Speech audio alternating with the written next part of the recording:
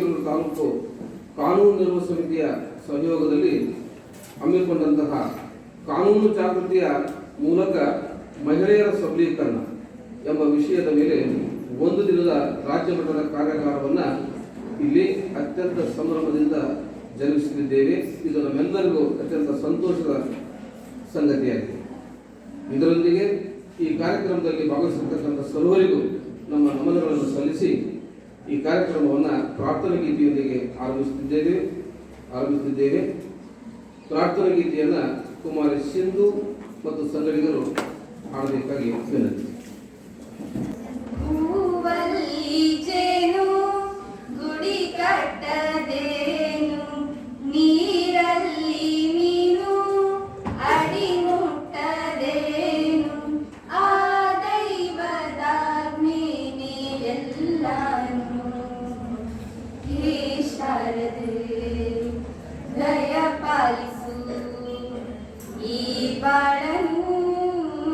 ಬೆಳಕಾಗಿಸು ಹೇ ಶಾರದೆ,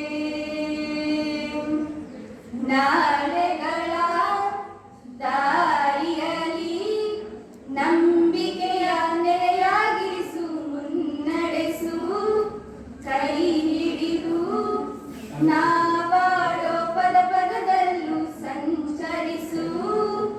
ಹೂವಲ್ಲಿ ಜೇನು ಗುಡಿ ಕಟ್ಟದೇನು, ನೀರಲ್ಲಿ ಮೀನು ಅಡಿ ಮುಟ್ಟದೇನು, ಆ ದೈವದಾಜ್ಞೆನೇ ಎಲ್ಲಾನು. ಹೇ ಶಾರದೆ ದಯ ಪಾಲಿಸು, ಈ ಬಾಳನ್ನು ಬೆಳಕಾಗಿಸು. ಹೇ ಶಾರದೆ,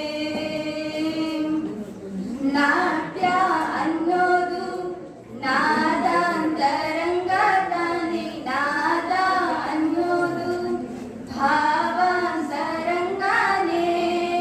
ಶಿಲೆಯಿಂದ ತಾನೆ ಕಲೆಗೆ ಮತಿ, ಕಲೆಯಿಂದ ಶಿಲೆಗೆ ಕೊಂಚಾರತಿ, ಪ್ರತಿಯೊಂದರಲ್ಲೂ ಅವನಾನತಿ, ಬಲವಿಂದ ತಾನೇ ಸುಖ ಸಮ್ಮತಿ.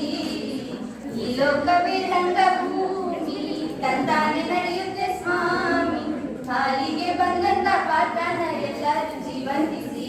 ಹೇ ಶಾರದೆ ದಯ ಪಾಲಿಸು, ಈ ಬಾಳನ್ನು ಬೆಳಕಾಗಿಸು.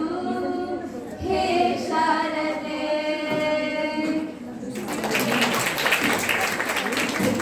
ಸಮುದ್ರ ಕಂಠರಿ ಪ್ರಾರ್ಥನೆ ಮಾಡಿ ಕಾರ್ಯಕ್ರಮಕ್ಕೆ ದೈವಿಕಳೆ ತಂದ ವಿದ್ಯಾರ್ಥಿನಿಯರಿಗೆ ಧನ್ಯವಾದಗಳು. ಸ್ವಾಗತ ಕಾರ್ಯಕ್ರಮ. ಈ ಕಾರ್ಯಕ್ರಮಕ್ಕೆ ಸರ್ವರನ್ನು ಸ್ವಾಗತಿಸಬೇಕೆಂದು ಶ್ರೀ ಎಂಜಿ ಬಂಡಿವಡ್ಡರ್ ಪ್ರಾಚಾರ್ಯರು, ಎಂಎಸ್ಸಿ ಪದವಿ ಮಹಾವಿದ್ಯಾಲಯ ಹಂಸಭಾವಿ ಇದರಲ್ಲಿ ನನ್ನ ವಿನಂತಿ. ಎಲ್ಲರಿಗೂ ನಮಸ್ಕಾರ. ವೇದಿಕೆ ಮೇಲೆ ಆಸೀನರಾದಂತಹ ಎಲ್ಲ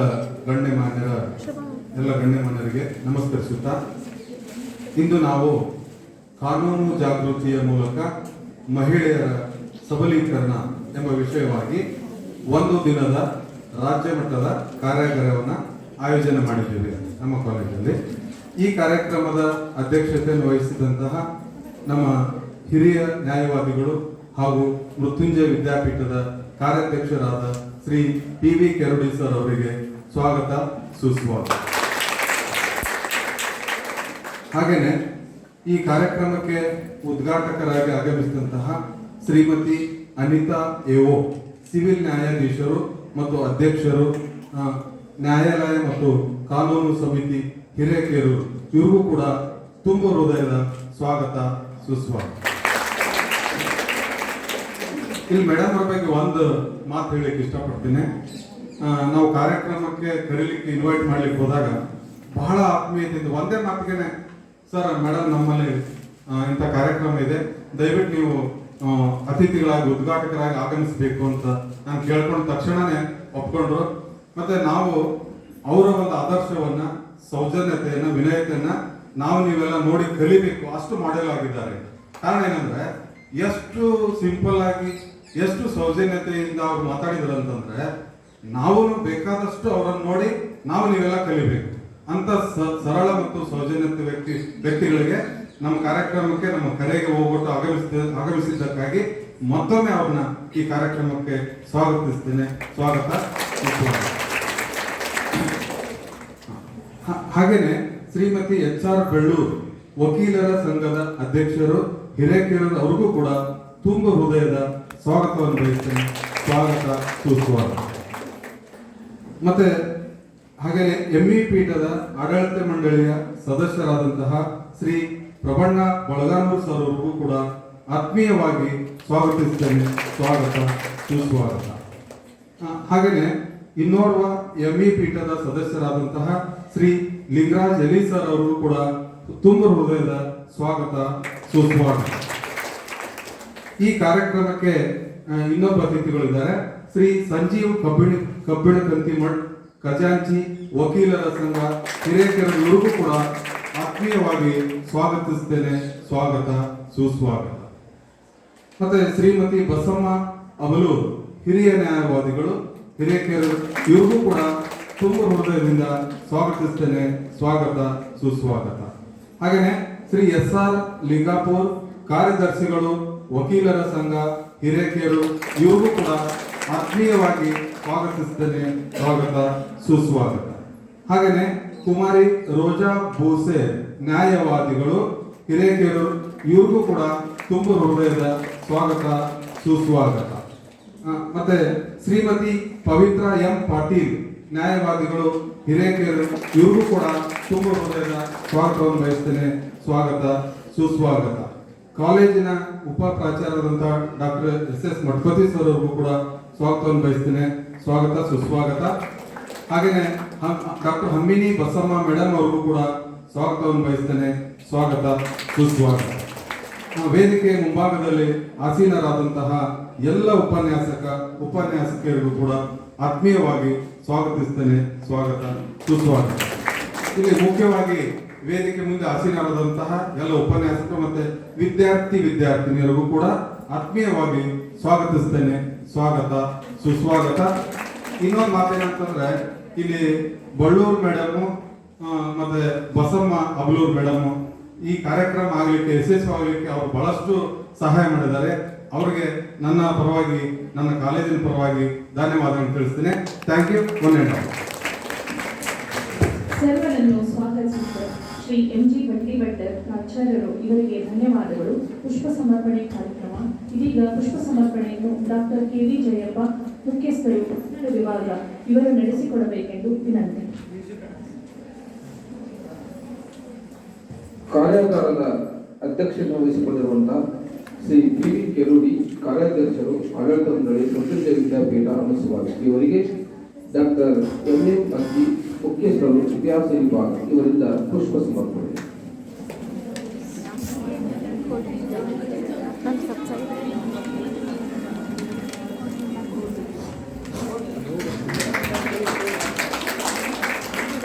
ಇನ್ನು ಕಾರ್ಯಾಗಾರದ ಉದ್ಘಾಟಕರಾಗಿ ಆಗಮಿಸಿದ ಶ್ರೀಮತಿ ಅನಿತಾ ಓಯೆ ಸಿವಿಲ್ ನ್ಯಾಯಾಧೀಶರು ಹಿರಿಯ ನ್ಯಾಯಾಲಯ ವಿಭಾಗ ಮತ್ತು ಅಧ್ಯಕ್ಷರು ಕಾನೂನು ನೆರವು ಸಮಿತಿ ಹಿರೇಕೆರೂರು ಇವರಿಗೆ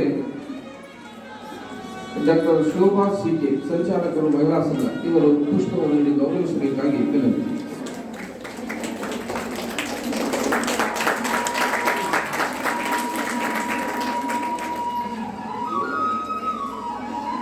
ಇನ್ನು ಕಾರ್ಯಾಗಾರಕ್ಕೆ ಸಂಪನ್ಮೂಲ ವ್ಯಕ್ತಿಗಳಾಗಿ ಆಗಮಿಸುವಂತಹ ಶ್ರೀಮತಿ HR ಬೆಳ್ಳೂರು ಅಧ್ಯಕ್ಷರು ವಕೀಲರ ಸಂಘ ಹಿರೇಕೆರೂರು ಇವರಿಗೆ ಶ್ರೀಮತಿ ಪಲ್ಲವಿ ಗೋಲ್ಕಟ್ಟಿ ಸಹಾಯಕ ಪ್ರಾಧ್ಯಾಪಕರು ಪ್ರಾಣಿಶಾಸ್ತ್ರ ವಿಭಾಗ ಇವರಿಂದ ಪುಷ್ಪ ಸಮರ್ಪಣೆ.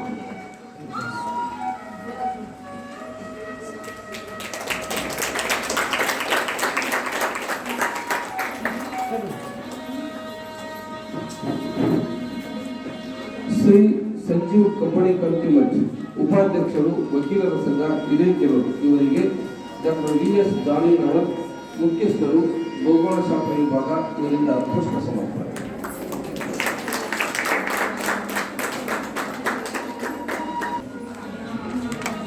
ಶ್ರೀಮತಿ ಬಸಮ್ಮ ಅವರು ಖಜಾಂಚಿ ವಕೀಲರ ಸಂಘ ಹಿರೇಕೆರೂರು ಇವರಿಗೆ ಕುಮಾರಿ ಅರ್ಪಿತಾ ಉಪನ್ಯಾಸಕರು ರಸಾಯನಶಾಸ್ತ್ರ ವಿಭಾಗ ಇವರಿಂದ ಪುಷ್ಪ ಸಮರ್ಪಣೆ.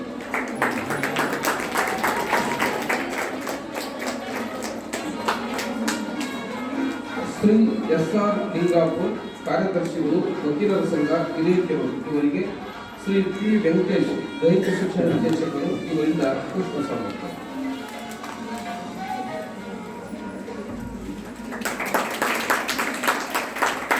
ಕುಮಾರಿ ರೋಜಾ ಬುಚೇಲ್ ಇವರಿಗೆ ವಕೀಲರು ಹಿರಿಯೂರು ಇವರಿಗೆ ಕುಮಾರಿ ಭವ್ಯ ಉಪನ್ಯಾಸಕರು ಭೌತಶಾಸ್ತ್ರ ವಿಭಾಗ ಇವರಿಂದ ಪುಷ್ಪ ಸಮರ್ಪಣೆ.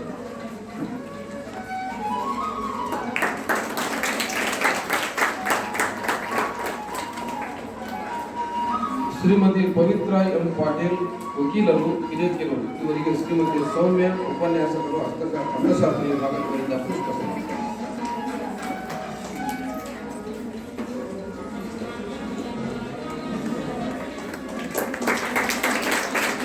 ಕಾರ್ಯಾಗಾರದಲ್ಲಿ ಗೌರವ ಉಪಸ್ಥಿತಿಯಲ್ಲಿರುವಂತಹ ಶ್ರೀ ಪ್ರಬಣ್ಣ ಬಳಗಾರು ಸದಸ್ಯರು ಆಡಳಿತ ಮಂಡಳಿ ಮೃತ್ಯುಂಜಯ ವಿದ್ಯಾಪೀಠ ಅಮಸಭಾವಿ ಇವರಿಗೆ ಡಾಕ್ಟರ್ ವೈ.ಕೆ. ವಿರೂಪಾಕ್ಷಪ್ಪ ಮುಖ್ಯಸ್ಥರು ರಾಜ್ಯಶಾಸ್ತ್ರ ವಿಭಾಗ ಇವರು ಪುಷ್ಪ ನೀಡಿ ಗೌರವಿಸಬೇಕಾಗಿ ವಿನಂತಿ.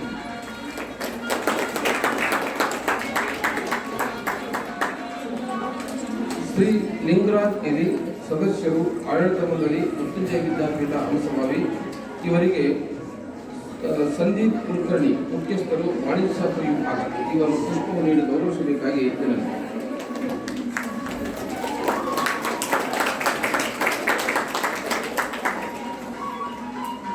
ಶ್ರೀ ಎಂ.ಜಿ. ಬಂಡಿವಡ್ಡರ್ ಪ್ರಾಚಾರ್ಯರು ಎಂಎಸಿ ಕಾಲೇಜ್ ಅಮಸಭಾವಿ ಇವರಿಗೆ ಡಾಕ್ಟರ್ ಲೋಕೇಶ್ ಸಹಾಯಕ ಪ್ರಾಧ್ಯಾಪಕರು ಗಣಿತಶಾಸ್ತ್ರ ವಿಭಾಗ ಇವರು ಪುಷ್ಪವನ್ನು ನೀಡಿ ಗೌರವಿಸಬೇಕಾಗಿ ವಿನಂತಿ.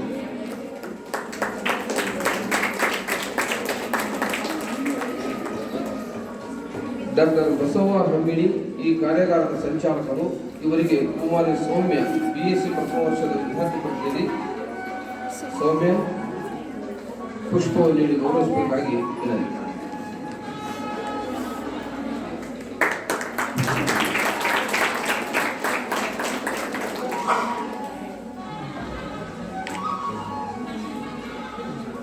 ಪುಷ್ಪವನ್ನು ಸ್ವೀಕರಿಸಿದ ಮತ್ತು ನೀಡಿದ ಎಲ್ಲ ಮಹನೀಯರಿಗೆ ಧನ್ಯವಾದಗಳು.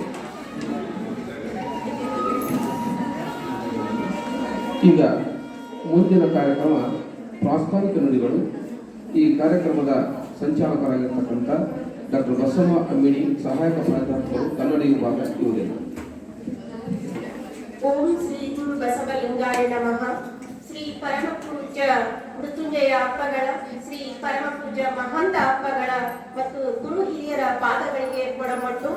ಮಡಿಕೆಯ ಮಾಡುವಡೆ ಮಣ್ಣೇ ಮೊದಲು, ತೊಡುಗೆಯ ಮಾಡುವಡೆ ಹೊಣ್ಣೇ ಮೊದಲು, ಶಿವಪದವನರಿವಡೆ ಗುರುಪದವೇ ಮೊದಲು, ಎನ್ನ ಕೂಡಲ ಸಂಗಮ ದೇವನರಿವಡೆ ಶರಣರ ಸಂಘವೇ ಮೊದಲು ಎಂಬ ಬಸವಣ್ಣನವರ ವಚನದಂತೆ ಇವತ್ತು ಕಾನೂನಿನ ಜ್ಞಾನ ಪಡೆಯುವ ಮೊದಲು ನಾವು ವಕೀಲರ ಸಂಘ ಮುಖ್ಯ ಅಂತ ನಾನು ಬಯಸ್ತೀನಿ.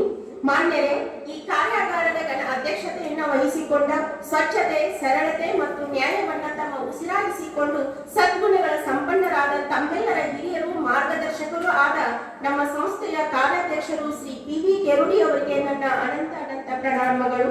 ಹಲವು ಕಾರ್ಯಬಹುಳ್ಯದ ಒತ್ತಡದ ಮಧ್ಯೆಯೂ ನಮ್ಮ ಕರೆಗೆ ಓಗೊಟ್ಟು ಈ ಕಾರ್ಯಾಗಾರದ ಉದ್ಘಾಟಕರಾಗಿ ಆಗಮಿಸಿದಂತಹ ಶ್ರೀಮತಿ ಅನಿತಾ ಓ.ಎ. ಸಿವಿಲ್ ನ್ಯಾಯಾಧೀಶರು, ಹಿರಿಯ ನ್ಯಾಯಾಲಯ ವಿಭಾಗ ಮತ್ತು ಅಧ್ಯಕ್ಷರು, ಕಾನೂನು ನೆರವು ಸಮಿತಿ ಹಿರೇಕೆರೂರು ಇವರಿಗೆ ನಮ್ಮ ಅನಂತ ನಮನಗಳು. ಈ ಕಾರ್ಯಾಗಾರದ ಸಂಪನ್ಮೂಲ ವ್ಯಕ್ತಿಗಳಾಗಿ ಆಗಮಿಸಿದಂತಹ ಹಿರೇಕೆರೂರು ವಕೀಲರ ಸಂಘದ ಅಧ್ಯಕ್ಷರಾದಂತಹ ಶ್ರೀಮತಿ ಎಚ್.ಆರ್. ಬೆಳ್ಳೂರ್ ಅವರಿಗೆ, ಉಪಾಧ್ಯಕ್ಷರಾದಂತಹ ಶ್ರೀ ಸಂಜೀವ್ ಕಬ್ಬಿನ್ ಕಂತಿಮಠ್ ಅವರಿಗೆ, ಖಜಾಂಚಿಗಳಾದಂತಹ ಶ್ರೀಮತಿ ಬಸಮ್ಮ ಅಬ್ನೂರ್ ಅವರಿಗೆ, ಕಾರ್ಯದರ್ಶಿಗಳಾದಂತಹ ಶ್ರೀ ಎಸ್.ಆರ್. ಲಿಂಗಾಪುರ್ ಅವರಿಗೆ, ವಕೀಲರಾದ ಕುಮಾರಿ ರೋಜಾ ಬೂಸೇರ್ ಅವರಿಗೆ, ವಕೀಲರಾದಂತಹ ಶ್ರೀಮತಿ ಪವಿತ್ರ ಎಂ ಪಾಟೀಲ್ ಅವರಿಗೆ ನನ್ನ ಅನಂತ ಪ್ರಣಾಮಗಳು. ಸಭೆಯಲ್ಲಿ ಗೌರವ ಉಪಸ್ಥಿತಿಯಲ್ಲಿರುವ ನಮ್ಮ ಸಂಸ್ಥೆಯ ಆಡಳಿತ ಮಂಡಳಿಯ ಸದಸ್ಯರಾದಂತಹ ಶ್ರೀ ಪ್ರಬಣ್ಣ ಬಳಗಾನು, ಶ್ರೀ ಲಿಂಗರಾಜ್ ಎಲಿ ಅವರಿಗೂ ಕೂಡ ನನ್ನ ಅನಂತ ನಮನಗಳು. ಈ ಕಾರ್ಯಾಗಾರದ ಬೆನ್ನೆಲುಬಾದ ನಮ್ಮ ಪ್ರಾಚಾರ್ಯರು ಶ್ರೀ ಎಂ.ಜಿ. ಬಂಡಿವಡ್ಡರ್ ಅವರಿಗೆ ಮತ್ತು ಉಪ ಪ್ರಾಚಾರ್ಯರಾದಂತಹ ಡಾಕ್ಟರ್ ಎಸ್.ಎಸ್. ಮಠಪತಿ ಅವರಿಗೆ ನನ್ನ ಅನಂತ ನಮನಗಳು. ಮತ್ತು ನನ್ನ ಎಲ್ಲ ಪ್ರಾಧ್ಯಾಪಕ ಮಿತ್ರರಿಗೆ ಮತ್ತು ಬೋಧಕೇತರ ಸಿಬ್ಬಂದಿಗಳಿಗೆ ಮತ್ತು ನನ್ನ ನೆಚ್ಚಿನ ವಿದ್ಯಾರ್ಥಿಗಳಿಗೆ ನನ್ನ ಅನಂತ ಅನಂತ ನಮನಗಳು. ಮೃತ್ಯುಂಜಯ ವಿದ್ಯಾಪೀಠದ ಅಧ್ಯಕ್ಷರು, ಸರ್ವ ಸದಸ್ಯರ ಮತ್ತು ಪ್ರಾಚಾರ್ಯರ ಆದಿಯಾಗಿ ಎಲ್ಲ ಪ್ರಾಧ್ಯಾಪಕರ ಸದಾಶಯದಂತೆ ನಮ್ಮ ಮಹಾವಿದ್ಯಾಲಯದ ಆಂತರಿಕ ಗುಣಮಟ್ಟ ಕೋಶದಡಿಯಲ್ಲಿ ಮಹಿಳಾ ಕೋಶ ಮತ್ತು ಹಿರೇಕೆರೂರು ತಾಲೂಕಿನ ಕಾನೂನು ನೆರವು ಸಮಿತಿ ಸಹಯೋಗದಲ್ಲಿ ಹಮ್ಮಿಕೊಂಡಂತಹ ಕಾನೂನು ಜಾಗೃತಿಯ ಮೂಲಕ ಮಹಿಳೆಯರ ಸಬಲೀಕರಣ, empowering women through legal awareness ಒಂದು ದಿನದ ರಾಜ್ಯಮಟ್ಟದ ಕಾರ್ಯಾಗಾರವನ್ನು ಇವತ್ತು ಇಷ್ಟು ಸಂಭ್ರಮದಿಂದ ಜರುಗುತ್ತಿರುವುದು ನಮ್ಮೆಲ್ಲರಿಗೆ ಅತೀವ ಸಂತಸವನ್ನುಂಟು ಮಾಡಿದೆ. ನಾರೆಸ್ತು ಪೂಜಂತೆ ರಮಂತೆ ತತ್ರ ದೇವತಾಹ ಅಂತ ಮನು ಹೇಳಿದಂತೆ, ಎಲ್ಲಿ ಸ್ತ್ರೀ ಗೌರವಿಸಲ್ಪಡ್ತಾಳೋ, ಪೂಜಿಸಲ್ಪಡ್ತಾಳೋ ಅಲ್ಲಿ ದೇವತೆಗಳು ನೆಲೆಸಿರ್ತಾರೆ, ಪ್ರಸನ್ನರಾಗಿರುತ್ತಾರೆ ಅಂತ ಹೇಳ್ತಾರಲ್ಲ, ಆ ರೀತಿ ನಮ್ಮ ಮಹಾವಿದ್ಯಾಲಯದಲ್ಲಿ ಯಾವಾಗಲೂ ದೇವತೆಗಳು ಪ್ರಸನ್ನರಾಗಿರ್ತಾರೆ ಅನ್ನಲಿಕ್ಕೆ ಈ ಒಂದು ಕಾರ್ಯಾಗಾರವೇ ಅದಕ್ಕೆ ಸಾಕ್ಷಿಯಾಗಿದೆ.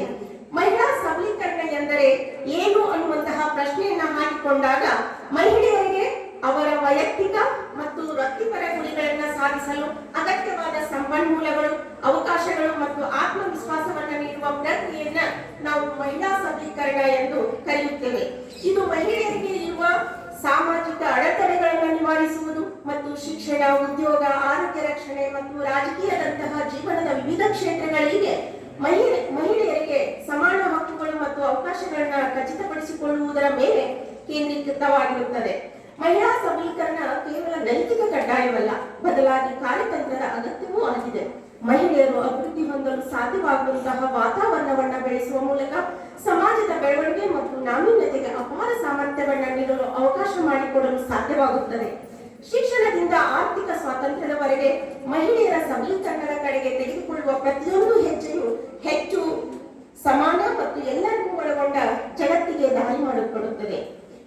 ಅದೇ ಮನು ನ ಸ್ತ್ರೀ ಸ್ವಾತಂತ್ರ್ಯ ಅರ್ಹತಿ ಎಂದು ಹೇಳಿ ಆ ಮೂಲಕ ಸ್ತ್ರೀ ಪುರುಷನಿಗೆ ಅಧೀನರಾಗಿರಬೇಕು, ಅವರಿಗೆ ಸ್ವಾತಂತ್ರ್ಯದ ಹಕ್ಕಿಲ್ಲ ಎಂದು ಹೇಳಿದ ಈ ದೇಶದಲ್ಲಿ ಇವತ್ತು ಈ ಅನಿಷ್ಟ ಪದ್ಧತಿಯನ್ನ ದೂರ ಮಾಡಿ ಸ್ತ್ರೀ ಸ್ವಾತಂತ್ರ್ಯಕ್ಕೆ ಅರ್ಹಳು ಎಂಬುದನ್ನ, ಅವಳು ಗಂಡಿಗೆ ಸಮಾನಳು, ಗಂಡು ಹೆಣ್ಣು ಎಂಬ ಯಾವ ಭೇದವೂ ಇಲ್ಲದೆ ಸಮ ಸಮಾಜದ ನಿರ್ಮಾಣ ಮಾಡುವ ಹಿನ್ನೆಲೆಯಲ್ಲಿ ನಮ್ಮ ಸಂವಿಧಾನದಲ್ಲಿ ನಿರೂಪಿಸಲಾಗಿರುವ ಸಮಾನತೆ ಮತ್ತು ರಾಜನೀತಿ ನಿರ್ದೇಶಕ ತತ್ವಗಳನ್ನ ಕಾರ್ಯರೂಪಕ್ಕೆ ತರುವುದಕ್ಕಾಗಿ ಮಹಿಳೆಯರು ಮತ್ತು ಮಕ್ಕಳ ಅಭಿವೃದ್ಧಿಗಾಗಿ ಸತಿ ನಿಷೇಧ ಕಾಯ್ದೆ, ಬಾಲ್ಯ ವಿವಾಹ ನಿಷೇಧ ಕಾಯ್ದೆ, ವರದಕ್ಷಿಣೆ ನಿಷೇಧ ಕಾಯ್ದೆ, ಹೀಗೆ ಅನೇಕ ಕಾನೂನುಗಳನ್ನು ರಚಿಸಲಾಗಿದೆ. ಕಾನೂನುಗಳ ಮೂಲಕ ಮಾಡಲಾದ ಉಪಬಂಧಗಳಿಗೂ ಮತ್ತು ವಾಸ್ತವಿಕ ಪರಿಸ್ಥಿತಿಗೂ ಸಾಕಷ್ಟು ಅಂತರವಿದೆ. ಈ ಕಾನೂನುಗಳ ಕುರಿತು ಜಾಗೃತರಾದಾಗ ಮಾತ್ರ ಅವು ಕಾರ್ಯರೂಪಕ್ಕೆ ಬರಲಿಕ್ಕೆ ಸಾಧ್ಯ. ನಮ್ಮ ದೇಶದಲ್ಲಿ ಸತಿ ಸಹಗಮನ ಪದ್ಧತಿ ಇತ್ತು ಅಂತ ಹೇಳಿದ್ರೆ ನೀವು ನಂಬಲಿಕ್ಕಿಲ್ಲ. ಗಂಡ ಸತ್ತ ಕ್ಷಣದಲ್ಲೇ ಹೆಂಡತಿಯಾದವರು ಪ್ರಾಣ ತ್ಯಜಿಸಬೇಕಾಗಿತ್ತು. ತ್ಯಜಿಸಲಿಲ್ಲ ಅಂದ್ರೆ ಒತ್ತಾಯ ಪೂರ್ವಕವಾಗಿ ಅವಳನ್ನ ಚಿತೆಗೆ ಹಾಕ್ತಾ ಇದ್ರು. ಅಂತಹದೊಂದು ಅನಿಷ್ಟ ಪದ್ಧತಿ ಕಾನೂನಿನ ಮೂಲಕ ಅದು ಕೂಡ ಸಮೇತವಾಗಿ ನಮ್ಮ ದೇಶದಲ್ಲಿ ಹೋಗಿದೆ ಅನ್ನಲಿಕ್ಕೆ ಅದು ಜನರಲ್ಲಿ ಜಾಗೃತಿ ಬಂದಾಗ ಮಾತ್ರ. ಇವತ್ತಿಗೂ ಕೂಡ ಬಾಲ್ಯ ವಿವಾಹ ಪದ್ಧತಿ ನಿಷೇಧ ಕಾಯ್ದೆ ಇದೆ, ಆದ್ರೆ ಅದು ಇನ್ನೂ ಕೂಡ ಸಮೇತ ಹೋಗಿಲ್ಲ. ವರದಕ್ಷಿಣೆ ನಿಷೇಧ ಕಾಯ್ದೆ ಇದೆ, ಅದು ಇನ್ನೂ ಕೂಡ ಸಮೇತ ಹೋಗಿಲ್ಲ. ಅದು ಹೋಗ್ಬೇಕಂದ್ರೆ ಇಂತಹ ಕಾರ್ಯಕ್ರಮಗಳು ಮತ್ತೆ ಮತ್ತೆ ಜರುಗಬೇಕು ಅನ್ನುವಂಥದ್ದು. ಈ ಹಿನ್ನೆಲೆಯಲ್ಲಿ ನಾವು ಇವತ್ತು ಮಹಿಳೆಯರನ್ನ ಸಬಲಗೊಳಿಸುವ ಉದ್ದೇಶದಿಂದ ಯಾವ ತರಹದ ಕಾರ್ಯಕ್ರಮ ಹಮ್ಮಿಕೊಳ್ಳಬಹುದು ಎಂದು ಪ್ರಾಚಾರ್ಯರಾದಿಯಾಗಿ ಎಲ್ಲರೂ ಚರ್ಚಿಸಿದಾಗ ಬೇರೆಲ್ಲ ವಿಚಾರಗಳು ಬಂದು ಹೋದವು.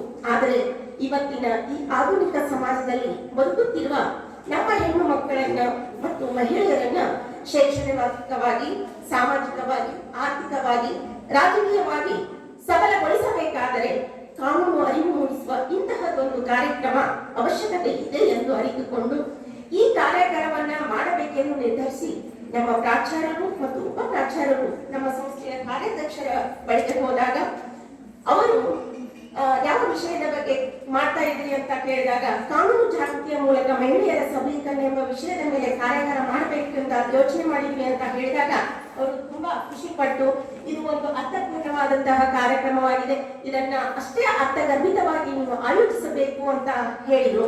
ಅವಾಗ ನಮ್ಗೆ ಮತ್ತೆ ಸಮಸ್ಯೆ ಆಯ್ತು, ಯಾರನ್ನ ಕರಿಬೇಕು, ಎಂತ ಗೆಸ್ಟನ್ನ ಕರಿಬೇಕು ಅಂತ ಚಿಂತೆಗೊಳಗಾದಾಗ ಅವರು ಆ ಯೋಚನೆಯನ್ನ ನನಗೆ ಬಿಡಿ, ನಾ ಎಲ್ಲ ಇಡೀ ಕೋರ್ಟ್ ಅನ್ನ ನಿಮ್ಮ ಮುಂದೆ ತಂದು ನಿಲ್ಲಿಸ್ತೀನಿ ಅನ್ನುವಂತ ಆತ್ಮವಿಶ್ವಾಸವನ್ನ ಅವರು ನಮಗೆ ಕೊಟ್ಟು ಅದೇ ರೀತಿಯಲ್ಲಿ ಇವತ್ತು ನಡೀತಾ ಇದೆ. ನೀವೆಲ್ಲ ತುಂಬಾ ಧನ್ಯರು.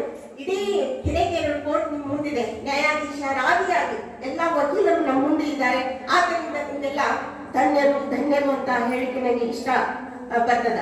ಇವತ್ತು ಅತ್ಯಂತ ಸೂಕ್ತ ವ್ಯಕ್ತಿಗಳಾದಂತಹ ನ್ಯಾಯಾಧೀಶರಾದಂತಹ ಅನಿತಾ ಓಯೆ ಅವರ ಕಡೆಯಿಂದ ಅವರ ಶುಭ ಹಸ್ತಗಳಿಂದ ಈ ಕಾರ್ಯಾಗಾರ ಉದ್ಘಾಟನೆಗೊಳ್ತಾ ಇದೆ. ಹಿರೇಕೆರೂರು ವಕೀಲರ ಸಂಘದ ಅಧ್ಯಕ್ಷರಿಂದಾದಿಯಾಗಿ ಎಲ್ಲಾ ಪದಾಧಿಕಾರಿಗಳು ವೇದಿಕೆಯ ಮೇಲಿದ್ದು ಅವರೆಲ್ಲ ಕಾರ್ಯಾಗಾರದ ಸಂಪನ್ಮೂಲ ವ್ಯಕ್ತಿಗಳಾಗಿ ಆಗಮಿಸಿದ್ದು ಅವರು ತಮಗೆಲ್ಲ ಬೇಕಾದ ಕಾನೂನಿನ ಜ್ಞಾನವನ್ನ ಆ ಜ್ಞಾನವನ್ನ ಬಳಸಿಕೊಳ್ಳುವ ಕ್ರಮವನ್ನ ಆ ಮೂಲಕ ತಮ್ಮ ಬದುಕನ್ನ ನೈತಿಕವಾಗಿ ಸಂಸ್ಕಾರಯುತವಾಗಿ ಮಾನವೀಯ ಮೌಲ್ಯಗಳಿಂದ ಸಮಾಜಮುಖಿಯಾಗಿ ಹೇಗೆ ಕಟ್ಟಿಕೊಳ್ಳಬೇಕು ಎಂಬುದನ್ನ ತಮಗೆಲ್ಲ ತಿಳಿಸುತ್ತಾರೆ ಎಂಬುದು ನಮಗೆಲ್ಲ ಸಂತಸವನ್ನುಂಟು ಮಾಡಿದೆ. ಕಾರಣ ತಾವೆಲ್ಲ ಕಾನೂನಿನ ಜ್ಞಾನವನ್ನ ಪಡೆದುಕೊಂಡು ತಮ್ಮ ಭವಿಷ್ಯವನ್ನ ಉಜ್ವಲವಾಗಿ ರೂಪಿಸಿಕೊಳ್ಳಬೇಕು ಎಂದು ನಾವು ಆಶಿಸುತ್ತೇವೆ. ಗುಡಿ ಚರ್ಚು ಮಸೀದಿಗಳ ಬಿಟ್ಟು ಹೊರಬನ್ನಿ, ಗುಡಿ ಚರ್ಚು ಮಸೀದಿಗಳ ಬಿಟ್ಟು ಹೊರಬನ್ನಿ, ಬಡತನವ ಗುಣಮಟ್ಟ ಕೀಳ ಬನ್ನಿ, ಮೌಢ್ಯತೆಯ ಮಾರಿಯನ್ನು ಹೊರದೂಡಲೈ ತನ್ನಿ, ವಿಜ್ಞಾನ ದೀವಿಗೆಯ ಹಿಡಿಯ ಬನ್ನಿ, ಓ ಬನ್ನಿ ಸಹೋದರಿಯರೇ ಬೇಗ ಬನ್ನಿ. ಕುವೆಂಪು ಅವರ ಈ ಕವಿವಾಣಿಯಂತೆ ನಾವೆಲ್ಲ ಇವತ್ತು ವಿಜ್ಞಾನ ದೀವಿಗೆಯ ಜೊತೆಗೆ ಕಾನೂನಿನ ದೀವಿಗೆಯನ್ನು ನಾವು ಹಿಡಿಯಬೇಕಾಗಿದೆ. ಅಂದಾಗ ಮಾತ್ರ ಒಂದು ಸಮೃದ್ಧವಾದಂತಹ ರಾಷ್ಟ್ರವನ್ನ ಕಟ್ಟಲಿಕ್ಕೆ ಸಾಧ್ಯ ಇದೆ. ಆ ಹಿನ್ನೆಲೆಯಲ್ಲಿ ನನ್ನ 2 ಪ್ರಾಸ್ತಾವಿಕ ನುಡಿಗಳನ್ನ ಹೇಳಿ ಅವಕಾಶಕ್ಕಾಗಿ ತಮ್ಮೆಲ್ಲರಲ್ಲಿ ಧನ್ಯವಾದಗಳನ್ನ ಪ್ರಸ್ತುತಪಡಿಸಿದ ಡಾಕ್ಟರ್ ಬಸಮ್ಮ ಹಮ್ಮಿನಿ ಅವರಿಗೆ ಧನ್ಯವಾದಗಳು. ಕಾರ್ಯಕ್ರಮದ ಉದ್ಘಾಟನೆ ಶ್ರೀಮತಿ ಅನಿತಾ ಓಯೆ, ಸಿವಿಲ್ ನ್ಯಾಯಾಧೀಶರು, ಹಿರಿಯ ವಿಭಾಗ ನ್ಯಾಯಾಲಯ ಮತ್ತು ಕಾನೂನು ನೆರವು ಸಮಿತಿ ವೇದಿಕೆ. ಇವರು ತಮ್ಮ ಶುಭ ಹಸ್ತಗಳಿಂದ ಜ್ಯೋತಿ ಬೆಳಗಿಸುವುದರ ಮೂಲಕ ಈ ಕಾರ್ಯಾಗಾರವನ್ನು ಉದ್ಘಾಟಿಸಬೇಕೆಂದು ವಿನಂತಿಸಿಕೊಳ್ಳುತ್ತೇವೆ. ವೇದಿಕೆಯ ಮೇಲಿನ ಸರ್ವ ಗಣ್ಯರು ಜ್ಯೋತಿ ಬೆಳಗಿಸುವಲ್ಲಿ ಕೈ ಜೋಡಿಸಬೇಕೆಂದು ವಿನಂತಿ.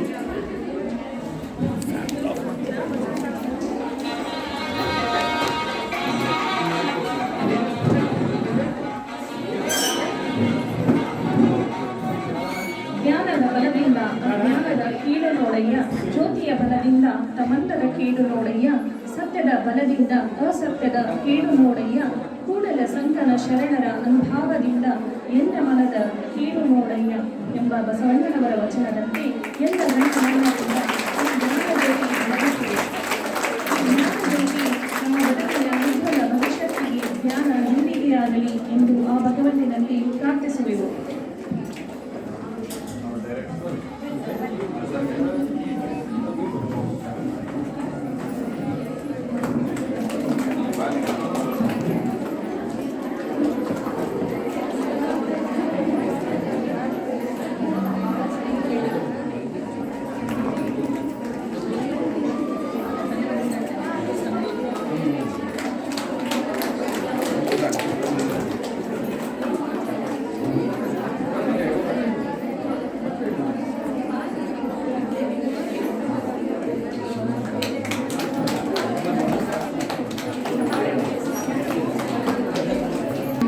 ಸನ್ಮಾನ ಕಾರ್ಯಕ್ರಮ ನಮ್ಮ ಕರೆಗೆ ಹೋಗಕ್ಕೆ ಕಾರ್ಯಾಗಾರದ ಉದ್ಘಾಟಕರಾಗಿ ಆಗಮಿಸಿರುವಂತಹ ಶ್ರೀಮತಿ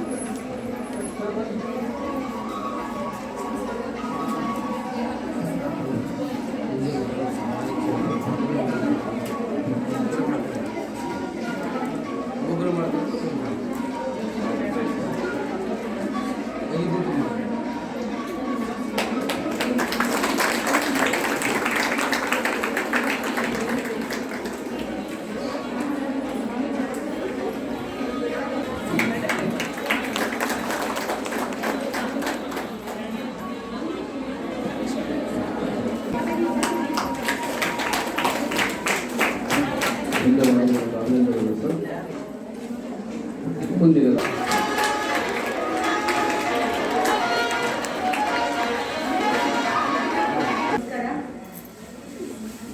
ಇದೊಂದು ಸುವಕಾಶ ಎಂಇಪಿ ವಿದ್ಯಾಸಂಸ್ಥೆ ಸಮೂಹ ಸಂಸ್ಥೆಗಳ ಒಂದು ಕಾಲೇಜಿನಲ್ಲಿ ಹಮ್ಮಿಕೊಂಡಂತಹ ಕಾರ್ಯಕ್ರಮದಲ್ಲಿ ನಮ್ಮ ಹಿರೇಕೆರೂರು ಕಾನೂನು ನೆರವು ಸಮಿತಿಯನ್ನು ಭಾಗಿ ಮಾಡಿಸಲಿಕ್ಕೆ ನಾನು ಧನ್ಯವಾದಗಳನ್ನು ಹೇಳಕ್ಕೆ ಇಷ್ಟಪಡ್ತೇನೆ. ವೇದಿಕೆ ಮೇಲೆ ಆಸೀನರಾಗಿರ್ತಕ್ಕಂಥ ಎಂಇಪಿ ಸಂಸ್ಥೆಯ ಅಧ್ಯಕ್ಷರಾದ PVK ಸರ್ ಅವರೇ, ಕಾರ್ಯಕಾರಿ ಮಂಡಳಿಯ ಸದಸ್ಯರೇ, ಬೋಧಕೇತರ ವರ್ಗದವರೇ, ಬೋಧಕ ವರ್ಗದವರೇ, ನೆಚ್ಚಿನ ವಿದ್ಯಾರ್ಥಿಗಳಿಗೆ ಹಾಗೂ ಕಾರ್ಯಕ್ರಮದ ಕೇಂದ್ರ ಬಿಂದುಗಳಾಗಿರ್ತಕ್ಕಂಥ ನಮ್ಮ ಹಿರೇಕೆರೂರು ವಕೀಲರ ಸಂಘದ ಅಧ್ಯಕ್ಷರು, ಉಪಾಧ್ಯಕ್ಷರು ಹಾಗೂ ಪದಾಧಿಕಾರಿಗಳು, ರಿಸೋರ್ಸ್ ಪರ್ಸನ್ ಎಲ್ಲರಿಗೂ ನಮಸ್ಕಾರಗಳು. ಸರ್ ಬಂದು ನಾನು ಕರೆದಾಗ ಮೇಡಮ್ ಲೀಗಲ್ ಅವೇರ್ನೆಸ್ ಕೊಡಬೇಕು ಮಕ್ಕಳಿಗೆ ಅಂತ ಹೇಳಿದ್ರು. ಅದರಲ್ಲಿ ಹೆಣ್ಮಕ್ಕಳಿಗೆ ಮಹಿಳಾ ಕಾನೂನು ಕೋಶ ವಿಭಾಗದ ಮಕ್ಕಳಿಗೆ ಕಾನೂನು ಅರಿವನ್ನು ಕೊಡಬೇಕು ಅಂತ ಕೇಳಿದ್ರು. ಕಾನೂನು ಬಿಟ್ಟು ನೀವೆಲ್ಲ ಬದುಕ್ತೀರಾ? ಜೀವನ ನಡೆಸ ಸಾಧ್ಯನಾ? ಯಾರು ನಡೆಸ್ಬೋದು ಅಂತ ಹೇಳ್ತೀರಿ? ಸಾಧ್ಯನೇ ಇಲ್ಲ. ಯಾಕಂತಂದ್ರೆ ಹುಟ್ಟಿನಿಂದ ಸಾಯೋವರೆಗೂ ಸತ್ತ ಮೇಲೂ ಸಹ ನಮ್ಮ ಜೊತೆ ಜೊತೆಯಾಗಿ ನೆರಳಾಗಿ ಬರುವಂತದ್ದೇ ಕಾನೂನು. ಕಾನೂನು ಅಂದ್ರೆ ಏನು? ಯಾರಾದ್ರೂ ಡೆಫಿನೇಷನ್ ಹೇಳಕ್ಕಾಗುತ್ತಾ? What is law? Law is nothing but a common sense. ಏನದು ಕಾಮನ್ ಸೆನ್ಸ್? ಎಂತ ಕಾಮನ್ ಸೆನ್ಸ್? ನಮಗೂ ಹಕ್ಕುಗಳಿದೆ, ಅದೇ ರೀತಿ ಬೇರೆಯವ್ರಿಗೂ ಹಕ್ಕುಗಳಿದೆ. ನಮ್ಮ ಹಕ್ಕುಗಳು ಹೇಗೆ ಉಲ್ಲಂಘನೆ ಆಗಬಾರ್ದು, ಬೇರೆಯವರ ಹಕ್ಕುಗಳನ್ನು ಕೂಡ ನಾವು ಉಲ್ಲಂಘನೆ ಮಾಡೋ ಹಾಗಿಲ್ಲ. ಇದೊಂದು ಅಂಶ ನಿಮ್ಮ ಮೈಂಡಲ್ಲಿ ಕೂತ್ಕೊಂತಂದ್ರೆ ಮಕ್ಕಳೇ ಯಾವುದು ಕ್ರೈಮ್ ನಡೆಯಕ್ಕೆ ಸಾಧ್ಯ ಇಲ್ಲ, ಯಾರ ಹಕ್ಕುಗಳು ಉಲ್ಲಂಘನೆ ಆಗಕ್ಕೆ ಸಾಧ್ಯ ಇಲ್ಲ. ಆಗ ಪೊಲೀಸ್ ಸ್ಟೇಷನ್ ಕೋರ್ಟ್ ಕೆಲಸ ಕಡಿಮೆ ಆಗುತ್ತೆ. ಹೌದಾ ಇಲ್ವಾ? ಪರಸ್ಪರ ಹಕ್ಕುಗಳನ್ನು ಗೌರವಿಸುವುದು, ಪರಸ್ಪರ ಹಕ್ಕುಗಳನ್ನ ಅನುಸರಣೆ ಮಾಡುವುದು, ಪರಸ್ಪರನ ನಾವು ಏನ್ ಹೇಳ್ತೀವಿ, ಪರಸ್ಪರನ್ನು ಗೌರವಿಸಿ, ಪರಸ್ಪರ ಹಕ್ಕುಗಳನ್ನ ಗೌರವಿಸಿ, ಹಕ್ಕುಗಳನ್ನ ಜಾರಿಗೆ ತರೋ ಪ್ರಕ್ರಿಯೆ ಕಾನೂನು ಒಂದು ಪ್ರಮುಖವಾದಂತಹ ಧ್ಯೇಯ ಅಂತ ಹೇಳಲಿಕ್ಕೆ ಇಷ್ಟಪಡ್ತೇನೆ ಮಕ್ಕಳೇ. ಮಹಿಳೆಯರ ಬಗ್ಗೆ ಕಾನೂನುಗಳು ಹೇಳೋದಕ್ಕೆ ಹೋದ್ರೆ ಒಂದು ದಿನ ಸಾಕಾಗೋದಿಲ್ಲ. ಮೇಡಮ್ ಜೊತೆ ಹೇಳ್ತಿದ್ದೆ ನಾನು, ಲಾ ಬಗ್ಗೆ ದೊಡ್ಡ ವುಮೆನ್ ಲಾ ಬಗ್ಗೆ ಹೇಳಬೇಕು ಅಂತಂದ್ರೆ ಒಂದು ದಿನ ಸಾಕಾಗೋದಿಲ್ಲ. It takes more than one day. ಯಾಕೆ ಅಂತಂತಂದ್ರೆ ಬೈ ಬರ್ತ್ ಇಂದ ಮಗು ಜನಿಸಿದೆ, ಮಗು ಹೊಟ್ಟೆಲಿದೆ ಅಂದಾಗನೇ ಒಂದು ಲಾ ಅಪ್ಲಿಕಬಲ್ ಆಗುತ್ತೆ. ಯಾವ್ದಾದ್ರು ಹೆಣ್ಣು ಮಕ್ಕಳಿಗೆ ಎಸ್ಪೆಷಲಿ. ಯಾರು ಹೇಳ್ತೀರಿ ನೀವೆಲ್ಲ ಗ್ರಾಜುಯೇಷನ್ ಮಾಡ್ತಿರೋ ಮಕ್ಕಳಲ್ಲ, ಡಿಗ್ರಿ ಮಕ್ಕಳು. ಯಾವುದು? ಭ್ರೂಣ ಪತ್ತೆ ಮತ್ತು ಭ್ರೂಣ ನಿಷೇಧ ಕಾಯ್ದೆ. ಸೊ ಕಾಯ್ದೆ ಪ್ರಕಾರ ಹೊಟ್ಟೆಲಿ ಯಾವ ಮಗು ಇದೆ, ಅದು ಹೆಣ್ಮಗುನ ಗಂಡು ಮಗುನ ಅಂತ ಪತ್ತೆ ಹಚ್ಚಿದ್ರೆ ಸ್ಟಾರ್ಟ್ ಕಾನೂನಲ್ಲಿ ಆಕ್ಷನ್ ತಗೊಳ್ಳುತ್ತೆ. ಹಾಗಾಗಿ ಅದು ಯಾವುದೇ ಮಗು ಆಗಿರ್ಲಿ, ಆ ಮಗುವಿನ ಭ್ರೂಣವನ್ನು ಪತ್ತೆ ಹಚ್ಚೋದು ಅಕ್ಷಮ್ಯ ಅಪರಾಧ. ಸೊ ಅಲ್ಲಿಂದ ನಾವು ನೋಡ್ಕೊಂತ ಬಂದ್ರೆ ನೀವೆಲ್ಲ ಎಷ್ಟು ಅದೃಷ್ಟವಂತರು ಅಂತ. ಅದೃಷ್ಟವಂತ ನೀವೆಲ್ಲ? ಹೌದಾ? ಒಪ್ಕೊಂತೀರಾ? ಲಕ್ಕಿನ ನೀವೆಲ್ಲ? ಹೌದು. ಹೊಟ್ಟೆಲ್ ಮಗು ಭ್ರೂಣ ಹೆಣ್ಮಗು ಅಂದ ತಕ್ಷಣ ಎಷ್ಟೋ ಜನ ಅಲ್ಲೇನೆ ಮಗುನ ಸಾಯಿಸಂತ ಕಲ್ಪನೆ ಮಾಡ್ತಾರೆ. ಹುಟ್ಟಿದ ಮೇಲೆ ಎಷ್ಟು ಜನ ಹೆಣ್ಮಕ್ಳಿಗೆ ಎಷ್ಟೆಲ್ಲ ಕಷ್ಟ ಬರುತ್ತೆ. ಅನಾರೋಗ್ಯ ಆಗಿರ್ಬೋದು ಅಥವಾ ಅಸ್ವಾಭಾವಿಕವಾಗಿ ಆಗಿರ್ಬೋದು, ಆ ಮಕ್ಕಳು ಪ್ರಪಂಚ ನೋಡ್ತಾವೆಲ್ಲ ಹೇಳಕ್ಕಾಗೋದಿಲ್ಲ. ಆಮೇಲೆ ಎಷ್ಟೋ ಜನ ಮಕ್ಕಳಿಗೆ ವಿದ್ಯಾಭ್ಯಾಸ ಸಿಗೋದಿಲ್ಲ. ಎಷ್ಟೋ ಮಕ್ಕಳು 10th ಹೋಗ್ತಾರೆ, ಡ್ರಾಪ್ ಔಟ್ಸ್ ಆಗ್ತಾರೆ. PUC ಅವ್ರು ಬರ್ತಾರೆ, ಮತ್ತೆ ಡ್ರಾಪ್ ಔಟ್ಸ್, ಮತ್ತೆ ಅದು ಇದಂತ ಎಲ್ಲೆಲ್ಲ ಡಿಸ್ಟ್ರಾಕ್ಷನ್ ಆಗುತ್ತೆ. ಅದೆಲ್ಲ ಮೀರಿ ನೀವು ಗ್ರಾಜುಯೇಷನ್ ಮಾಡಕ್ ಬಂದಿದ್ರೆ ಅಂದ್ರೆ ನೀವೆಲ್ಲ ಲಕ್ಕಿ ತಾನೆ? ಹೌದು. ಸೊ ಲಾಸ್ ಬಗ್ಗೆ ನಿಮ್ಗೆ ನುರಿತ ವಕೀಲರಿದ್ದಾರೆ, ಅವರು ಲಾಸ್ ಬಗ್ಗೆ ಹೇಳ್ತಾರೆ. ನಾನು ಒಂದೆರಡು ಮಾತು ನಿಮ್ಮ ಜೊತೆ ಏನೋ ಹಂಚ್ಕೊಳಕ್ಕೆ ಅಂತ ಬಂದಿದ್ದೀನಿ. ಏನಪ್ಪ ಅದು ವಿಚಾರ ಅಂತಂದ್ರೆ, ಓದೋ ವಿಚಾರದಲ್ಲಿ, ನಿಮ್ಮ ಭವಿಷ್ಯನ ನೀವು ರೂಪಿಸ್ಕೊಳ್ಳುವಂತ ವಿಚಾರದಲ್ಲಿ ಸಾಕಷ್ಟು ಡಿಸ್ಟ್ರಾಕ್ಷನ್ ಬರುತ್ತೆ. ಹೌದಾ ಇಲ್ವಾ? ಪ್ರತಿನಿತ್ಯ ನಮ್ಮ ಕೋರ್ಟಿಗೆ ಬರ್ತಾರೆ ಮಕ್ಕಳು. ಎತ್ತ ಮಕ್ಕಳು ಅಂತಂದ್ರೆ 8th ಸ್ಟ್ಯಾಂಡರ್ಡ್ನ ಗ್ರಾಜುಯೇಷನ್ ದೊಡ್ಡವ್ರ ಸಹಿತ ಬರ್ತಾರೆ. ಏನಂದ್ರೆ ವಿಕ್ಟಿಮ್ಸ್, ಯಾವುದೋ ಒಂದು ಅಪರಾಧಕ್ಕೆ ಬಲಿಪಶುಗಳಾಗಿ ನಮ್ಮ ಮುಂದೆ ಬಂದು ನಿಂತ್ಕೊಂಡು ನೋಡಿದಾಗ ಅಲ್ವಾ ಅನ್ಸುತ್ತೆ. ಯಾಕಪ್ಪ ಈ ಮಕ್ಕಳು ಸ್ಕೂಲ್ಗೆ ಹೋಗ್ತವೆ, ಕಾಲೇಜ್ಗೆ ಹೋಗ್ತವೆ, ಬುದ್ಧಿ ಚೆನ್ನಾಗಿದೆ, ಒಳ್ಳೆ ಮಕ್ಕಳು, ಆದರೂ ವಿಕ್ಟಿಮ್ಸ್ ಆಗಿ ನಮ್ಮ ಮುಂದೆ ಬಂದು ನಿಂತಿದ್ದಾರಲ್ಲ ಅಂದಾಗ ಬೇಜಾರಾಗುತ್ತೆ. ಸೊ ಅದ್ರ ಬಗ್ಗೆ ನಾನು ಒಂಚೂರು ಹೇಳಕ್ಕೆ ಇಷ್ಟಪಡ್ತೀನಿ. ಏನಪ್ಪ ಅಂತಂದ್ರೆ, ಸೆಟ್ ಯುವರ್ ಗೋಲ್. ಮೊದಲಿಗೆ ನೀವು ಏನು ಆಗ್ಬೇಕು ಅನ್ಕೊಂಡಿದ್ರೆ ಗೋಲ್ನ ಸೆಟ್ ಮಾಡ್ಕೊಳ್ಳಿ. ಅದು ಆರ್ಟ್ಸ್ ಸ್ಟೂಡೆಂಟ್ಸ್ ಆಗಿರ್ಬೋದು, ಸೈನ್ಸ್ ಆಗಿರ್ಬೋದು, ಕಾಮರ್ಸ್, ಎಲ್ಲರೂ ಹೇಳಿ ನಾನು ಡಾಕ್ಟರ್ ಆಗ್ತೀನಿ, ಇಂಜಿನಿಯರ್ ಆಗ್ತೀನಿ, ಅದ್ಬಿಟ್ಟು ಬೇರೆ ಏನು ಹೇಳೋದೇ ಇಲ್ಲ. ಹೌದಾ? ಎಲ್ಲರಿಗೂ ಒಂದೊಂದು ಗೋಲ್ ಇರಲೇಬೇಕು. ನಾನು ಪ್ರೊಫೆಸರ್ ಆಗ್ತೀನಿ, ನಾನು ಇನ್ನೇನೋ ಆಗ್ತೀನಿ, ನಾನು ಇಂಜಿನಿಯರ್ ಆಗ್ತೇನೆ, ನಾನು ಲಾಯರ್ ಆಗ್ತೀನಿ, ಜಡ್ಜ್ ಆಗ್ತೇನೆ, APP ಆಗ್ತೇನೆ. ಸುಮಾರು ಪ್ರೊಫೆಷನ್ಸ್ ಇದೆ. ನೀವು ಏನಾಗಬೇಕು ಅನ್ನೋದು ಈ ಗ್ರಾಜುಯೇಷನ್ ಲೆವೆಲಲ್ಲಿ ಸೆಟ್ ಮಾಡ್ಕೊಳ್ಳಿ. ಈಗಿಂದಲೇ ಕಾಂಪಿಟೇಟಿವ್ ಎಕ್ಸಾಮ್ಸ್ಗೆ ಓದೋಕ್ಕೆ ಸ್ಟಾರ್ಟ್ ಮಾಡಿ. ಈಗಂದ್ರೆ ಯಾವತ್ತೂ ಇಲ್ಲ. SLC ಮಾರ್ಕ್ಸ್ ಯಾರು ನಿಮಗೆ ಕೇಳಲ್ಲ, PUC ಮಾರ್ಕ್ಸ್ ಯಾರು ಕೇಳೋದಿಲ್ಲ. ಡಿಗ್ರಿಯಲ್ಲಿ ಏನು ಓದ್ತೀರೋ, ಏನು ಮಾರ್ಕ್ಸ್ ನೀವು ತೆಗಿತೀರೋ, ಕಾಂಪಿಟೇಟಿವ್ ಎಕ್ಸಾಮ್ಸಲ್ಲಿ ಏನು ನೀವು ಮಾರ್ಕ್ಸ್ ತೆಗಿತೀರೋ ಅದಷ್ಟೇ ನಿಮ್ಮ ಪ್ರೊಫೆಷನ್ಗೆ ಹೊಂದ್ಕೊಳ್ಳೋಂಥದ್ದು. ಹೌದು ತಾನೆ? ಕೇಳ್ತಾರೆ PUC ಮಾರ್ಕ್ಸ್ ಯಾರಾದರೂ? ಯಾರು ಕೇಳೋದಿಲ್ಲ. ಹಾಗಾಗಿ ನೀವು ಕಾಂಪಿಟೇಟಿವ್ ಎಕ್ಸಾಮ್ಸ್ಗೆ ಓದುವಂಥ ಸಂದರ್ಭದಲ್ಲಿ, ಗ್ರಾಜುಯೇಷನಲ್ಲಿ ಈಗ ನೀವು ಡಿಗ್ರಿ ಪಡೆಯುವಂಥ ಸಂದರ್ಭದಲ್ಲಿ ನಿಮ್ಮ ಮನಸ್ಸನ್ನ ಚಂಚಲ ಆಗಬಾರ್ದು, ಅದನ್ನ ಬೇರೆ ಕಡೆಗೆ ಹೋಗಬಾರ್ದು ಅಂತಂದ್ರೆ ಫಸ್ಟ್ ಅಂಡ್ ಫಾರ್ಮೋಸ್ಟ್ ನಿಮ್ಮ ಗುರಿನ ನೀವು ಸೆಟ್ ಮಾಡ್ಕೊಳ್ಳಿ. ಅದನ್ನ ಬರೀರಿ ಒಂದು ಪೇಪರಲ್ಲಿ ಬರೆದ್ಬಿಟ್ಟು ನೀವೆಲ್ಲಿ ಮಲಗ್ತೀರಾ ಅಥವಾ ನೀವು ಯಾವ ಬುಕ್ಕನ್ನ ಪದೇ ತೆಗಿತೀರಿ, ನಿಮ್ಮ ಡೈರಿ, ನಿಮ್ಮ ನೋಟ್ಬುಕ್ಕು ಅದರಲ್ಲಿ ಬರ್ದಿರಿ ಅಥವಾ ಗೋಡೆಗೆ ಅಣಿಸಿರಿ. ಬೆಳಗ್ಗೆ ಎದ್ದ ತಕ್ಷಣ ನಿಮ್ಮ ಗೋಲ್ ನೋಡ್ಬೇಕು. ನೀವು ಎದ್ದ ತಕ್ಷಣ ಮನಸ್ಸು ಮೊಬೈಲ್ ನೋಡ್ಬೇಕಂದಾಗ ಗೋಲ್ ನೆನ್ಪು ಮಾಡ್ಕೊಬೇಕು. ಗೇಮ್ಸ್ ಆಡ್ಬೇಕಂದಾಗ ಗೋಲ್ ನೆನ್ಪು ಮಾಡ್ಕೊಬೇಕು. ಫ್ರೆಂಡ್ಸ್ ಜೊತೆ ಸುತ್ತಬೇಕು ಅಂದಾಗ ಗೋಲ್ ನೋಡ್ಕೊಬೇಕು. ಅದೆಲ್ಲ ಮನಸ್ಸು ಪ್ರೀತಿ ಪ್ರೇಮ ಅಂದ ತಕ್ಷಣ ಗೋಲ್ ನೆನ್ಪು ಮಾಡ್ಕೊಬೇಕು. ದುಡ್ಡು ಖರ್ಚು ಮಾಡಬೇಕು ಅಂದಾಗ ಅಪ್ಪ ಅಮ್ಮನ ಕಷ್ಟ ನೆನ್ಪು ಮಾಡ್ಕೊಬೇಕು. ಇದಿಷ್ಟು ಮಾಡ್ಕೊಂಡ್ರೆ ಅಂತ ಮಕ್ಕಳೇ ನಿಮ್ಗೆ ಯಾರು ಟಚ್ ಮಾಡಲ್ಲ, ನೀವೆಲ್ಲೋ ಇರ್ತೀರಿ. ಅದಕ್ಕೆ ಜ್ವಲಂತ ಸಾಕ್ಷಿಗಳಂತಂದ್ರೆ ಇಲ್ಲೆಲ್ಲ ಇರೋ ನಾವು, ನಿಮ್ಮ ಲೇಡಿ ಲೆಕ್ಚರರ್ಸು, ನಿಮ್ಮ ಪ್ರೊಫೆಸರ್ಸು, ಇವರೆಲ್ಲ ನಿಮ್ಮ ಮುಂದೆ ಸಾಕ್ಷಿಗಳು. ನಾವೆಲ್ಲ ನಮ್ಮ ಮೈಂಡನ್ನ ಎಲ್ಲೆಲ್ಲೋ ಹರಿಯಕ್ಕೆ ಬಿಟ್ಟಿದ್ದಿದ್ರೆ ನಿಮ್ಮ ಮುಂದೆ ನಾವು ನಿಂತ್ಕೊಂತಿರ್ಲಿಲ್ಲ, ಹೌದಾ ಇಲ್ವಾ? ಹಾಗಾಗಿ ನೀವು ಇದು ಸೂಕ್ತ ಕಾಲ, ಚೆನ್ನಾಗಿ ಓದಿ, ನಿಮ್ಮ ಹಕ್ಕುಗಳ ಬಗ್ಗೆ ತಿಳ್ಕೊಳ್ಳಿ, ಕಾನೂನು ಬಗ್ಗೆ ತಿಳ್ಕೊಳ್ಳಿ, ಬೇರೆಯವ್ರಿಗೆ ತೊಂದರೆ ಮಾಡಕ್ ಹೋಗ್ಬೇಡ್ರಿ. ನಿಮ್ಮ ಗೋಲ್ ಏನಿದೆ, ಕುದುರೆಗೆ ಲಗಾಮ್ ಹಾಕಿರ್ತಾರಲ್ಲ, ಲಗಾಮ್ ಹಾಕೋ ಥರ ನಿಮ್ಮ ಗುರಿಯನ್ನು ನೀವು ನಡಿಬೇಕು. ಯಾರೇ ಬಂದು ಡಿಸ್ಟ್ರಾಕ್ಷನ್ ಮಾಡಿದ್ರು ಕೂಡ ನೀವು ಹೋಗ್ಬಾರ್ದು. ಬಸ್ಸಲ್ಲಿ ಯಾರೋ ರೇಟ್ಸಿದ್ರು ಅಂದಾಗ ಅವ್ರು ತಪ್ಪು, ನಿಮ್ ತಪ್ಪ? ಯಾರೋ ನಿಮ್ಗೆ ಚುಡಾಯಿಸ್ತಾರೆ, ನಿಮ್ಮಿಂದ ಕಾಲ್ ಮಾಡ್ತಂದ್ರೆ ಅದು ಅವ್ರ ರೋಗ, ನಿಮ್ಗಲ್ಲ. ಅದ್ರ ಬಗ್ಗೆ ನೀವು ಗಮನ ಹರಿಸಾಗಿಲ್ಲ. ಓದ್ಬೇಕು, ಸಾಧನೆ ಮಾಡಬೇಕು. ಈಗಷ್ಟೇ ಹೇಳಿದೆ, ಹೆಣ್ಮಕ್ಳು ಅಂದ ತಕ್ಷಣ ಉದಾಸೀನ, ಭ್ರೂಣ ಹಾಕ್ತಾ ಇದ್ದಾರೆ. ಯಾಕೆ ಹಂಗೆ ಮಾಡ್ತಾರೆ? ಪೇರೆಂಟ್ಸ್ ಏನೋ ಮೆಂಟಾಲಿಟಿ, ಹೆಣ್ಮಕ್ಳು ಬೆಳಿತಾವ ಅಂತಂದ್ರೆ ರೆಸ್ಪಾನ್ಸಿಬಿಲಿಟಿ ಜಾಸ್ತಿ. ಅವ್ರು ನಾಳೆ ದಿವಸ ಚೆನ್ನಾಗಿರ್ತೋ ಇರಲ್ವೋ, ಕ್ಯಾರೆಕ್ಟರ್ ಹೇಗೆ ಬಿಲ್ಡಪ್ ಆಗುತ್ತೆ, ಯಾರು ಕರ್ಕೊಂಡು ಓಡೋಗ್ತಾರೇನೋ, ಅಥವಾ ಇನ್ನೇನೋ ಮದುವೆ ಮಾಡಬೇಕು, ದುಡ್ಡು ಖರ್ಚು ಮಾಡಬೇಕು, ಹಿಂಗೆಲ್ಲ ತಂದೆ ತಾಯಿ ಮನಸ್ಸಲ್ಲಿ ಬರ್ತದೆ. ಅದೆಲ್ಲ ಹೋಗ್ಲಾಡ್ಸ್ಬೇಕಂದ್ರೆ ನಿಮ್ಮ ತಂದೆ ತಾಯಿ, ನಿಮ್ಮ ಹಿರಿಯರಲ್ಲಿ ನೀವು ಒಂದು ಆತ್ಮವಿಶ್ವಾಸನ ಕೊಡ್ಬೇಕೇನಂತ ನಾನು ಹೋಗ್ತೇನೆ, ನಾನು ಸಾಧನೆ ಮಾಡ್ತೇನೆ, ನಿಮ್ಮ ಒಂದು ಗೌರವನ ನಾನು ಉಳಿಸುವಂತ ಕೆಲಸ ಮಾಡ್ತೀನಿ ಅನ್ನೋದನ್ನ ನೀವು ಅವರಲ್ಲಿ ಬಿಲ್ಡಪ್ ಮಾಡಿದ್ರೆ ದಯವಿಟ್ಟು ಮಕ್ಕಳೇ, ಅವಾಗ ತಂದೆ ತಾಯಿ ನಿಮ್ಮ ಬಗ್ಗೆ ಯಾವತ್ತೂ ಅನುಮಾನನೂ ಪಡೋದಿಲ್ಲ, ನಿಮ್ಮ ಬಗ್ಗೆ ಕಾಳಜಿ ವಹಿಸ್ತಾರೆ, ನಿಮ್ಮ ಬಗ್ಗೆ ಗೌರವನ ಉಳಿಸ್ಕೊಂತಾರೆ. ಆ ಕೆಲಸ ನೀವು ಮಾಡಬೇಕು. ಸುಮ್ಮನೆ ಎಲ್ಲರೂ ಅಂತಾರೆ ನಾನು ನಿಂತ್ರೆ ತಪ್ಪು, ಕೂತ್ರೆ ಮೊಬೈಲ್ ನೋಡ್ರೆ ತಪ್ಪು, ಯಾರ ಜೊತೆ ಮಾತಾಡೋದು ತಪ್ಪು, ಅಪ್ಪ ಅಮ್ಮ ನಮಗೆ ಬ್ಯಾರಿಕೇಡ್ ಹಾಕ್ತಾರೆ, ಎಲ್ಲರೂ ನಮ್ಮನ್ನ ಬೌಂಡ್ರಿ ಹಾಕಿ ಕೊಡಿಸ್ತಾರೆ. ಅದು ಬೌಂಡ್ರಿ ಅಲ್ಲ, ಕಾಳಜಿ. ನಿಮ್ಮ ಮೇಲೆ ತಂದೆ ತಾಯಿ ಮತ್ತೆ ಹಿರಿಯರು ವಹಿಸುವಂತ ಕಾಳಜಿ. ಅದನ್ನ ನೀವು ಬ್ಯಾರಿಕೇಡ್ಸ್ ಅನ್ಕೊಂಡ್ರೆ ನಿಮ್ಗೆ ಬಿಟ್ಟಿದ್ದು. ಹೌದು ತಾನೆ? ಪೇಷನ್ಸ್ ಇರಬೇಕು, ಡೂ ಗುಡ್, ಬಿ ಬೋಲ್ಡ್. ಇದಿಷ್ಟು ಅನುಸರಿಸ್ಕೊಂಡ್ರೆ ಮಕ್ಕಳೇ ನೀವು ಜೀವನದಲ್ಲಿ ನೀವು ಏನು ಅನ್ಕೊಂಡಿದ್ರೆ ಅದನ್ನ ಸಾಧನೆ ಮಾಡೋದಕ್ಕೆ ಎಲ್ಲ ಅವಕಾಶಗಳು ನಿಮ್ಮಿಂದನೇ ಬರ್ತವೆ. ನೀವು ಸಾಧನೆ ಮಾಡಿದ್ರೆ ಜನ ನಿಮ್ಮಿಂದ ಬರ್ತಾರೆ, ನೀವು ಸಾಧನೆ ಮಾಡಿದ್ರೆ ಅಂದ್ರೆ ಯಾರು ನಿಮ್ಮನ್ನ ಗುರ್ಸೋದಿಲ್ಲ. ಸೊ ಇದಷ್ಟು ಹೇಳ್ತಾ, ಈಗೇನು ವಕೀಲರು ನಿಮಗೆ ಕಾನೂನು ಬಗ್ಗೆ ಯಾರೆಲ್ಲ ಕೊಡ್ತಾರಲ್ಲ ಅದನ್ನೆಲ್ಲ ಮಂದಾಟ ಮಾಡ್ಕೋಬೇಕು. ಆ ನಿಟ್ಟಿನಲ್ಲಿ ನೀವು ಏನು ಅನ್ಕೊಂಡಿದ್ರಿ, ಏನು ಸಾಧನೆ ಮಾಡ್ಬೇಕು ಅನ್ಕೊಂಡಿದ್ರಿ, ಆ ಸಾಧನೆ ನಿಮ್ಮದಾಗಲಿ ಅಂತ ನಾನು ಹೇಳ್ತಾ ಇಷ್ಟಪಡ್ತಾ ವಿಶ್ ಆಲ್ ದಿ ಬೆಸ್ಟ್ ಮಕ್ಕಳೇ. ಈ ಕಾರ್ಯಕ್ರಮಕ್ಕೆ ನಮ್ಮನ್ನ ಕರೆಸಿ ನಿಮ್ಮ ಜೊತೆ ವೇದಿಕೆ ಹಂಚ್ಕೊಳ್ಳೋದಕ್ಕೆ ಅವಕಾಶ ಮಾಡಿಕೊಟ್ಟಂತ ಎಲ್ಲ ಈ ಸಂಸ್ಥೆಯ ಪದಾಧಿಕಾರಿಗಳಿಗೂ, ಅಧ್ಯಾಪಕರಿಗೂ, ಪ್ರಾಚಾರ್ಯರು, ಬೋಧಕರಿದ್ದರು, ವರ್ಗದವರಿಗೂ, ನನ್ನ ನೆಚ್ಚಿನ ವಿದ್ಯಾರ್ಥಿಗಳಿಗೆ ಧನ್ಯವಾದಗಳನ್ನು ತಿಳಿಸ್ತೇನೆ. Thank you so much.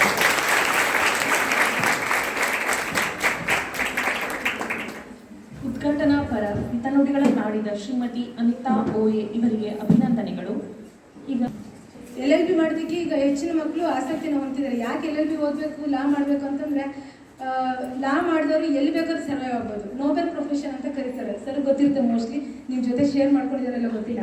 ಲಾ ಮಾಡಿದವರು ಕಾಂಪಿಟೇಟಿವ್ ಎಕ್ಸಾಮ್ಸ್ ಬರೀಬೋದು, ಜುಡಿಷಿಯಲ್ ಆಫೀಸರ್ಸ್ ಆಗ್ಬೋದು, APP ಆಗ್ಬೋದು, ಎಲ್ಲ ರಂಗದಲ್ಲೂ ಕೂಡ ಮಿಂಚ್ಬೋದು.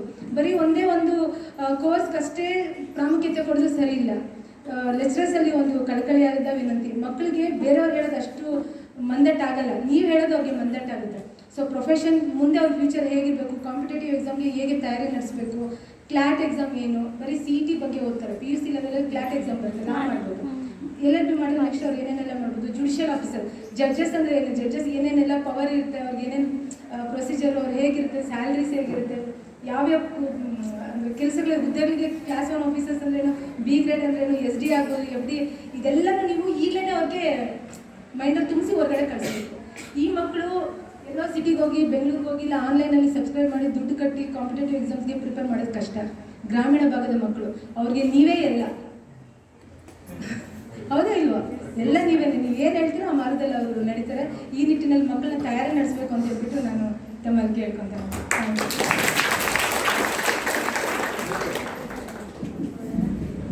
ಸಂಸ್ಥೆಯ ಪರವಾಗಿ ನಮ್ಮ ಹಿರಿಯ ದಿವಾಣಿ ನ್ಯಾಯಾಧೀಶರಿಗೆ ತಮ್ಮೆಲ್ಲರ ಪರವಾಗಿ ಕೂಡ ಹೃತ್ಪೂರ್ವಕದ ಅಭಿನಂದನೆಗಳನ್ನ ಸಲ್ಲಿಸ್ತಾರೆ. ಮೃತ್ಯುಂಜಯ ವಿದ್ಯಾಪೀಠ,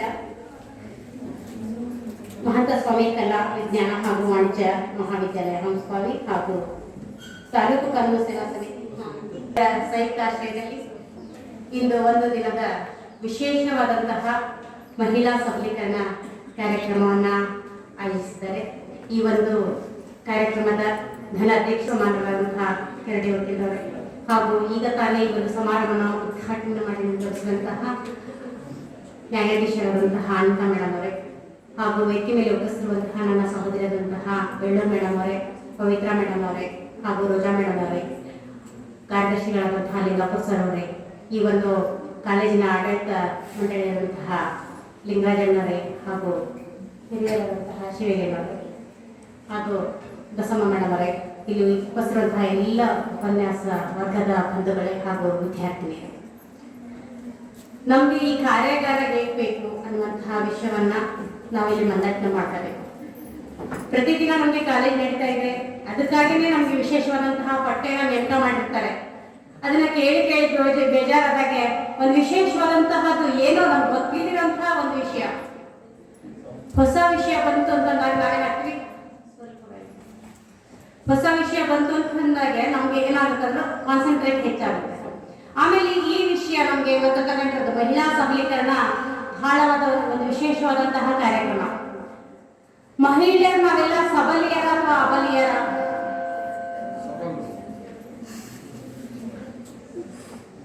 ಅನ್ನುವಂತಹ ಪ್ರಶ್ನೆ ಬಂದರೆ ತಾವೆಲ್ಲರೂ ಏನು ಉತ್ತರ ಕೊಡ್ಬೋದು?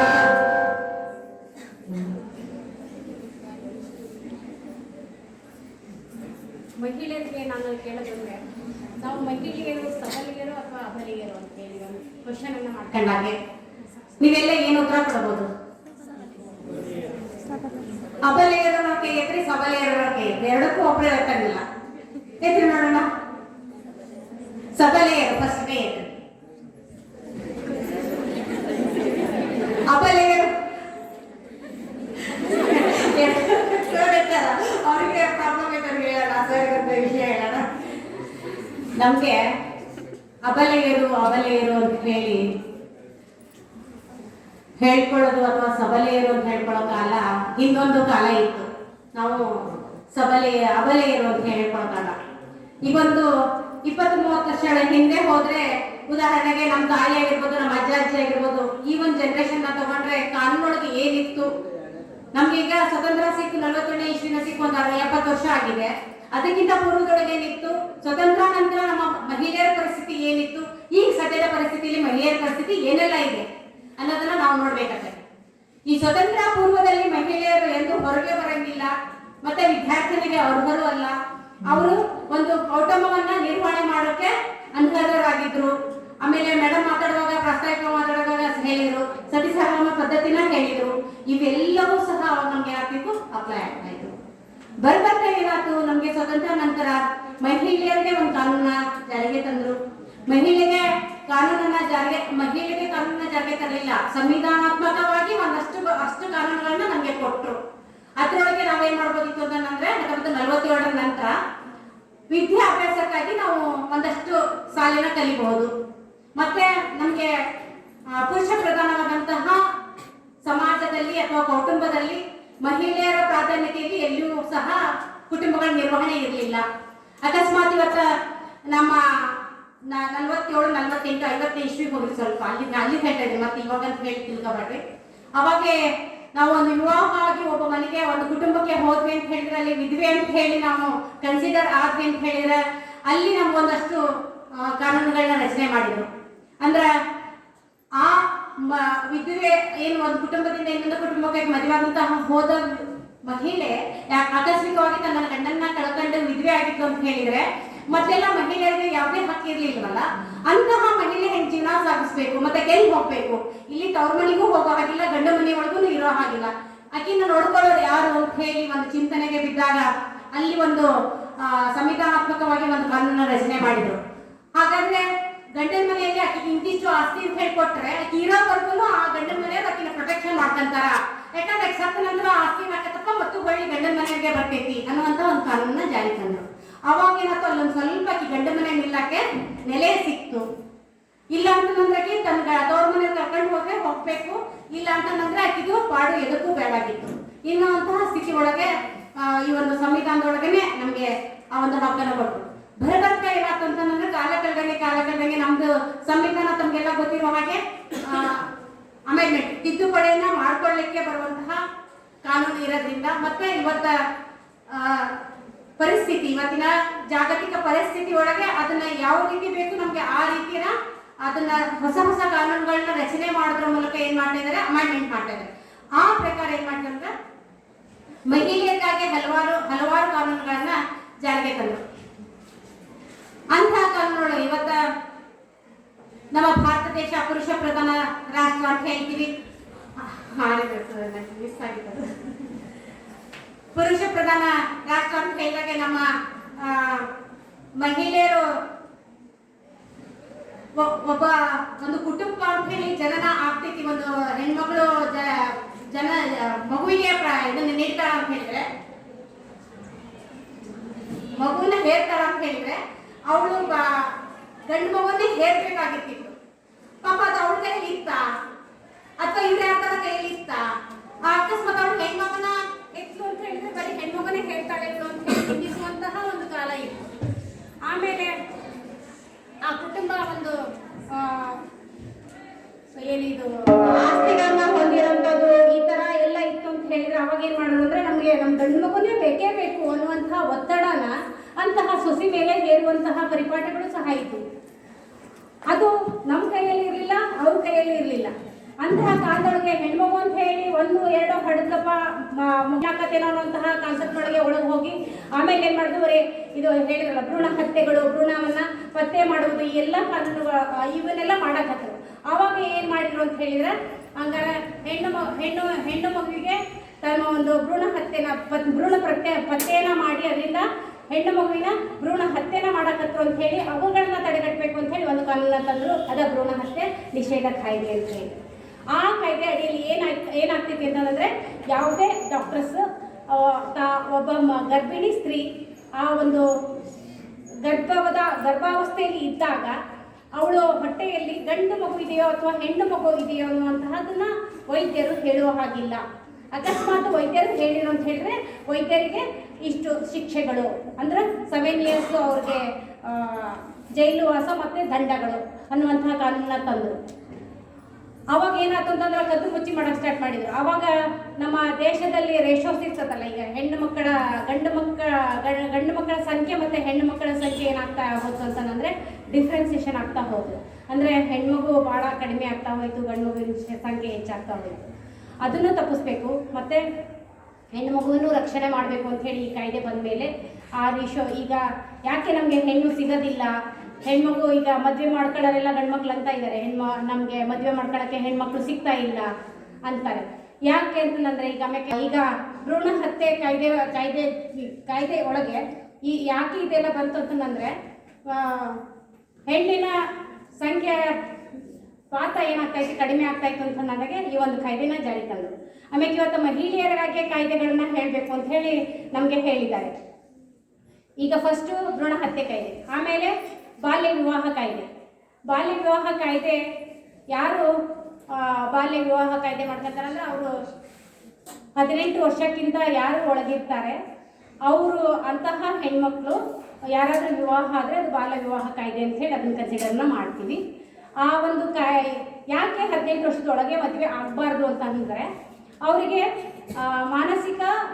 ಮಾನಸಿಕವಾಗಿ ಬುದ್ಧಿ ಬೆಳವಣಿಗೆ ಆಗಿರೋದಿಲ್ಲ ಮತ್ತು ದೈಹಿಕವಾಗಿಯೂ ಸಹ ಆ ಒಂದು ದೈಹಿಕ ಸ್ಥಿತಿನೂ ಸಹ ಒಂದು ಬೆಳವಣಿಗೆ ಆಗಿರೋದಿಲ್ಲ. ಅದಕ್ಕೆ ಒಂದು ನಮ್ಮ ಮದುವೆಯ ಒಂದು ದಿನಾಂಕವನ್ನು ಏನು ಪರ್ಟಿಕ್ಯುಲರ್ ಆಗಿ ಮೆನ್ಷನ್ ಮಾಡಿದ್ದಾರೆ. ಪುರುಷನಿಗೆ 21 ವರ್ಷ, ಮಹಿಳೆಗೆ 18 ವರ್ಷ ಅಂತ ಹೇಳಿ ಮಾಡಿದ್ದಾರೆ. ಈಗ ಅದನ್ನು ಮತ್ತೆ ತಿದ್ದುಪಡಿನ ಮಾಡಿ ಈಗ ಏನು ಮಾಡ್ತಾ ಇದ್ದಾರೆ ಅಂದರೆ ಮಹಿಳೆಯರಿಗೆ 21 ವರ್ಷ, ಪುರುಷರಿಗೆ 25 ವರ್ಷ ಅಂತ ಹೇಳಿ ಇದನ್ನ ಅಮೆಂಡ್ಮೆಂಟ್ ಮಾಡಬೇಕು. ಅಂದರೆ ಇವತ್ತು ಬುದ್ಧಿ ಬೆಳವಣಿಗೆ ಆಗಬೇಕು ಮತ್ತು ದೇಹದ ದಾಢ್ರತೆನೂ ಹೆಚ್ಚಾಗಬೇಕು ಅನ್ನುವಂಥ ಉದ್ದೇಶದಿಂದ ಆ ಒಂದು ವಯಸ್ಸನ್ನು ಹೆಚ್ಚು ಮಾಡಬೇಕು ಅನ್ನುವಂಥ ನಿಟ್ಟಿನೊಳಗೆ. ಆಮೇಲೆ ಇವತ್ತು ಮಹಿಳೆಯರು ಹೆಚ್ಚು ತಮ್ಮದೇ ಆದ ಒಂದು ಕಾಲ ಮೇಲೆ ತಾವು ನಿಂತ್ಕೊಂಡು ವಿದ್ಯಾಭ್ಯಾಸನ ತಗೊಂಡು ತಮಗೆ ಒಂದು ಆರ್ಥಿಕ ಪರಿಸ್ಥಿತಿನ ಎದುರಿಸ್ಕೊಳ್ಳೋಕ್ಕೆ ಸ್ವಾವಲಂಬಿಗಳು ಆಗುವಂತಹ ನಿಟ್ಟಿನೊಳಗೆ ಇವತ್ತು ಸಮಾಜದೊಳಗೆ ಮಹಿಳೆಯರ ಸ್ಥಿತಿ ಏನಾಗೈತಿ ಅಂದ್ರೆ ಬದಲಾವಣೆ ಆಗೈತಿ. ಆ ಒಂದು ನಿಟ್ಟಿನೊಳಗೂ ಸಹ ಇದು ಏನಾಗ್ತಾ ಇದೆ ಅಂದ್ರೆ ವಿವಾಹ ಕಾಯ್ದೆನೂ ಸಹ ಅಮೆಂಡ್ಮೆಂಟ್ ಆಗ್ತಾ ಇದೆ, ಇನ್ನೂ ಆಗಿಲ್ಲ, ಆಗ್ತಾ ಇದೆ ಅಂತ ಹೇಳಿ ಸುಮಾರು 2-3 ಸತಿ ಚರ್ಚೆ ಆಯಿತು. ಇನ್ನೂ ಅದನ್ನು ಜಾರಿಗೊಳಿಸೋಕ್ಕೆ ಸಾಧ್ಯ ಆಗ್ತಾ ಇಲ್ಲ. ಆಮೇಲೆ ರಾಷ್ಟ್ರೀಯ ಮಹಿಳಾ ಆಯೋಗ ಕಾಯ್ದೆ 1990 ಜಾರಿ ತಂದರು.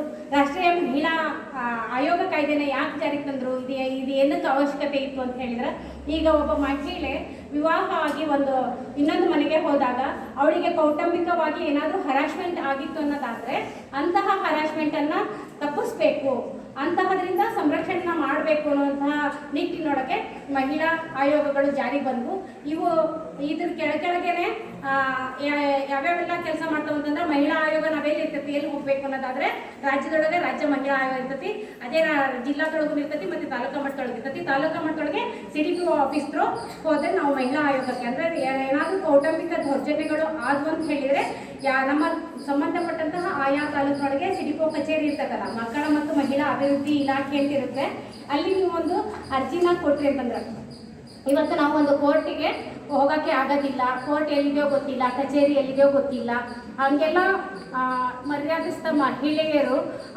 ಏಕಾಏಕಿ ಒಂದು ಮನೆಯಲ್ಲಿ ಏನಾದರೂ ಒಂದು ನಡೆದ್ರೆ ಹೋಗಬಾರ್ದು ಅನ್ನುವಂಥ ನಿಟ್ಟಿನೊಳಗೆ ನಾವೇನು ಮಾಡ್ತಿರ್ತೀವಿ, ಯೋಚನೆ ಮಾಡ್ತಿರ್ತೀವಿ.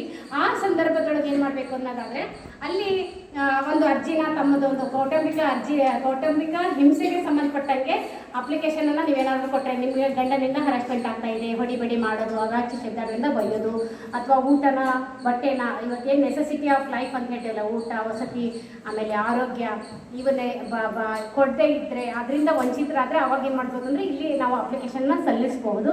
ಆ ಅಪ್ಲಿಕೇಶನ್ನ ಸಲ್ಲಿಸಿದಾಗೆ ಯಾರ ಮೇಲೆ ದುಡ್ಡು ಕೊಟ್ಟಿರ್ತೀರ ಅವರನ್ನು ಕರೆಸಿ ಏನಂತ ಸಮಾಲೋಚನೆ ಮಾಡ್ತಾರೆ.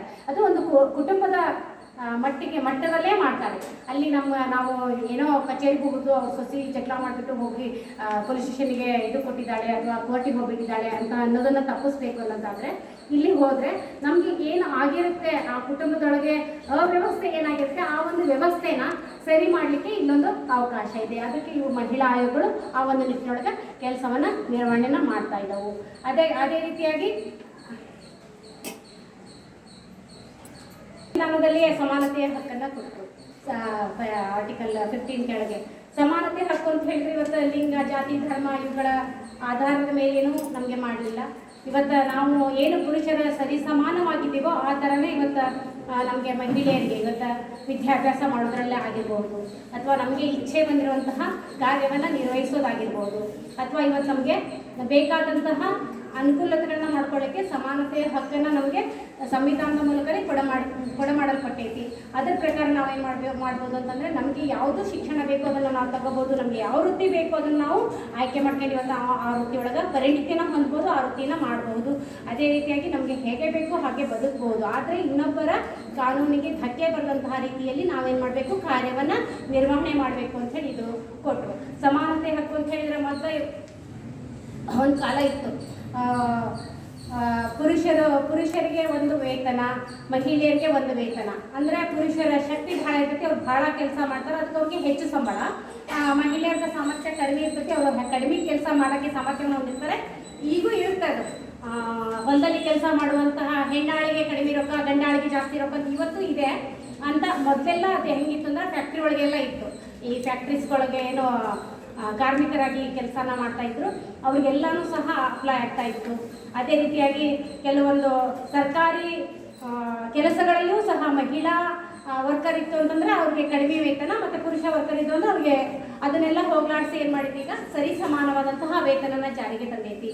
ಅದೇ ರೀತಿಯಾಗಿ ಇವತ್ತು ಇದು ಕಾರ್ಮಿಕರ ಹಕ್ಕುಗಳೊಳಗೆ ಅವರಿಗೆ ಯೂನಿಯನ್ ಕಟ್ಟೋದಾಗಲಿ, ಯೂನಿಯನ್ ಲೀಡರ್ ಆಗೋದೇ ಆಗಲಿ, ಅಥವಾ ಹೋಟೆಲ್ನ ಚಲಾಯಿಸೋದಾಗಲಿ, ಯಾವುದೂ ಹಕ್ಕನ್ನು ಮಹಿಳೆಯರಿಗೆ ನೀಡಿರಲಿಲ್ಲ.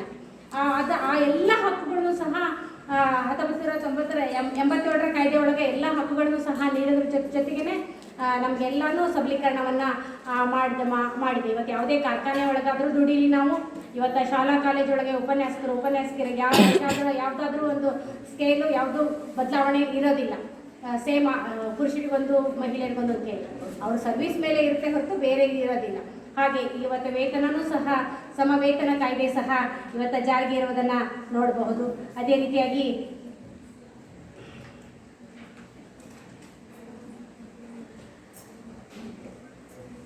ಆಮೇಲೆ ಇವತ್ತು ದುಡಿಯುವ ಮಹಿಳೆಗೆ ಆ ಒಂದು ದುಡಿಯುವ ಸ್ಥಳದಲ್ಲಿ ಅವಳ ಆ ದುಡಿಯುವ ವಾತಾವರಣದಲ್ಲಿ ಒಂದು ಸ್ವಚ್ಛತೆಯ ಒಂದು ವಾತಾವರಣ ಕ್ರಿಯೇಟ್ ಮಾಡಲಿಕ್ಕೆ ಆ ಒಂದು ದುಡಿಯುವ ಮಹಿಳೆಯ ಮೇಲಿನ ಕಿರುಕುಳವನ್ನು ಮತ್ತು ರಕ್ಷಣೆ ಮತ್ತು ಪರಿಹಾರ ಕಾಯ್ದೆ ಅಂತ ಹೇಳಿ 2013 ಜಾರಿಗೆ ತಂದರು.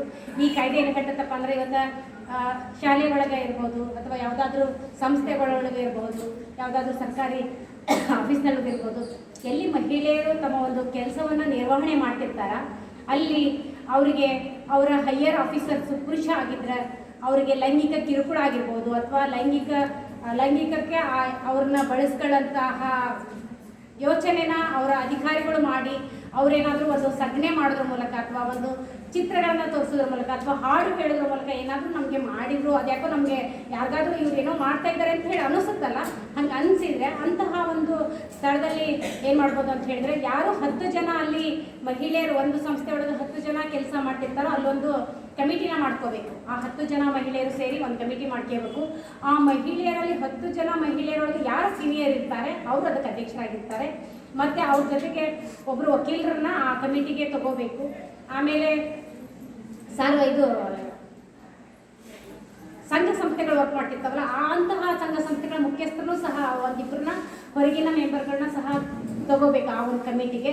ಅಂತಹ ಕಮಿಟಿಗಳಿಗೆ ತಗೊಂಡಾಗೆ ನಮ್ಗೆ ಇಲ್ಲಿ ಯಾವುದಾದ್ರೂ ಒಂದು ಹರಾಸ್ಮೆಂಟ್ ನಡೀತು ಅಂತಂದ್ರೆ ಫಸ್ಟ್ ನೀವು ಅಲ್ಲೇ ಆ ಕಮಿಟಿಗೆ ನೀವು ಒಂದು ದೂರನ್ನ ಸಲ್ಲಿಸಬೇಕು. ಆ ದೂರನ್ನು ಸಲ್ಲಿಸಿದ್ದು ಯಾರಿಗೂ ಪಬ್ಲಿಷ್ ಮಾಡಬಾರ್ದು. ಆ ಅಧ್ಯಕ್ಷರಾದವರು ಅದನ್ನು ತಗೊಂಡು ಅವರು ಅಬ್ಸರ್ವ್ ಮಾಡಬೇಕು, ಇವ್ರು ಇಂಥದ್ದೊಂದು ದೂರು ಬಂದಿದೆ, ಅದಕ್ಕೆ ಹಂಗಾರೆ ಇದು ಆಗಿದೆಯೋ ಇಲ್ವೋ ಅಥವಾ ಸತ್ಯನೋ ಅನ್ನೋದನ್ನು ಅವರಷ್ಟಕ್ಕೆ ಅವರೇ ಅಬ್ಸರ್ವ್ ಮಾಡ್ತಾ ಹೋಗಬೇಕು. ಅಬ್ಸರ್ವ್ ಮಾಡ್ತಾ ಹೋದಾಗೆ ಅವರಿಗೆ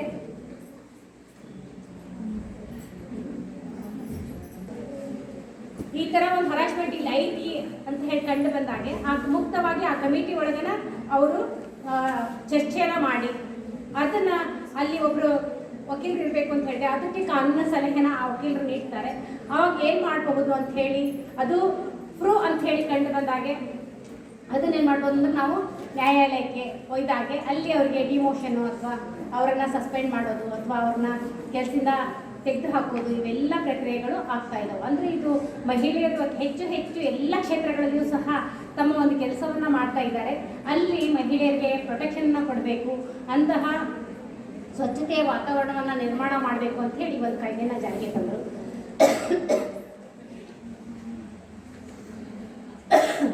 ಆಮೇಲೆ ಪೋಕ್ಸೋ ಕಾಯ್ದೆ ನಮಗೆಲ್ಲ ಗೊತ್ತಿದೆ. ಪೋಕ್ಸೋ ಕಾಯ್ದೆ ಅಂತ ಹೇಳಿದರೆ 18 ವರ್ಷದ ಕೆಳಗಿನ ಮಕ್ಕಳು ಎಷ್ಟೇ ವರ್ಷದ್ದಾಗಿದ್ರು, 1 ವರ್ಷ 2 ವರ್ಷ 3 ವರ್ಷ, ಇವತ್ತು ಹೆಚ್ಚು ಏನಾಗ್ತಾ ಇದ್ದಾವೆ ಅಂದರೆ ಇವೆಲ್ಲ ಆಗ್ತಾ ಇದ್ದಾವೆ.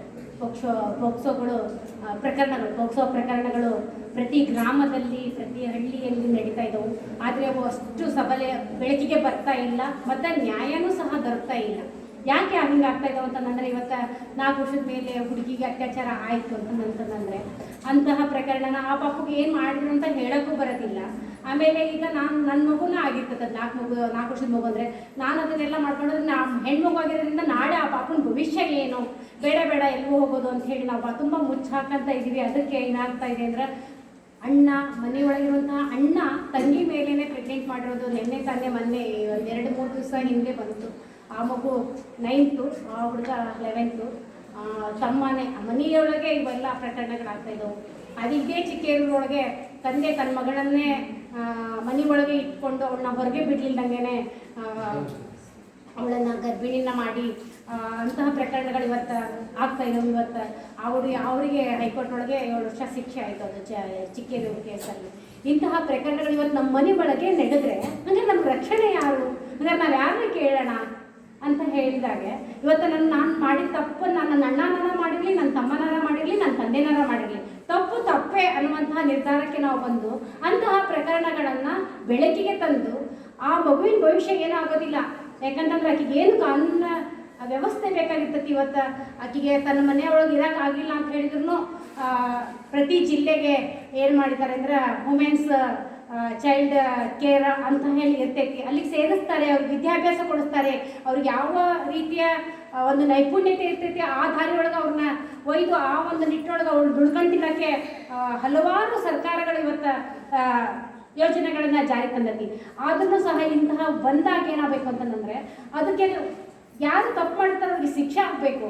ಹಾಗೆ ಅಂಥ ಶಿಕ್ಷೆ ಆಯಿತು ಅಂತ ಹೇಳಿದಾಗ ಮಾತ್ರ ಆ ಸಮಾಜದೊಳಗೆ ಅಂಥ ಶಿಕ್ಷೆ ಇದು ಅಪರಾಧಗಳನ್ನ ಮತ್ತೆ ಮರುಕಳಿಸ್ಲಿಕ್ಕೆ ಸಾಧ್ಯ ಆಗಲ್ಲ.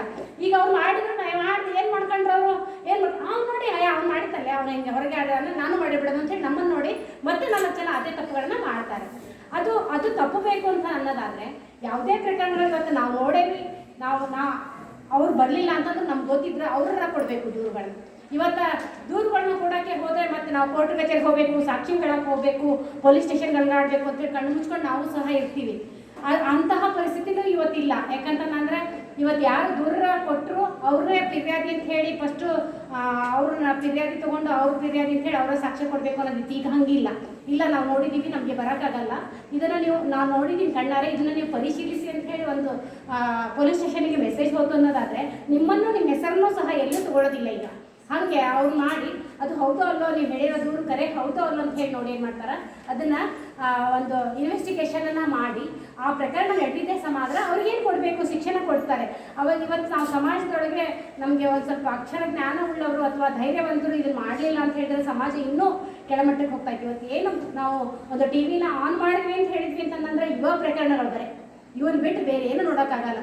ಆ ಪ್ರೇಮಿಯ ಜೊತೆಗೆ ಸೇರಿಕೊಂಡು ಆ ಪ್ರೇಮನು ಸೇರಿ ಮಗಳು ಇದು ಆದಂಥ ಮಗಳನ್ನೇ ಕೊಲೆ ಮಾಡೋದು, ಏನಿದು ನಮ್ಮ ಸಂಸ್ಕಾರ ಏನು, ಸಂಸ್ಕೃತಿ ಏನು, ಎಲ್ಲಿ ಹೋಗಿದೆ ನಮ್ಮ ದೇಶ, ಇವತ್ತು ನಮ್ಗೆ ಯಾಕೆ ಹಿಂಗೆ ಆಗ್ತಾ ಇದೆ ಅನ್ನೋದನ್ನು ನೀವೆಲ್ಲರೂ ಭವ್ಯ ಭಾರತದ ಭವ್ಯ ಪ್ರಜೆಗಳಿದ್ದೀರಾ, ಇಲ್ಲೆಲ್ಲ ಸ್ಟೂಡೆಂಟ್ಸ್ ಇದ್ದೀರಾ. ಇವತ್ತು ನಮ್ಮ ಮನೆ ನಮ್ಮ ಸಂಸ್ಕಾರ ಅನ್ನೋದು ನಮ್ಮಲ್ಲಿ ಬಂದು ರೂಢಿ ಆಗ್ತದೆ ಅಂತ ಹೇಳಿದರೆ ನೀವೆಲ್ಲೂ ತಪ್ಪು ಮಾಡಲಿಕ್ಕೆ ಸಾಧ್ಯ ಇಲ್ಲ. ನಿಮಗೆ ಅದನ್ನು ನಾವು ತೆರಿಗೆ ಉಳಿಸ್ಕೊಂಡ್ರಿ ಒಂದ್ಸರ್ತಿ ಅಂತ ಹೇಳಿದರೆ ನೀವು ತಪ್ಪು ಮಾಡಲಿಕ್ಕೆ ಸಾಧ್ಯನೇ ಇಲ್ಲ. ಎಲ್ಲಿ ತಪ್ಪು ನಡೀತಿತ್ತು ಅಂತಂದ್ರೆ ಅದನ್ನು ಮುಚ್ಚಿಟ್ಕೊಳ್ಳೋಕ್ಕೂ ನೀವು ಸಾಧ್ಯನೇ ಇಲ್ಲ. ಹಾಗೆ ನೀವೇನು ಮಾಡಬೇಕು, ನಿಮ್ಮ ಮೆಂಟಲ್ ನಾವು ಪ್ರಿಪೇರ್ ಮಾಡ್ಕೋಬೇಕು. ನಮ್ಮ ಸಂಸ್ಕಾರ ಇದೆ, ನಮ್ಮ ಮನೆ ಇದೆ, ನಾವು ಯಾವುದಾದ್ರೂ ಜಾತಿಗಳಿಗೆ ಹುಟ್ಟಿರಲಿ, ಯಾವುದೇ ಒಂದು ಧರ್ಮವನ್ನು ಆಚರಣೆ ಮಾಡಿರಲಿ, ನಮ್ಮ ಧರ್ಮ ಏನು ಹೇಳುತ್ತೆ ಅದನ್ನು ನಾವು ಆಚರಣೆ ಮಾಡೋಣ. ನಮ್ಮ ಜಾತಿ ಏನು ಹೇಳುತ್ತೆ, ನಮ್ಮ ಮನೆಯ ಸಂಪ್ರದಾಯಗಳನ್ನು ಅವನು ತೊಗೊಂಡು ಹೋಗೋಣ. ಅದನ್ನ ಬಿಟ್ಟು ಬರೀ ಟಿ ವಿ ನೋಡೋದು, ಮೊಬೈಲ್ ಬಂದು ಎಲ್ಲ ತುಂಬ ಈ ಒಂದು ಸಮಾಜ ಕೆಟ್ಟು ಹೋಗಿದೆ. ನಮಗೆ ಇವತ್ತು ಟೆಕ್ನಾಲಜಿ ತುಂಬ ಮುಂದುವರೆದಿದೆ, ಅದನ್ನು ನಾವು ಎದುರಿಸಬೇಕು, ಅದಕ್ಕೆ ಬಳಸ್ಕೊತಾ ಇಲ್ಲ. ನಮ್ಗೆ ಎದುರು ಬೇಡವೋ ಅದನ್ನು ಹೆಚ್ಚಾಗಿ ನಾವು ಬಳಸ್ಕೊತಾ ಇದ್ದೀವಿ.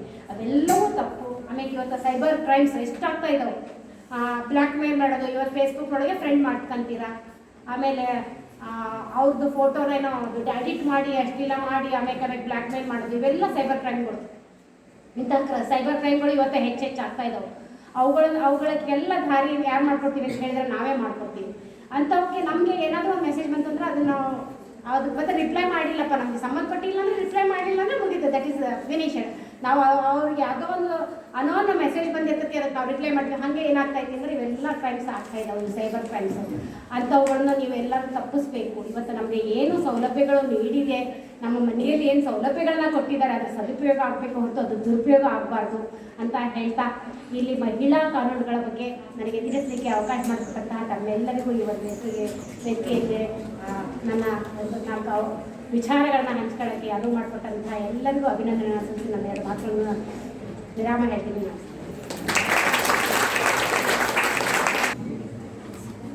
ಬಸಮ್ಮ ಅಬಲೂರವರಿಗೆ ಧನ್ಯವಾದಗಳು. ಇದೀಗ ಕುಮಾರಿ ರೋಜಾ ಭೂಸೆ ಇವರಿಂದ ಹಿತನುಡಿಗಳು. ಇಲ್ಲಿ ಎದ್ದಿರೋಂಥ ಎಲ್ರಿಗೂ ನಮಸ್ಕಾರ. ಇವತ್ತಿಂದು ಒಂದು ಒಳ್ಳೆ ಉದ್ದೇಶದೊಂದಿಗೆ ಕಾರ್ಯಕ್ರಮ ನಡೆಸ್ತಿದ್ದೀರಿ ಕಾಲೇಜಿನಿಂದ. ಇದರೊಳಗಡೆ ಫಸ್ಟ್ ಆಫ್ ಆಲ್ ನೀವು ಮಾಡ್ತಿರೋ ರಂಗೋಲಿ ಒಳಗಡೆ ನಮ್ಮ ಕಾನೂನಿನ ತಕ್ಕಡಿ ಇದೆ, ಅದ್ರ ಜೊತೆಗೆ ಒಂದು ವುಮೆನ್ ಚಿತ್ರನೂ ಕೂಡ ಇದೆ. ನಮ್ಮ ಕಾನೂನಿನ ಐಡಲ್ ನ್ಯಾಯ ದೇವತೆ, ಕೆಲಸದೆಲ್ಲ ಕರೆಕ್ಟಾಗಿ ನ್ಯಾಯ ದೇವತೆ, ಯಾಕೆ ಹೆಣ್ಣನ್ನೇ ಅಲ್ಲಿ ನ್ಯಾಯ ದೇವತೆ ಅಂತ ಇಟ್ರು ಅಲ್ವಾ? ನಾವೆಲ್ಲರೂ ಫಸ್ಟಿಂದಾನು ಹೇಳ್ತೀವಿ, ಎಲ್ಲರೂ ಮಹಿಳೆ ಅಂದ್ರೆ ಅವಳಿಗೆ ಸ್ವಾತಂತ್ರ್ಯ ಕೊಡಬಾರ್ದು, ಮನು ಹೇಳ್ಬಿಟ್ಟನೆ ಸ್ವಾತಂತ್ರ್ಯ ಕೊಟ್ಟರೆ ಅವರು ನನಗೆ ಗತಿನೇ ಇಲ್ಲಂಗೆ ಮಾಡಿಬಿಡ್ತಾರೆ ಅಂತ ಹೇಳಿ, ಆಮೇಲೆ ಮಹಿಳೆಗೆ ಒಂದು ಪೂಜನೀಯ ಸ್ಥಾನ ಇರಬೇಕು ಅಂತ ಅದೆಲ್ಲ ಓಕೆ. ಅದಕ್ಕಿಂತ ಮುಂಚೆ ನಮ್ಮ ಇಂಡಿಯಾದೊಳಗಡೆ ಇಡೀ ಜಗತ್ತು ಕಾಣ್ತಿರೋಕ್ಕಿಂತ ಮುಂಚೆ ಒಳ್ಳೆಯದಾದ ಒಂದು ನಾಗರಿಕತೆ ಇತ್ತು. ಆ ನಾಗರಿಕತೆ ಇದ್ರೂ ಕೂಡ ಬ್ರಿಟಿಷರು ಬಂದಾದ್ಮೇಲೆ ನಮ್ಮ ದೇಶದೊಳಗಡೆ ಪಂಚಾಯತಿ ವ್ಯವಸ್ಥೆಗಳಿತ್ತು. ನಮ್ಮ ಹಳ್ಳಿಯ ಕಟ್ಟೆಗಳಲ್ಲಿ ಪಂಚಾಯತಿಗಳು, ಗ್ರಾಮದ ಮಟ್ಟದಲ್ಲೇ ಎಲ್ಲ ತಂಟೆ ತಕರಾರುಗಳು ಅಲ್ಲೇ ಎಲ್ಲ ನಿವಾರಣೆ ಆಗ್ತಿದ್ವು. ಆದರೆ ಬ್ರಿಟಿಷರು ಬಂದ್ಮೇಲೆ ಒಂದು ಲಾ ಅಂತ ಬಂತು, ಒಂದು ಕೋರ್ಟ್ ಅಂತ ಬಂತು, ಆಮೇಲೆ ಒಬ್ಬ ಜಡ್ಜ್ ಅಂತ ಬಂತು. ಅದಾದ್ಮೇಲೆ ರೋಮನ್ ಕಾನೂನುಗಳು, ಇಂಗ್ಲೆಂಡ್ ಕಾನೂನುಗಳು ಎಲ್ಲ ನಮ್ಮ ದೇಶಕ್ಕೆ ಬಂದ್ವು. ಅದ್ರ ಜೊತೆಗೆ ಬಂದಿದ್ದೆ ಈ ಲಾ ನ್ಯಾಯ ದೇವತೆ. ರೋಮನ್ನ ಒಂದು ಒಂದು ಹೆಣ್ಣಿನ ಒಂದು ವಿಗ್ರಹ, ಒಂದು ಹೆಣ್ಣಿನ ಐಡಲ್ ಅದು ಗೌನ್ ಹಾಕಿದ್ದು, ಮತ್ತೆ ಕಣ್ಣಿಗೆ ಬಟ್ಟೆ ಕಟ್ಟಿರ್ತಿದ್ರು, ಕೈಯಲ್ಲಿ ಒಂದು ತಕ್ಕಡಿ ಒಂದ್ ಕಡೆ ಖಡ್ಗ ಇತ್ತು. ಆದ್ರೆ ಈಗ ಇತ್ತೀಚೆಗೆ 2024ನೇ ಇಸ್ವಿ ಒಳಗಡೆ ವೈ ಚಂದ್ರಚೂಡ್ ಅವರು CJI ಇದ್ದಾಗ ಅದನ್ನ ಬದಲಾವಣೆ ಮಾಡ್ತಾರೆ. ಯಾಕಂದ್ರೆ ಇದು ನಮ್ಮ ದೇಶ, ನಾವು 1950 ಒಳಗಡೆನೆ ಸಂವಿಧಾನ ಅನ್ನೋದನ್ನ ನಾವು ಅರ್ಪಣೆ ಮಾಡ್ಕೊಂಡಿದ್ದೀವಿ, ನಮ್ದೇ ಸಂವಿಧಾನ. ಅದಾದ್ಮೇಲೂ ನಾವು ಯಾಕೆ ಇಷ್ಟು ವರ್ಷಗಳ ಕಾಲ ರೋಮನ್ನಿನ ಒಂದು ಸಂಸ್ಕೃತಿನ ತೋರಿಸೋ ಹೆಣ್ಣನ್ನ ನಾವು ಪ್ರತಿನಿಧಿಸ್ಬೇಕು ಅಲ್ವಾ? ನಮ್ಮ ಸಂಸ್ಕೃತಿ ಎಷ್ಟು ದೊಡ್ಡ ಸಂಸ್ಕೃತಿ, ಹೆಣ್ಣಿಗೆ ಎಷ್ಟು ಮರ್ಯಾದೆ ಕೊಡುವಂತ ಸಂಸ್ಕೃತಿ. ಅದಕ್ಕೆ ಆ ನ್ಯಾಯ ದೇವತೆಯ ಚಿತ್ರಣವನ್ನ ಬದಲಿಸಿದ್ರು. ಏನ್ ಬದಲಿಸಿದ್ರು ಅಂತ ಹೇಳಿದ್ರೆ, ಕಣ್ಣಿಗೆ ಕಟ್ಟಿರೋ ಬಟ್ಟೆನ ತೆಗೆದ್ರು, ಆ ನ್ಯಾಯ ದೇವತೆ ಕೈಯಲ್ಲಿ ನಮ್ಮದೇ ಸಂವಿಧಾನವನ್ನ ಕೊಟ್ಟು, ಒಂದ್ ಕಡೆ ಕೈಯಲ್ಲಿ ತಕ್ಕಡಿನ ಕೊಟ್ರು. ಮತ್ತೆ ಮುಖ್ಯವಾಗಿ ನಮ್ಮ ದೇಶದ ಜನರಿಗೆ ನಮ್ಮ ಸಂಸ್ಕೃತಿನ ತೋರಿಸ್ಲಿಕ್ಕೆ ಆ ಹೆಣ್ಣಿಗೆ ಗೌನ್ ಇತ್ತು ಮೊದಲು, ಅದನ್ನ ತೆಗೆದು ಸೀರೆನ ಉಡ್ಸಿದ್ರು. ಅದರ್ಥ ಏನು? ನಮ್ಮ ಹೆಣ್ಮಕ್ಳು ಯಾವ ಕಡೆ ಜಾರ್ತಿದ್ದಾರೆ, ಎಲ್ಲ ಸಂಸ್ಕೃತಿ ಯಾವ ಕಡೆ ಹೋಗ್ತಿದೆ, ಅದನ್ನೆಲ್ಲ ಕಡಿವಾಣ ಹಾಕಿ ನಮ್ಮ ಸಂಸ್ಕೃತಿನ ನಮ್ಮ ದೇಶದ ಜನರಿಗೆ ತೋರಿಸ್ಬೇಕಾಗಿತ್ತು. ಅದಕ್ಕಾಗಿ ನಮ್ಮ ಆ ವಿಗ್ರಹದ ಮೂಲಕ ಹೆಣ್ಣಿಗಿರೋಂಥ ಮರ್ಯಾದೆ ಯಾವಾಗ ಹೆಚ್ಚಾಗುತ್ತೆ, ಆಕೆ ಇರೋವಂಥ ಸ್ಥಿತಿ, ಅವಳು ಯಾವ ಪೊಸಿಷನ್ ಒಳಗಡೆ ಇದ್ದಾಳೆ ಅವಾಗ ಅವಳಿಗೆ ಅಷ್ಟು ಗೌರವ ಸಿಗುತ್ತೆ. ಅದೇ ನಮ್ಮ ಸಂಸ್ಕೃತಿ. ನಾನು ಎಲ್ರಿಗೂ ನಿಮಗೆ ಹೇಳೋದೊಂದು, ಎಲ್ಲರೂ ವಿದ್ಯಾರ್ಥಿನಿರಿದ್ದೀರಿ ಇಲ್ಲಿ, ನೀವು ಎಷ್ಟು ಸಂಸ್ಕೃತಿ ಒಳಗಡೆ ರಿಚ್ ಇರ್ತೀರಿ, ನಮ್ಮ ಸಂಸ್ಕೃತಿನ ಎಷ್ಟು ಫಾಲೋ ಮಾಡ್ತೀರಿ, ಅಷ್ಟೇ ಆ ಸಂಸ್ಕೃತಿ ನಿಮ್ಮನ್ನ ರಕ್ಷಣೆ ಮಾಡುತ್ತೆ. ನಿಮಗೆ ಈಗ ನಾನು ಡಿಗ್ರಿ ಓದಿದಾಗ ನನಗೆ ಸ್ವತಃ ಎಕ್ಸ್ಪೀರಿಯನ್ಸ್ ಇರೋದು, ನಾವು ಡಿಗ್ರಿ ಓದಿದಾಗ ಯಾವತ್ತೂ ನಮಗೆ ಈ ಥರದ ಒಂದು ಕಾರ್ಯಾಗಾರ ಯಾವತ್ತೂ ನಡೆದಿಲ್ಲ ನಮ್ಮ ಕಾಲೇಜ್ ಒಳಗಡೆ. ಇತ್ತೀಚೆಗೆ ಯಾಕೆ ನಾವೇ ವರ್ಷಕ್ಕೆ 10-12 ಕಾರ್ಯಾಗಾರಗಳನ್ನು ಮಾಡ್ತಾ ಇದ್ದೀವಿ, ಲೀಗಲ್ ಏಡ್ಗಳ ಮೂಲಕ ಹೋಗಿ ಕಾನೂನಿನ ಅರಿವನ್ನು ಯಾಕೆ ಮೂಡಿಸ್ತಾ ಇದ್ದೀವಿ ಅಂತ ಹೇಳಿದ್ರೆ, ನಿಮ್ಮಲ್ಲಿ ಸಂಸ್ಕಾರ ಇಲ್ಲ ಅಂತ ಅಲ್ಲ, ನಮ್ಮ ಸುತ್ತಮುತ್ತಲೂ ಸಂಸ್ಕಾರ ಅಷ್ಟು ಕೆಳಗಡೆ ಹೋಗ್ತಾ ಇದೆ ನಮ್ಮ ಸಮಾಜದೊಳಗಡೆ. ಅದನ್ನ ನಾವು ಅರಿವು, ಎಷ್ಟು ಸಂಸ್ಕಾರದ ಅರಿವಿರುತ್ತೆ ಮಕ್ಕಳೊಳಗಡೆ, ನಿಮ್ಮ ಸಮಾಜದಲ್ಲಿ ನೀವೇ, ನಮ್ಮ ಸಮಾಜವೇ ನೀವೇನ್ ಇರ್ತೀರಿ ಅದೇ ನಿಮ್ಮ ಸುತ್ತಮುತ್ತಲೂ ಇರ್ತದೆ. ನೀವು ಯಾವಾಗ ಸಂಸ್ಕಾರವಂತ ಹಾಕಿರಿ ಅವಾಗ ನಿಮ್ಮಿಂದ ಯಾವ ಅಪರಾಧನೂ ನಡೆಯಲ್ಲ. ನೀವು ಸಂಸ್ಕಾರವಂತರಾದಾಗ ನಿಮ್ಮ ಮೇಲೆ ಯಾವ ಅಪರಾಧನೂ ನಡೆಯಲ್ಲ. ಆ ಸಂಸ್ಕಾರ ನಿಮ್ಮನ್ನ ಅಷ್ಟು ಸಂರಕ್ಷಣೆ ಮಾಡುತ್ತೆ. ಆಮೇಲೆ ಇನ್ನೊಂದು, ಇತ್ತೀಚೆಗೆ ಮಕ್ಕಳು ಓದ್ತೀರಿ, ಎಕ್ಸಾಮ್ ಪರ್ಪಸ್, ಮಾರ್ಕ್ಸ್ ತಗೋಬೇಕು, ಹೈಯೆಸ್ಟ್ ಮಾರ್ಕ್ಸ್ ತಗೋಬೇಕು, ಗ್ರೇಡ್ ತಗೋಬೇಕು, ನಾನು ಮುಂದೆ ಒಳ್ಳೆ ಜಾಬ್ ಹೋಗ್ಬೇಕು, ಸ್ಯಾಲ್ರಿ ತಗೋಬೇಕು, ನಮ್ಮ ಅಪ್ಪ ಅಮ್ಮನ ಸಾಕಬೇಕು. ಅದೆಲ್ಲದಕ್ಕಿಂತ ಮುಖ್ಯವಾಗಿ ತಲೆಯಲ್ಲಿ ಇಟ್ಕೊಳ್ರಿ, ಈಗ ದುಡ್ಡು ಎಲ್ಲರೂ ಕೈಯಲ್ಲೂ ಬರ್ತದೆ. ಈಗ ಜಗತ್ತು ಬದಲಾಗೈತೆ. ನೀವು ಬರೀ ಓದಿ ಮಾರ್ಕ್ಸ್ ಕಾರ್ಡ್ ಇಟ್ಕೊಂಡು ಕೆಲ್ಸಕ್ಕೆ ಹೋಗ್ಲೇಬೇಕು ಅಂತ ಇಲ್ಲ. ಸ್ಕಿಲ್ ನಿಮ್ಮನ್ನ ಎಲ್ಲಿಗೆ ಬೇಕಾದ್ರೂ ತಗೊಂಡು ಹೋಗುತ್ತೆ. ಆ ಸ್ಕಿಲ್ ಬೆಳೆಸ್ಕೊಳ್ರಿ. ಆ ಸ್ಕಿಲ್ಲು ನಿಮ್ಮ ಸಂಸ್ಕೃತಿಗೆ ಏನು ಉದಾಹರಣೆ ಆಗಿರ್ಬೇಕು, ನಿಮ್ಮ ಸಂಸ್ಕೃತಿನ ಪ್ರತಿನಿಧಿಸೋ ತರ ಇರ್ಬೇಕು. ಸ್ಕಿಲ್ಲನ್ನು ಬೆಳೆಸ್ಕೊಂಡು ಆ ಮೂಲಕ ನಿಮ್ಮ ಓದನ್ನ ಬಳಕೆ ಮಾಡ್ಕೊಳ್ಳಿ. ನೀವು ಬರೀ ಮಾರ್ಕ್ಸ್ಗೆ, ಎಕ್ಸಾಮಿಗೆ, ನಾವೊಂದು ನೌಕರಿ ತಗೋಬೇಕು ಅನ್ನೋ ಉದ್ದೇಶಕ್ಕೆ ದಯವಿಟ್ಟು ಓದ್ಬೇಡ್ರಿ.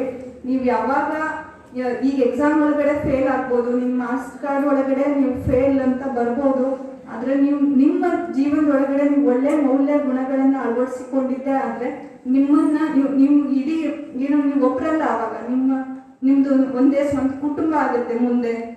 ನೀವು ಎಷ್ಟೋ ಮಕ್ಕಳ ಎಲ್ಲರೂ ಇರೋರು ಮಕ್ಕಳ ತಾಯಿಗಳಾಗ್ತೀರಿ ಮುಂದೆ. ಆ ಮಕ್ಕಳನ್ನ ನೀವು ಎಷ್ಟು ಉತ್ತಮವಾಗಿ ಬೆಳೆಸ್ತೀರಿ, ಆ ಮಕ್ಕಳು ಮುಂದೆ ಸಮಾಜಕ್ಕೆ ಅಷ್ಟೇ ಒಂದು ಒಳ್ಳೆ ಒಂದು ಅಡಿಪಾಯ, ಒಂದು ಒಳ್ಳೆ ಸಂಸ್ಕೃತಿಯನ್ನ ಪ್ರತಿನಿಧಿಸುವಂಥವ್ರು ಆಗ್ತಾರೆ. ಹಾಗಾಗಿ ನೀವು ಬರೀ ಮಾರ್ಕ್ಸ್ಗೆ, ನೌಕರಿಗೆ ಅಂತ ಓದ್ಬೇಡ್ರಿ.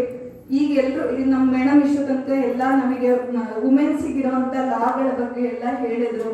ಅವೆಲ್ಲ ಲಾಗಳ ಜೊತೆಗೆ ನಿಮಗೆ ಮೇನ್ ಅವೇರ್ನೆಸ್ ಏನ್ ಬೇಕು ಅಂತ ಹೇಳಿದ್ರೆ ಹೆಲ್ತ್. ವುಮೆನ್ಸಿಗೆ ನಾವೇನು ಡಾಕ್ಟರ್ ಅಲ್ಲ, ಆದರೂ ಈ ಕಾನೂನಿಗೆ ಜೊತೆಗೆ ಹೆಲ್ತ್ ಬಗ್ಗೆ ತುಂಬಾ ಕಾನ್ಸಂಟ್ರೇಟ್ ಮಾಡ್ರಿ. ಈಗ ಲಾಗಳು ಇಷ್ಟೊತ್ತು ಮೇಡಮ್ ಹೇಳ್ದಂಗೆ ನಮಗೆ ಸಂವಿಧಾನದೊಳಗಡೆ ಸಮಾನತೆ ಹಕ್ಕು 14 ಕೆಳಗಡೆ ಇಲ್ಲ, ಆರ್ಟಿಕಲ್ 14 ಕೆಳಗಡೆ ನಮಗೆ ಸಮಾನತೆ ಹಕ್ಕಿದ್ರು ಕೂಡ ಹೆಣ್ಮಕ್ಳನ್ನ ಯಾಕಪ್ಪ ತಾರತಮ್ಯ ಮಾಡ್ತಾರೆ ನಮ್ಮ ಸಮಾಜದೊಳಗಡೆ? ಆ ಪ್ರಶ್ನೆ ಎಲ್ಲರಲ್ಲೂ ಇದೆ. ಇದೆ. ಆದ್ರೆ ನಮ್ಗೆ ಯಾಕೆ ಆ ಥರ ಆಗುತ್ತೆ ಅಂತ ಹೇಳಿದ್ರೆ ನಮ್ಮ ಮೊದಲಿಂದನೂ ಇರೋಂಥ ಭಯ.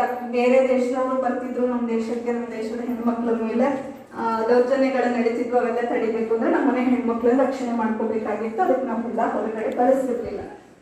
ಈಗ ಸಂವಿಧಾನದ ಹೊರಗಡೆ ಸಮಾನತೆ ಹಕ್ಕು ಬಂತು. ಅದಾದ್ಮೇಲೆ ಎಲ್ಲೂ ಜಾತಿ, ಧರ್ಮ, ಲಿಂಗ, ಜನಾಂಗ ಮತ್ತೆ ಇದ್ರ ಮೇಲೆ ಭಾಷೆ ಮೇಲೆ ತಾರತಮ್ಯ ಮಾಡಬಾರ್ದು ಅಂತ ಆರ್ಟಿಕಲ್ 15 ಹೇಳ್ತು.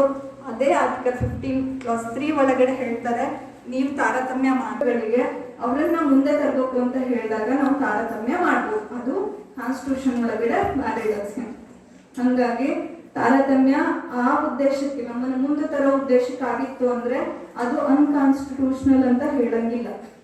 ಅದಾದ್ಮೇಲೆ ನಮಗೆ ಆರ್ಟಿಕಲ್ 39 ಕೆಳಗಡೆ ಸಮಾನ ಕೆಲಸಕ್ಕೆ ಸಮಾನ ವೇತನ ಅಂತ ತಂದ್ರು. ಆಮೇಲೆ 47 ಕೆಳಗಡೆ ಏನು ಎಲ್ಲರಿಗೂ ಪೌಷ್ಟಿಕಾಂಶದ ಆಹಾರ ಸಿಗ್ಬೇಕು ಅಂತ ಹೇಳಿ ಎಲ್ಲ ಕೆಳಮಟ್ಟದ ಶೈಕ್ಷಣಿಕ ಸಂಸ್ಥೆ ಒಳಗಡೆ ಏನು ಈಗ ಗರ್ಭಿಣಿಯರಿಗೆ ಮತ್ತೆ ಬಾಣಂತಿಯರಿಗೆ ಮಕ್ಕಳಿಗೆ ಅಂಗನವಾಡಿ ಹಂತದಲ್ಲೇನೆ ಪೌಷ್ಟಿಕ ಆಹಾರಗಳನ್ನ ಪೂರೈಸಕ್ಕೆ ಸ್ಟಾರ್ಟ್ ಮಾಡಿದ್ರು. ಅದಾದ್ಮೇಲೆ ಈಗ ನಮಗೆ ಮತ್ತೆ ಈಗ ಶೋಷಣೆ ಮಾಡಬಾರ್ದು ಹೆಣ್ಮಕ್ಳನ್ನ, ಈ ತರದ ಎಲ್ಲಾ ಕಾನೂನು, ಹೊಸ ಹೊಸ ಕಾನೂನುಗಳು ಈಗ ನಮ್ಮ ಮೇಡಮ್ ಹೇಳಿದ ಒಂದು ದೊಡ್ಡ ಲಿಸ್ಟ್ ಎಲ್ಲಾ ಕಾಯ್ದೆಗಳು ಬಂದು ನಮ್ಮ ಪ್ರೊಟೆಕ್ಷನ್ಗೆ. ಅದಾಗ್ಯೂ ಕೂಡ ಈಗ ಯಾಕೆ ಇಷ್ಟೊಂದು ನಮ್ಮ ಮೇಲೆ ದೌರ್ಜನ್ಯಗಳು, ಎಷ್ಟೊಂದು ರೇಪ್ ಕೇಸ್ಗಳು, ಎಷ್ಟೊಂದು ಅಸಹ್ಯ ಕೃತ್ಯಗಳು ನಮ್ಮ ವಿರುದ್ಧ ಯಾಕಾಗುತ್ತೆ, ಮತ್ತು ನಾವು ಹೆಂಗ್ ಪ್ರೊಟೆಕ್ಷನ್ ತಗೋಬೇಕು, ಅದ್ರ ವಿರುದ್ಧ ನಾವು ಹೆಂಗ್ ರಕ್ಷಣೆ ಪಡ್ಕೋಬೇಕು ಅನ್ನೋ ಗೊಂದಲಗಳು, ಇದಕ್ಕೆಲ್ಲ ನಿಮಗೆ ಕಾನೂನು ಒಳಗಡೆ ಪರಿಹಾರ ಇರುತ್ತೆ. ನೀವು ಕೋರ್ಟಿಗೆ ಹೋಗೋದಕ್ಕೆ, ಸ್ಟೇಷನ್ಗೆ ಹೋಗೋದಕ್ಕೆ ಭಯ ಪಡೋದು ಬೇಡ. ಎಲ್ಲಾ ಕಾನೂನುಗಳು ಹೆಣ್ಮಕ್ಳ ಪರವಾಗಿನೇ ಇರೋದು. ಆಮೇಲೆ ಈಗ ನೆಕ್ಸ್ಟ್ ನೀವು ಬಂದು ನಿಮಗೆ ಕೋರ್ಟಿಗೆ ಹೋಗೋದಕ್ಕೆ ಆರ್ಥಿಕ ಸ್ಥಿತಿ ಸರಿ ಇಲ್ಲ ಅಂದ್ರೂ ಕೋರ್ಟಲ್ಲೇನೆ ಒಂದು ಲೀಗಲ್ ಏಡ್ ಅಂತ ಇರುತ್ತೆ, ನೀವು ಫ್ರೀ ಲೀಗಲ್ ಏಡ್. ಅದನ್ನು ಕೂಡ ಆರ್ಟಿಕಲ್ 39A ಕೆಳಗಡೆ ನಿಮಗೆ ಪ್ರೊವೈಡ್ ಮಾಡುತ್ತೆ ಕಾನ್ಸ್ಟಿಟ್ಯೂಷನ್. ನೀವು ಪರ್ಸನಲ್ ಆಗಿ ಎಕನಾಮಿಕಲಿ ವೀಕ್ ಇದ್ರಿ ಅಂತ ಹೇಳಿದ್ರೆ ಫ್ರೀ ಆಗಿನೇ ನಿಮಗೆ ಲೀಗಲ್ ಸರ್ವಿಸ್ ಅನ್ನು ಕೋರ್ಟ್ ಕೊಡಿಸ್ತಾರೆ. ಫ್ರೀ ಆಗಿ ಬಂದು ನಿಮ್ಮ ಹಕ್ಕುಗಳನ್ನ ನೀವು ರಕ್ಷಣೆ ಮಾಡಿಸ್ಕೋಬಹುದು. ಇವೆಲ್ಲವುಗಳ ಜೊತೆಗೆ ನಿಮ್ಮ ಮನೆಯಲ್ಲಿ ನಾನು ಒಂದು ಜನರಲ್ ಆಗಿ ಹೇಳೋದು, ನಿಮ್ಮ ಅಪ್ಪ ಅಮ್ಮ ನಿಮ್ಮೆಲ್ರಿಗೂ ರಿಸ್ಟ್ರಿಕ್ಷನ್ ಹಾಕ್ತಾರೆ ಹೆಣ್ಮಕ್ಳು ಅಂತ ಅಂದ್ರೆ, ಗಂಡ್ಮಕ್ಳಿಗೂ ಹಾಕಿರ್ತಾರೆ, ಅದ್ರವ್ರು ಕೇಳಲ್ಲ. ನಿಮಗೆ ಹೆಣ್ಮಕ್ಳೇ ಹಾಕೋದು ಏನು, ಯಾಕೆ ಹಾಕ್ತಾರೆ ಅದನ್ನ, ಯಾಕೆ ಇಷ್ಟೊಂದು ರಿಸ್ಟ್ರಿಕ್ಟ್ ಮಾಡ್ತಾರೆ, ನಿಮ್ಗೆ ಅಲ್ಲಿ ಹೋಗ್ಬಿಡಲ್ಲ, ಇಲ್ಲಿ ಮಾತಾಡಕ್ ಬಿಡಲ್ಲ, ಇಲ್ಲಕ್ ಬಿಡಲ್ಲ, ಫಂಕ್ಷನ್ ಅಟೆಂಡ್ ಆಗಕ್ ಬಿಡಲ್ಲ ಅಂತ ನಿಮ್ಗೆ ಇರ್ಬೋದು ಕುರುಗು.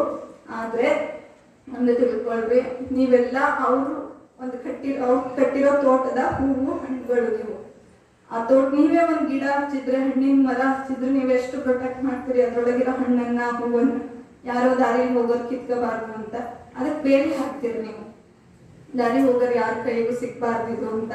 ಅದೇ ತರ ನೀವು ಅವರ ತೋಟದ ಹೂವು ಹಣ್ಣುಗಳು, ನಿಮ್ಮನ್ನ ದಾರಿಲಿ ಹೋಗೋರು ಯಾರು ಕಿತ್ಕೊಂಡು ಹೋಗ್ಬಾರ್ದು ನಮ್ಮಿಂದ ಅಂತ ಹೇಳಿ ನಿಮಗೆ ಹಾಕಿರೋ ಬೇಲಿ, ಅದು ರಿಸ್ಟ್ರಿಕ್ಷನ್ಸ್. ಅದನ್ನ ತಪ್ಪು ತಿಳ್ಕೊಬೇಡಿ. ಅದನ್ನ ನಿಮ್ಮ ರಕ್ಷಣೆಗೆ ನಿಮ್ಮ ತಂದೆ ತಾಯಿ ನೀಡಿರೋದಂತ ಭಾವಿಸ್ರಿ. ಅದರಿಂದ ಖಿನ್ನತೆಗೊಳಗಾಗ್ಬೇಡ್ರಿ. ಅದೆಲ್ಲ ಈಗ ಇತ್ತೀಚೆಗೆ ನಿಮ್ಮ ಮೊಬೈಲ್ ಅಡಿಕ್ಟ್ ಆಗಿ ಅದೆಷ್ಟು ಉದ್ವಿಗ್ನಕ್ಕೆ ಹೋಗೈತಿ ಅಂತ ಹೇಳಿದ್ರೆ, ಮೊಬೈಲ್ ಕೊಟ್ಟಿಲ್ಲ ನಮ್ಮ ಅಪ್ಪ ಅಮ್ಮ ಅಂದೇನೆ ಸೂಸೈಡ್ ಮಾಡ್ಕೊಳ್ಳೋಷ್ಟು ಲೆವೆಲ್ಗೆ ಹೋಗಿದ್ದೀರಿ. ನೀವು ಹೋಗಿರಿ ಅಂತಲ್ಲ, ಆಲ್ಮೋಸ್ಟ್ ಎಲ್ಲ ಜನರಲ್ ಮಕ್ಕಳೆಲ್ಲ ಆದಷ್ಟು ಖಿನ್ನತೆಗೆ ಹೋಗಿದ್ದಾರೆ ಮೊಬೈಲ್ ಬಗ್ಗೆ. ಅದೆಲ್ಲ ರೆಸ್ಟ್ರಿಕ್ಷನ್ಸ್ ನಿಮ್ಗೆ ಒಳ್ಳೆಯದಕ್ಕೆ ಆಗಿರುತ್ತೆ.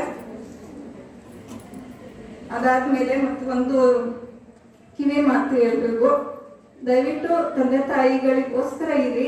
ಬೇರೆ ಯಾರು ನಿಮ್ಗೆ ಇವತ್ತು ಬರ್ಬೋದು, ನೆಕ್ಸ್ಟ್ ಇನ್ನೊಂದು ದಿನ ಇರೋದಿಲ್ಲ, ಕೊನೆವರೆಗೂ ಆಗೋದು ನಿಮ್ಮ ತಂದೆ ತಾಯಿ ಮಾತ್ರ. ನಿಮಗೆ ಲಾಸ್ ಈಗೆಲ್ಲ ಕೈಯಲ್ಲೇ ಮೊಬೈಲು, ಗೂಗಲ್ ಇರೋದ್ರಿಂದ ನೀವು ಏನ್ ಬೇಕಾದ್ರೂ ಸರ್ಚ್ ಮಾಡಿ ತಿಳ್ಕೊಳ್ಳೋಷ್ಟು ಕೆಪಾಸಿಟಿ ಗ್ರಾಜುಯೇಟ್ ಲೆವೆಲ್ ಅಲ್ಲಿ ನಿಮಗಿದೆ. ಈಗ ಹೆಚ್ಚು ಕಾನೂನನ್ನು ಹೇಳ್ತವ್ರು ನಿಮ್ಗೆ ಆಲ್ರೆಡಿ ಎಲ್ರಿಗೂ ಬೋರ್ ಆಗ್ತಾ ಐತಿ. ಹೆಚ್ಚು ಕಾನೂನನ್ನ ಈಗ ನಿಮಗೆ ಏನು ಬೇಕಲ್ಲ, ನಿಮಗೆ ಈಗ ನಾವು ಹೇಳೋದು ಅಷ್ಟೇ ಅಲ್ಲದೆ ಇನ್ನೂ ಕೆಲವೊಂದು ವಿಷಯಗಳು ನಿಮ್ ಜೀವನದಲ್ಲಿ ನಡೀಬಹುದು. ಅದು ಇಲ್ಲಿ ಮಾತಾಡೋ ಇದ್ರಲ್ಲಿ ಬರದೇ ಇರಬಹುದು. ಅಂತವೆಲ್ಲ ನಿಮಗೆ ಬಂದಾಗ ನಿಮ್ಮ ಜೀವನದಲ್ಲಿ ದಯವಿಟ್ಟು ನಿಮ್ಮ ಗೂಗಲ್ ಈಗ ಫುಲ್ ಪ್ರೊವೈಡ್ ಮಾಡುತ್ತೆ ನಿಮ್ಮ ನಾಲೆಡ್ಜನ್ನ. ತಿಳ್ಕೊಳ್ತೀವಿ ಅಲ್ಲಿಗೆ ಹೋಗಿ ನಿಮ್ಮ ಸುತ್ತಮುತ್ತ ನಡೆಯುವಂತ ಅಪರಾಧಗಳು ಏನಾದ್ರೂ ನಿಮಗೆ ಇದು ಸರಿಯಲ್ಲ, ಈ ತರ ಇರ್ಬಾರ್ದಲ್ಲ ಅಂತ ಅನಿಸ್ತು ಅಂತ ಹೇಳಿದ್ರೆ ಗೊತ್ತದ ಚೆಕ್ ಮಾಡ್ಕೊಂಡ್ರಿ, ಅದ್ರ ಪ್ರಕಾರ ನಡೀರಿ. ಆಮೇಲೆ ಕಾನೂನನ್ನ ತಿಳ್ಕೊಳ್ರಿ, ಆದ್ರೆ ಅದನ್ನ ದುರ್ಬಳಕೆ ಮಾಡ್ಕೋಬೇಡ್ರಿ. ಇತ್ತೀಚೆಗೆ ಬಹಳ ದುರ್ಬಳಕೆಗಳಾಗಿ ಹೆಣ್ಮಕ್ಳು ಪರವಾಗಿ ಕಾನೂನು ಅದಾವು ಅಂತ ಹೇಳಿ ಗಂಡ್ಮಕ್ಳ ವಿರುದ್ಧ ಸುಮ್ಮನೆ ಕೇಸ್ ಹಾಕುವಂತ ಪ್ರಕ್ರಿಯೆಗಳು ಜಾಸ್ತಿ ಆಗ್ತಾ ಇದಾವು. ಈಗ ಆ ಥರ ಏನಾದ್ರು ನೀವು ಸುಳ್ಳು ಕೇಸ್ ಹಾಕಿದ್ವಿ ಅಂದ್ರೆ ನಿಮ್ಮ ವಿರುದ್ಧನೂ ಕ್ರಮ ತೆಗೆದುಕೊಳ್ಳೋದಕ್ಕೆ ಅದರೊಳಗಡೆ ಅವಕಾಶಗಳಿದಾವು. ಈಗ ಹೊಸದಾಗಿ 2024 ಜುಲೈ 1ನೇ ತಾರೀಕಿಂದ ನಮಗೆ ಇಂಡಿಯಾದೊಳಗಡೆ ಎಲ್ಲ ಹೊಸ ಕ್ರಿಮಿನಲ್ ಲಾಸ್ ಬಂದವು. ಅದರೊಳಗಡೆ BNS ಅಂತ ಭಾರತೀಯ ನ್ಯಾಯ ಸಂಹಿತೆ ಅದು IPC ರಿಪ್ಲೇಸ್ ಮಾಡ್ತು. ಅದರೊಳಗಡೆ ಸೆಕ್ಷನ್ 69 ಸೇರಿಸಿದ್ದಾರೆ. ಅದರೊಳಗಡೆ ಹೇಳೋದು, ನಿಮ್ಮ ವರ್ಕ್ ಪ್ಲೇಸ್ ಒಳಗಡೆ ಎಂಪ್ಲಾಯ್ಮೆಂಟ್ ಇರುವಂತ ವುಮೆನ್ಸ್ಗೆ ಅಥವಾ ಜನರಲ್ ಆಗಿರುವಂತ ಹೆಣ್ಮಕ್ಳಿಗೆ ಮದುವೆ ಆಗ್ತೀನಿ ಅಂತ ಫಾಲ್ಸ್ ಪ್ರಾಮಿಸ್ ಮಾಡಿ, ಸುಳ್ಳು ಪ್ರಮಾಣ ಮಾಡಿ ಅವಳ ಜೊತೆಗೆ ಸಲಿಗೆಯಿಂದ ಇದ್ದು ಆಮೇಲೆ ಮದುವೆ ಆಗಲ್ಲ ಅಂತ ಮೋಸ ಮಾಡೋದ್ರಿಂದ ಅವ್ರಿಗೆ ತುಂಬಾ 10 ವರ್ಷ ಜೈಲು ಶಿಕ್ಷೆ ಮತ್ತೆ ದಂಡ ಇದೆ. ಆ ಥರ ನಿಮ್ಮ ಸುತ್ತಮುತ್ತ ಯಾರಾದ್ರೂ ಹೆಣ್ಮಕ್ಳಿಗೆ ಆಗಿದ್ರೆ ಕಾನೂನಿನ ನೆರವನ್ನ ತಗೊಳ್ರಿ. ಅಂತ ಅಪರಾಧಿಗಳ ವಿರುದ್ಧ ಶಿಕ್ಷೆಗೆ ಮುಂದಾಗ್ರಿ, ಅವ್ರಿಗೆ ಶಿಕ್ಷೆ ಕೊಡಿಸೋದಕ್ಕೆ ಮುಂದಾಗ್ರಿ. ಆಮೇಲೆ ಏನಾದ್ರೂ ನೀವು ಯಾವ್ದಾದ್ರು ಒಂದು ಅಪರಾಧಕ್ಕೆ ವಿಟ್ನೆಸ್ ಆಗಿದ್ರಿ ಅಂತ ಹೇಳಿದ್ರೆ ದಯವಿಟ್ಟು ಕೋರ್ಟ್ಗೆ ಸಾಕ್ಷಿ ಹೇಳ್ರಿ. ಯಾಕಂದ್ರೆ ಈಗ ನಾವು ಹೇಳೋದ್ರಿಂದ ನಮ್ಮ ಮೇಲೆ ಇಲ್ಲ ಆಮೇಲೆ ಜಿದ್ದಿಗೆ ಬೀಳ್ತಾರೇನೋ, ನಮ್ಮ ವಿರುದ್ಧ ಇಲ್ಲ ಬರ್ತಾರೆ ಅಂತ ಬೇಡ. ಯಾಕಂದ್ರೆ ಈಗ ಎಲ್ಲ ಕಾನೂನು ಒಳಗಡೆ ವಿಟ್ನೆಸ್ಗೂ ಕೂಡ ಕಾಂಪನ್ಸೇಷನ್ ಪ್ರೊಟೆಕ್ಷನ್ ಸ್ಕೀಮ್ಗಳಿದಾವು. ನಿಮಗೂ ಕೂಡ ರಕ್ಷಣೆಗಳಿರ್ತಾವೆ ಸಾಕ್ಷಿ ಹೇಳೋರ್ಗು. ಈ ಎಲ್ಲ ಕಾನೂನುಗಳನ್ನ ಸದ್ಬಳಕೆ ಮಾಡ್ಕೊಳ್ರಿ.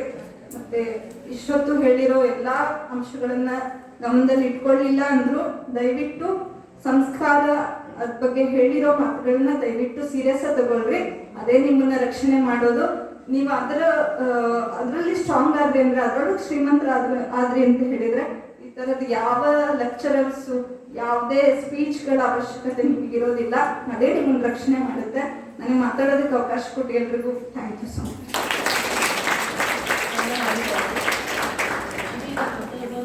ಸಂಪನ್ಮೂಲ ವ್ಯಕ್ತಿಗಳಾದ ಶ್ರೀಮತಿ ಪವಿತ್ರ ಎಂ ಪಾಟೀಲ್, ವಕೀಲರು, ಇವರಲ್ಲಿ ಕೋರಿಕೊಳ್ಳುತ್ತೇವೆ.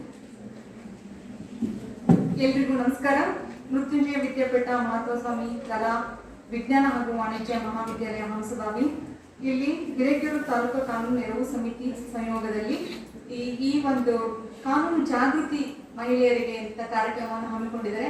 ಈ ಒಂದು ಕಾರ್ಯಕ್ರಮದ ವೇದಿಕೆಯ ಮೇಲೆ ಎಲ್ಲರಿಗೂ ಹಾಸನರಾಗಿರ್ತಕ್ಕಂಥ ಎಲ್ಲ ಗಣ್ಯರಿಗೂ ವಂದಿಸುತ್ತಾ ಹಾಗೂ ಇಲ್ಲಿಯ ಉಪನ್ಯಾಸಕರು ಹಾಗೂ ಬೋಧಕೇತರ ಸಿಬ್ಬಂದಿಗಳಿಗೆ ಹಾಗೂ ಪ್ರೀತಿಯ ವಿದ್ಯಾರ್ಥಿಗಳಿಗೆ ವಂದಿಸುತ್ತಾ ನನ್ನ ಮಾತನ್ನು ಸ್ಟಾರ್ಟ್ ಮಾಡ್ತೀನಿ. ಮೊದಲನೇದಾಗಿ ಇಲ್ಲಿ ನಾನು ಬಂಡಿಮಠ ಸರ್ ಬೇಡಿಕೆ ಮೇಲೆ ಬಂದಿದ್ದೆ. ಆಕ್ಚುಲಿ ನಾನು ಕೂಡ ಈ ವಿದ್ಯಾಸಂಸ್ಥೆಯಲ್ಲಿ ವರ್ಕ್ ಮಾಡ್ತಕ್ಕಂಥ MC ಪಾಟೀಲ್ ಅವರ ಮಿಸಸ್. ಈ ಒಂದು ವಿದ್ಯಾಸಂಸ್ಥೆಯ ಒಂದು ಅನ್ನವನ್ನು ನಾನು ಪ್ರತಿನಿತ್ಯ ಊಟ ಮಾಡ್ತೀನಿ. ಅದಕ್ಕೆ ನಾನು ಇವರ ಬೇಡಿಕೆಯನ್ನ ತಿರಸ್ಕರಿಸಕ್ ಆಗ್ದೇನೆ ನನಗೆ ತಿಳಿದ ಮಟ್ಟಿಗೆ ಸ್ವಲ್ಪ ನಿಮಗೆ ಅರಿವನ್ನು ಮೂಡಿಸೋಣ ಅಂತ ಹೇಳಿ ನಾನಿಲ್ಲಿ ಬಂದಿದ್ದೀನಿ. ಮೊದಲನೇದಾಗಿ ಮಹಿಳಾ ದೌರ್ಜನ್ಯ ಅಂತ ಅಂದ್ರೆ ಏನು ಅನ್ನೋದು ಗೊತ್ತಾಗಬೇಕು. ಮಹಿಳೆಯ ಮನಸ್ಥಿತಿಯನ್ನ ಅರಿಯದೆ ಅವರಿಗೆ ದೈಹಿಕವಾಗಿ ಮಾನಸಿಕವಾಗಿ ಹಿಂಸಿಸುವಂತದನ್ನೇ ಮಹಿಳಾ ದೌರ್ಜನ್ಯ ಅಂತ ಕರಿತೀವಿ. ಈಗ ಲಾ ಆಸ್ಪೆಕ್ಟ್ ಎಲ್ಲ ಹೇಳಿದ್ದಾರೆ ನಮ್ಮ ಸೀನಿಯರ್ಸ್ಗಳು ಆಗಿರ್ಬೋದು, ಹಾಗೆ ಮೇಡಮ್ ಆಗಿರ್ಬೋದು. ನಿಮ್ಮ ಪ್ರಾಥಮಿಕ ನುಡಿಯಲ್ಲೂ ಕೂಡ ಬಹಳಷ್ಟು ಈಗ ಆಲ್ರೆಡಿ ಮಾಹಿತಿ ಬಂದಿದೆ. ನಾನು ಜನರಲಿ ಹೇಳ್ತೀನಿ, ಈಗ ಯಾಕಂದ್ರೆ ಈಗೆಲ್ಲ ಅಡಿಗೆ ಮಾಡಿ ಬಡಿಸಿದ್ದಾರೆ.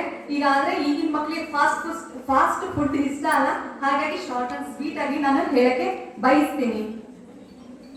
ಈ ಪೆಣ್ಣೆಂದೇಕೆ ಬಿಣ್ಣುಗಳೆವರು, ಕಣ್ಣು ಕಾಣದ ಗಾವಿಲರು, ಪೆಣ್ಣಲ್ಲವೇ ನಮ್ಮನ್ನೆಲ್ಲ ಪಡೆದವಳು, ಪೆಣ್ಣಲ್ಲವೇ ನಮ್ಮನ್ನೆಲ್ಲ ಪಡೆದವಳು. ಈಗ ಹೆಣ್ಣು ಅಂತ ತಿರಸ್ಕಾರ ಮಾಡಂತ ಮನಸ್ಥಿತಿ ಯಾಕೆ? ಯಾಕಂದ್ರೆ ಈ ಭೂಮಿ ಮೇಲೆ ಬರ್ಲಿಕ್ಕೆ ಕಾರಣನೇ ಆ ಹೆಣ್ಣು, ನೀವೆಲ್ಲ. ಹಾಗೆ ನಿಮ್ಮನ್ನು ಸಾಕ್ತಾ ಇರೋಳು ಕೂಡ ಹೆಣ್ಣು. ಇವನ್ನು ನಾವು ನಿಂತಿರೋದು ಕೂಡ ಭೂಮಿ ತಾಯಿ, ಅವಳು ಕೂಡ ಒಂದು ಹೆಣ್ಣು. ಹಾಗಾಗಿ ಹೆಣ್ಣಿಗೆ ತುಂಬಾ ಗೌರವಿತವಾದ ಸ್ಥಾನ ಇದೆ ಅಂತೇಳಿ. ಹಾಗೆ ಎತ್ರ ನಾರಸ್ತು ಪೂಜೆಯಂತೆ ರಮಂತೆ ತತ್ರ ದೇವತಾ.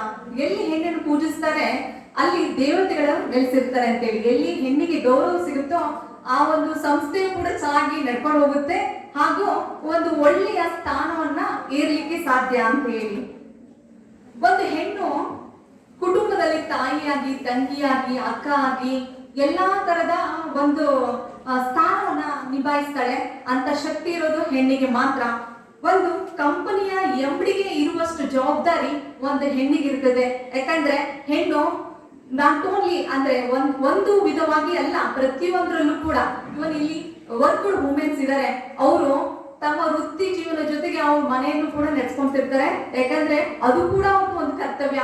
ಮನೆಗೆ ಯಾವುದೇ ತರ ತೊಂದರೆ ಆಗ್ಬಾರ್ದು. ಅಲ್ಲಿ ಏಜ್ ಓಲ್ಡರ್ಸ್ ಇರ್ತಾರೆ ಅಥವಾ ಅವರ ಮನೆಯವ್ರು ಇರ್ಬೋದು, ಮಕ್ಕಳಾಗಿರ್ಬೋದು, ಪ್ರತಿಯೊಬ್ಬರು ಬೇಕು ಬೇಡಿಗಳನ್ನೆಲ್ಲ ಈಡೇರಿಸಿ ಮತ್ತೆ ಅವ್ರ ಕರ್ತವ್ಯಕ್ಕೆ ಅವ್ರು ಹಾಜರಾಗ್ತಾರೆ. ಹಾಗಾಗಿ ನಾವೆಲ್ಲ ಹೆಮ್ಮೆ ಪಡ್ಬೇಕು ಮಹಿಳೆಯರು ಅಂತ ಅನ್ನೋ ಕಾರಣನ. ನೆಕ್ಸ್ಟ್ ಹಾಗೆ ಈ 18ನೇ ಶತಮಾನದಲ್ಲಿ ಕೇರಳದ ಟ್ರಾವಂಕೂರ್ ಅಂತಕ್ಕಂಥ ರಾಜ ಇದ್ದ.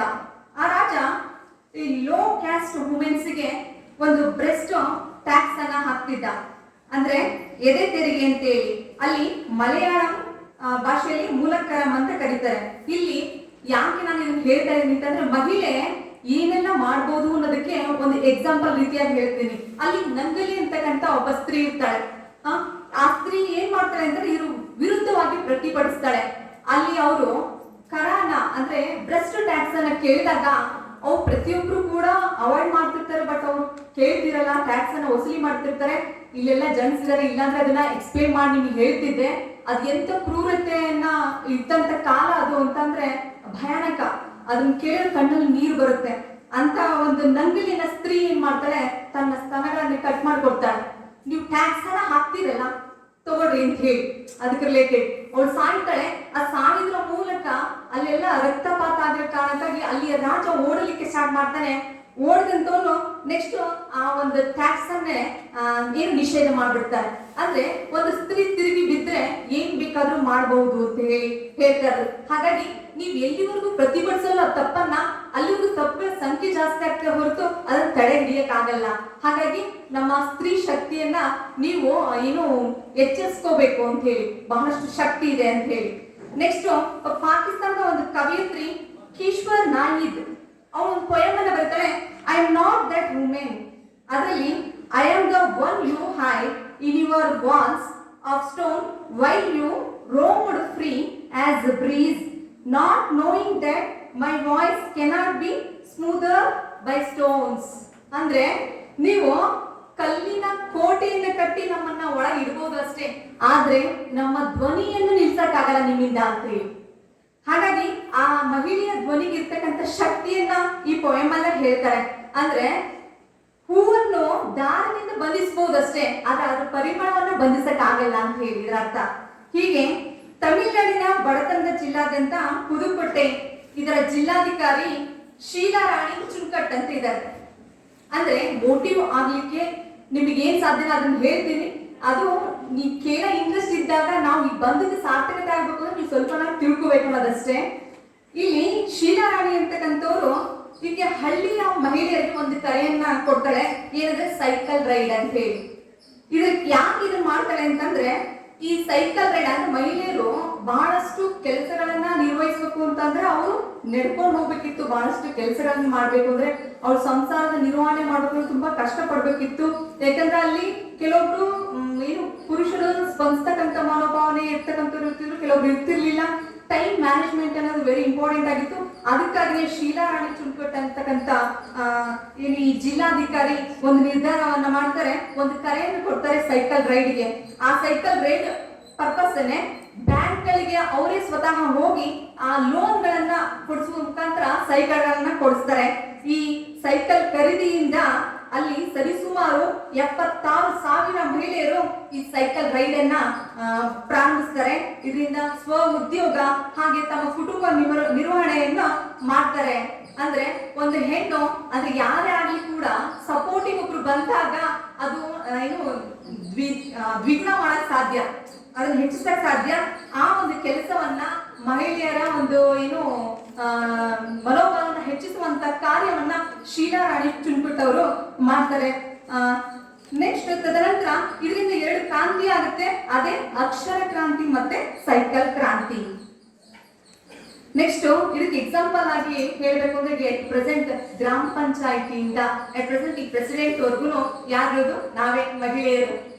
ದ್ರೌಪದಿ ಮುರ್ಮು ವರ್ಗು ಪಂಚಾಯತಿಯಿಂದ ಅಷ್ಟೇ ಅಲ್ಲ, ನಮ್ಮ ಏನು ಈ ಹಾವೇರಿ ಜಿಲ್ಲೆಯನ್ನ SP ಆಗಿರ್ತಕ್ಕಂಥ ಯಶೋಧ ಒಂಟುಗುಡೆ ಅವರು ಇರ್ಬೋದು, ನಮ್ಮ ಹಿರೇಕೆರೂರು ಇರ್ತಕ್ಕಂಥ ತಹಶೀಲ್ದಾರ್ ರೇಣುಕಾ ಅಂತಕ್ಕಂಥ ಮೇಡಮ್ ಅವ್ರು ಇರ್ಬೋದು. ಅಷ್ಟೇ ಅಲ್ಲ, ನಮ್ಮ ಹಿರೇಕೆರೂರು ನ್ಯಾಯಾಲಯದಲ್ಲಿ ಇರ್ತಕ್ಕಂಥ ತ್ರಿಮೂರ್ತಿಗಳು ಮಹಿಳೆಯರೇ. ಹಾಗೆ ನಮ್ಮ ಬಾರಕ್ಷಣ ಅಧ್ಯಕ್ಷರು ಕೂಡ ಮಹಿಳೆಯರು. ಇದು ಒಂದು ಒಳ್ಳೆಯ ವಿಷಯ. ಅಂದ್ರೆ ಈಗ ಬದಲಾವಣೆ ಆಗ್ತಾ ಐತಿ, ಈ ಬದಲಾವಣೆಯನ್ನ ಕುಗ್ಗಲಿಕ್ಕೆ ಬಿಡಬಾರ್ದು ಅಂತ ಹೇಳಿ ಅಷ್ಟೇ. ಇದನ್ನ ನಾವು ಮುಂದುವರಿಸ್ಕೊಂಡು ಹೋಗ್ಬೇಕು. ಈ ಎಲ್ಲಾ ಸ್ಥಾನಗಳನ್ನು ಕೂಡ ನಾವು ಇರ್ಬೇಕು. ಹಾಗೆ ಕಾನೂನಿನ ಅರಿವಿನ ಜೊತೆಗೆ ನಾವು ಸಾಧನೆಯನ್ನ ಮಾಡ್ಬೇಕು ಅಂತ ಹೇಳಿ. ಎಕ್ಸಾಂಪಲ್ ಆಗಿ ಅದೇ ಹೇಳೋದಾದ್ರೆ ಟಾಯ್ಲೆಟ್ ಟು ಪೈಲಟ್ ಅಂತ ಹೇಳಿ ಎಲ್ಲದರಲ್ಲೂ ನಾವಿದ್ದೀವಿ. ನೆಕ್ಸ್ಟ್ ಹಾಗೆ ಈಗ ಇನ್ನೂ ಇದರಲ್ಲಿ ಹೇಳ್ಬೇಕು ಅಂತಂದ್ರೆ, ಈಗ ಹೀರೋಯಿನ್ ಅಂದ್ರೆ ಹೇಗೆ ಒಂದು ಹೆಣ್ಣು ಗಂಡಿನ ಸ್ಥಾನವನ್ನ ತುಂಬುತ್ತಾಳೆ ಅನ್ನೋದಕ್ಕೆ ಹೀರೋಯಿನ್ ಅಂತ ಪದ ಇದೆ, HEROIN. ಆದ್ರೆ ಅಲ್ಲಿ ಹೀರೋ HERO ಅನ್ನೋದು ಹೀರೋ ಅಂದ್ರೆ ಅಲ್ಲಿ ಕೂಡ ಹೀರೋಯಿನ್ ಇದ್ದಾಳೆ ಅಂತಂದ್ರೆ ಅಲ್ಲಿ ಆ ಪಾತ್ರವನ್ನ ನಿರ್ವಹಿಸ್ತಾಳೆ, ಹೀರೋ ಪಾತ್ರವನ್ನು ಕೂಡ ನಿರ್ವಹಿಸ್ತಾಳೆ ಅಂತ ಹೇಳಿ. ನೆಕ್ಸ್ಟ್ ಫೀಮೇಲ್ FEMALE ಮೇಲ್, ಅಲ್ಲಿ ಕೂಡ ಮೇಲ್ ಇದೆ. ಅಂದ್ರೆ ಒಂದು ಗಂಡಿನ ಯಶಸ್ಸಿನ ಹಿಂದೆ ಹೆಣ್ಣು ಹೇಗಿರ್ತಾಳೋ ಹಾಗೆ ಒಂದು ಎಕ್ಸಾಂಪಲ್ ಆಗಿ ಹೇಳ್ಬೇಕು ಅಂದ್ರೆ, ಈಗ ನೋಡಿ ಬಹಳಷ್ಟು ನಿಮಗೆ ಹತ್ತಿರ ಕೆಲವೊಂದು ಕುಟುಂಬಗಳಿರ್ಬೋದು, ಅಲ್ಲಿ ಮೇನ್ ಮೂಲ ಪುರುಷ ತಿಳ್ಕೊಂಡಿರ್ತಾನೆ, ಮಹಿಳೆ ನಿಭಾಯಿಸ್ತಿರ್ತಾಳೆ. ಈಗ ಎಕ್ಸಾಂಪಲ್ ಆಗಿ ಹೇಳ್ಬೇಕು ಅಂದ್ರೆ, ಈಗ ಮಕ್ಕಳಿಗೆ ತಂದೆ ಇಲ್ಲದ್ರೂ ಜೀವನವನ್ನ ಸಾಗಿಸ್ಬೋದು. ಅಂದ್ರೆ ಅಂತ ತಾಕತ್ತು ಹೆಣ್ಣಿಗಿದೆ. ಆದ್ರೆ ಹೆಣ್ಣಿಲ್ದೇ ಇದ್ರೆ ಆ ವ್ಯಕ್ತಿ ತಂದೆ ಒಂದು ಕುಟುಂಬವನ್ನ ನಿರ್ವಹಣೆ ಮಾಡ್ಲಿಕ್ಕೆ ಪರಿಪೂರ್ಣ ಆಗ್ಲಾರ್ದು ಅನ್ನೋದು ಒಂದು ನನ್ನ ಅಭಿಪ್ರಾಯ. ಹೌದಾ? ಹಾಗೆ ನಿಮ್ಗೆಲ್ಲ ಇನ್ನೊಂದು ಹೇಳ್ಬೇಕು ಅಂದ್ರೆ, ಮಹಿಳಾ ದೌರ್ಜನ್ಯಕ್ಕೆ ಕಾರಣ ಏನಪ್ಪಾ ಅದು ಕೂಡ ಇಂಪಾರ್ಟೆಂಟ್. ಹೆಚ್ಚಿನ ಮಹಿಳೆಯರಿಗೆ ತಮ್ಮ ರಕ್ಷಣೆಯ ಬಗ್ಗೆ ಇರುವ ಕಾನೂನುಗಳ ಅರಿವಿಲ್ಲ. ಕಾನೂನುಗಳು ಅರಿವಿದ್ದಾಗ ಮಾತ್ರ ಅವಳು ಇನ್ನಷ್ಟು ಸಾಧನೆ ಮಾಡ್ಲಿಕ್ಕೆ ಅಥವಾ ಕೆಲವೊಂದರಿಂದ ಹೊರಗೆ ಬರ್ಲಿಕ್ಕೆ ಅಥವಾ ಕೆಲವೊಂದನ್ನ ನಿಕೃಷ್ಟವಾಗಿ ಎದುರಿಸಲಿಕ್ಕೆ ಸಾಧ್ಯ. ಹಾಗಾಗಿ ಕಾನೂನು ಅರಿವಿದ್ದಾಗ ಅವಳು ಎಲ್ಲವನ್ನು ನಿಭಾಯಿಸ್ತಾಳೆ. ಅದಕ್ಕೋಸ್ಕರನೇ ಈಗಿನ ಕಾನೂನುಗಳು ಹೆಣ್ಣು ಮಕ್ಕಳಿಗೆ ಅರಿವನ್ನು ಮೂಡಿಸೋ ಸಲುವಾಗನೆ ಈಗ ಪ್ರತಿ ವರ್ಷ ಈ ತರದ ಕಾರ್ಯಕ್ರಮಗಳನ್ನ ಅದರಲ್ಲೂ ಕಾಲೇಜು ವಿಭಾಗದಲ್ಲಿ ಮಾಡ್ಬೇಕು ಅಂತಾನೆ ಹಮ್ಮಿಕೊಂಡಿದ್ದಾರೆ. ದೌರ್ಜನ್ಯಕ್ಕೆ ಒಳಗಾದ ಮಹಿಳೆಯರು ದೂರು ನೀಡುತ್ತಿಲ್ಲ ಮತ್ತು ನೀಡಿದರೂ ಪರಿಹಾರ ದೊರೆಯುವ ನಂಬಿಕೆ ಇಲ್ಲ. ಫಸ್ಟ್ ಆಫ್ ಆಲ್ ದೂರೇ ನೀಡಲ್ಲ. ಮತ್ತೆ ಪೊಲೀಸ್ ಸ್ಟೇಷನ್ಗೆ ಹೋಗ್ಬೇಕು, ಅಲ್ಲಿ ದೂರು ಕೊಡ್ಬೇಕು, ಮತ್ತೇನೇನ್ ಕೇಳ್ತಾರೋ ಏನೋ ಅಂತ. ನೀವ್ ಅದನ್ನ ದೂರು ನೀಡದೇ ಇದ್ರೆ ನಿಮಗೆ ಅದಕ್ಕೆ ಅನ್ಯಾಯಕ್ಕೆ ಪರಿಹಾರ ಸಿಗೋದು ಹೇಗೆ? ಅದು ಮುಚ್ಚಾಗ್ತಾ ಹೋದಂಗೆ ಆತರ ಕೆಲಸಗಳು ಹೆಚ್ಚಾಗ್ತೇ ಹೊರತು ಅದನ್ನ ಕಂಟ್ರೋಲ್ ಮಾಡಕ್ ಸಾಧ್ಯ ಇಲ್ಲ, ಕಡಿಮೆ ಮಾಡಕ್ ಆಗಲ್ಲ. ನೆಕ್ಸ್ಟ್ ಪುರುಷ ಪ್ರಧಾನ ಸಮಾಜದಲ್ಲಿ ಮಹಿಳೆ ಅಲ್ಪಸಂಖ್ಯಾತರಿದ್ದಾರೆ. ಭಾವನಾತ್ಮಕವಾಗಿ ಸೂಕ್ಷ್ಮವಾಗಿರುವುದು ಒಂದು ಕಾರಣ. ಅಂದ್ರೆ ನಮ್ಮ ಹೆಣ್ಮಕ್ಳು ಸೂಕ್ಷ್ಮ ಅಂತ ಅದು ಕೂಡ ಒಂದು ಕಾರಣ. ಸುಮ್ಮನೆ ಏನಕ್ಕೆ ಬೇಕಪ್ಪ ನಮಗೆ ಇಲ್ಲ ಬರೋದು ಸಾಧ್ಯ ಅಂತೇಳಿ ನೀವಾಗಿ ಅವರ ತಂಟೆಗೆ ಹೋಗೋದ್ ಬೇಡ. ಅವರಾಗಿ ನೀವು ನಿಮ್ಮ ತಂಟೆಗೆ ಬಂದಾಗ ನೀವು ಸುಮ್ಮನೆ ಇರಬಾರ್ದು ಅಂತೇಳಿ ಅಷ್ಟೇ. ನೆಕ್ಸ್ಟ್ ದೈಹಿಕ ದೌರ್ಜನ್ಯಗಳು ಸಾಮಾನ್ಯ ಎಂಬಂತೆ ಮನಸ್ಥಿತಿ ಹಿಂದೆಲ್ಲೇ ಇತ್ತಲ್ಲ, ಎಷ್ಟು ಹೊಡೆದ್ರು ಬಡಿದ್ರು ನಮ್ಮನೆಯವರಲ್ಲ ಅಂತ. ಇದಕ್ಕೆ ಎಕ್ಸಾಂಪಲ್ ಆಗಿ ಒಂದು ಹೇಳ್ಬೇಕು ಅಂದ್ರೆ, ಹೆಣ್ಣು ಎಷ್ಟು ಸಹನ ಮತ್ತೆ ತ್ಯಾಗ ಮೂರ್ತಿ ಅಂತಂದ್ರೆ, ತನ್ನ ಗಂಡ ಕುಡ್ಕೊಂಡ್ ಬಂದ್ರು ಲೇಟ್ ಆಗಿ ಬರ್ತಾನೆ, ಮಿಡ್ ನೈಟ್ 12 ಗಂಟೆಗೆ, ಆದ್ರೂ ಕೂಡ ಊಟ ಮಾಡದೆ ಕಾಯ್ಕೊಂಡಿರ್ತಾಳೆ. ಅಷ್ಟೇ ಅಲ್ಲ, ತನ್ನ ಮನೆ ಬಾಗಿಲು ತಟ್ಟ ಬಂದು ಪಕ್ಕದ ಮನೆ ಬಾಗಿಲು ತಟ್ಟಿದ್ರು ಹೋಗಿ ಕರ್ಕೊಂಬರಂತ ಪೇಷನ್ಸ್ ನಮ್ಮ ಹೆಣ್ಮಕ್ಳಿಗಿದೆ ಅಂತ ತ್ಯಾಗ ಮತ್ತು ಸಹಾನುಭೂತಿ ನಾವು ಮಹಿಳೆಯರು ಅಂತ ಹೇಳಿ. ಇದಕ್ಕಾಗಿ ನಮ್ಮ ಕಾನೂನು ಸೇವಾ ಪ್ರಾಧಿಕಾರ ಅಂತಕ್ಕಂಥದ್ದು ಈ ಬಾಲ್ಯ ವಿವಾಹವನ್ನ ತಡೆಗಟ್ಟುವ ಸಲುವಾಗಿ 13 ರಿಂದ 15 ವರ್ಷದೊಳಗಿನ ಅಪ್ರಾಪ್ತ ವಯಸ್ಕರು ಅಂದ್ರೆ ಈ ವಯಸ್ಸಿನ ಮಕ್ಕಳು, ಅಂದ್ರೆ ಈ ಹರಿಹರದ ವಯಸ್ಸಿನ ಮಕ್ಕಳು ದಾರಿ ತಪ್ಪಂತ ಏಜ್ ಇದು. ಈ ಏಜ್ ಅನ್ನ ದಾಟಿ ಬಂದ್ರೆ ಅವ್ರ ಲೈಫ್ ಅಲ್ಲಿ ಒಳ್ಳೆ ಸಕ್ಸಸ್ ಆಗ್ತಾರೆ. ಯಾಕಂದ್ರೆ ಕೆಲವೊಂದು ಆಮಿಷಗಳನ್ನು ಒಡ್ಡುವುದರ ಮೂಲಕ ಅವ್ರನ್ನ ದಾರಿ ತಪ್ಪಿಸಿ ಸಮಸ್ಯೆಗಳಿಗೆ ಒಳಗಾದ್ರೆ ಅಂತರ ವಿರುದ್ಧ ಪೋಕ್ಸೋ ಕಾಯ್ದೆ ಅಂಡರ್ ಅವರಿಗೆ ಪನಿಷ್ಮೆಂಟ್ ಅನ್ನ ಕೊಡಿಸಬಹುದು. ನೆಕ್ಸ್ಟ್ ನಮ್ಮ ಈ ಪ್ರಾಧಿಕಾರ ಅಂತಕ್ಕಂಥದ್ದು ವ್ಯಾಜ್ಯ ಮುಕ್ತ ಗ್ರಾಮಕ್ಕಾಗಿಯೇ ಹಲವಾರು ಯೋಜನೆಗಳನ್ನ ತೆಗೆದುಕೊಂಡು ಬಂದೈತಿ. ಹಾಗೆ ಪ್ರಾಧಿಕಾರದ ಇದರಲ್ಲಿ ಟೋಟಲ್ 2700 ವಕೀಲರುಗಳನ್ನ ನೇಮಕ ಮಾಡೋದ್ರ ಮುಖಾಂತರ ಈ ಸಿವಿಲ್ ಕೇಸ್ಗಳಿಗೆ ನ್ಯಾಯ ಒದಗಿಸುವಂತ ಕಾರ್ಯವನ್ನ ನಮ್ಮ ಪ್ರಾಧಿಕಾರ ಮಾಡಿದೆ. ಹಾಗೆ ಈ ಕ್ರಿಮಿನಲ್ ಕೇಸ್ಗೆ ಸಂಬಂಧಪಟ್ಟಂಗೆ ಫುಲ್ ಟೈಮ್ ಆಗಿ 737 ವಕೀಲರುಗಳನ್ನ ನೇಮಕ ಮಾಡಿದೆ. ಇದರಲ್ಲಿ ಈ ಒಂದು ಕೆಲವೊಂದು ಇನ್ಸಿಡೆಂಟ್ ಅಂದ್ರೆ ಏನ್ ಬಾಲ್ಯ ವಿವಾಹ ಇರ್ಬೋದು, ಹೋಗ್ಸೋ ಅಥವಾ ಈ ತರದ ಸಂತ್ರಸ್ತ ಒಳಗಾಗಿರೋರಿಗೆ ನಮ್ಮ ಪ್ರಾಧಿಕಾರದಿಂದ 30 ಕೋಟಿ ರು ಪರಿಹಾರವನ್ನು ಕೂಡ ನೀಡಿದೆ, ಮೀಸಲಿಟ್ಟಿದೆ ಅಂತಾನೆ ಹೇಳ್ಬೋದು. ಹಾಗಾಗಿ ನೀವು ಪ್ರತಿಯೊಂದು ನಿಮಗೆ ಇರ್ತಕ್ಕಂಥ ಕಾನೂನುಗಳನ್ನ ತಿಳ್ಕೊಳ್ರಿ. ಮೊದಲನೇದಾಗಿ ನಮ್ಮ ಈಗ ರೋಜಾ ಮೇಡಮ್ ಅವರು ಹೇಳಿದ್ರು, ಲಾಸ್ಟ್ನೇದಾಗಿ ನೀವು ಹೆಂಗಿರ್ತೀರಾ ಅನ್ನೋದು ಕೂಡ ಫಸ್ಟ್ ಇಂಪಾರ್ಟೆಂಟ್ ಆಗುತ್ತೆ. ಫಸ್ಟ್ ನೀವು ಕರೆಕ್ಟ್ ಆಗಿದ್ದಾಗ ಇಟ್ ಮೀನ್ಸ್ ಯಾವುದೇ ತರದ ರಿಸ್ಟ್ರಿಕ್ಷನ್ಸ್ ಅಂತ ನಿಮ್ಮ ಪೇರೆಂಟ್ಸ್ ಅನ್ನ ಹೇಳೋದನ್ನ ನೀವು ಅರ್ಥ ಮಾಡ್ಕೊಂಡ್ರೆ ಅದನ್ನ ಲಕ್ಷ್ಮಣ ರೇಖೆಯಾಗೆ ತಗೋಬೇಕು. ನಿಮಗೆ ಗೊತ್ತು ಲಕ್ಷ್ಮಣ ರೇಖೆ ದಾಟಿದಕ್ಕೆ ಏನೆಲ್ಲ ಆಯ್ತು ಅಂತ ಹೇಳಿ. ಹಾಗಾಗಿ ಅದನ್ನ ರಿಸ್ಟ್ರಿಕ್ಷನ್ಸ್ ಅಂತ ಅನ್ಕೋಬೇಡ್ರಿ, ನಿಮ್ಮ ಒಳ್ಳೇದಕ್ಕೋಸ್ಕರನೇ ಅವರು ಕೂಡ ಹೇಳ್ತಿರೋದು. ಈಗ ನೀವೇನು ಚಿಕ್ಕವರಲ್ಲ, ಎಲ್ಲ ತಿಳಿದಂತವ್ರು, ಅಂದ್ರೆ ಡಿಗ್ರಿಗೆ ಬಂದಿದ್ದೀರಾ ಅಂತಂದ್ರೆ ನಿಮಗೆ ಬಹಳಷ್ಟು ಏನೋ ಒಂದು ಇದು ಇರುತ್ತೆ, ಅದನ್ನ ಜ್ಞಾನ ಇರುತ್ತೆ, ಅದನ್ನ ಯುಟಿಲೈಸ್ ಮಾಡ್ಕೊಳ್ರಿ, ಸದುಪಯೋಗ ಪಡಿಸ್ಕೊಳ್ರಿ ಅಂತ ಹೇಳ್ತಾ ನನಗೆ ಮಾತಾಡ್ಲಿಕ್ಕೆ ಅವಕಾಶ ಮಾಡ್ಕೊಡೋದಕ್ಕೆ ತುಂಬಾ ಹೃದಯದ ಧನ್ಯವಾದ.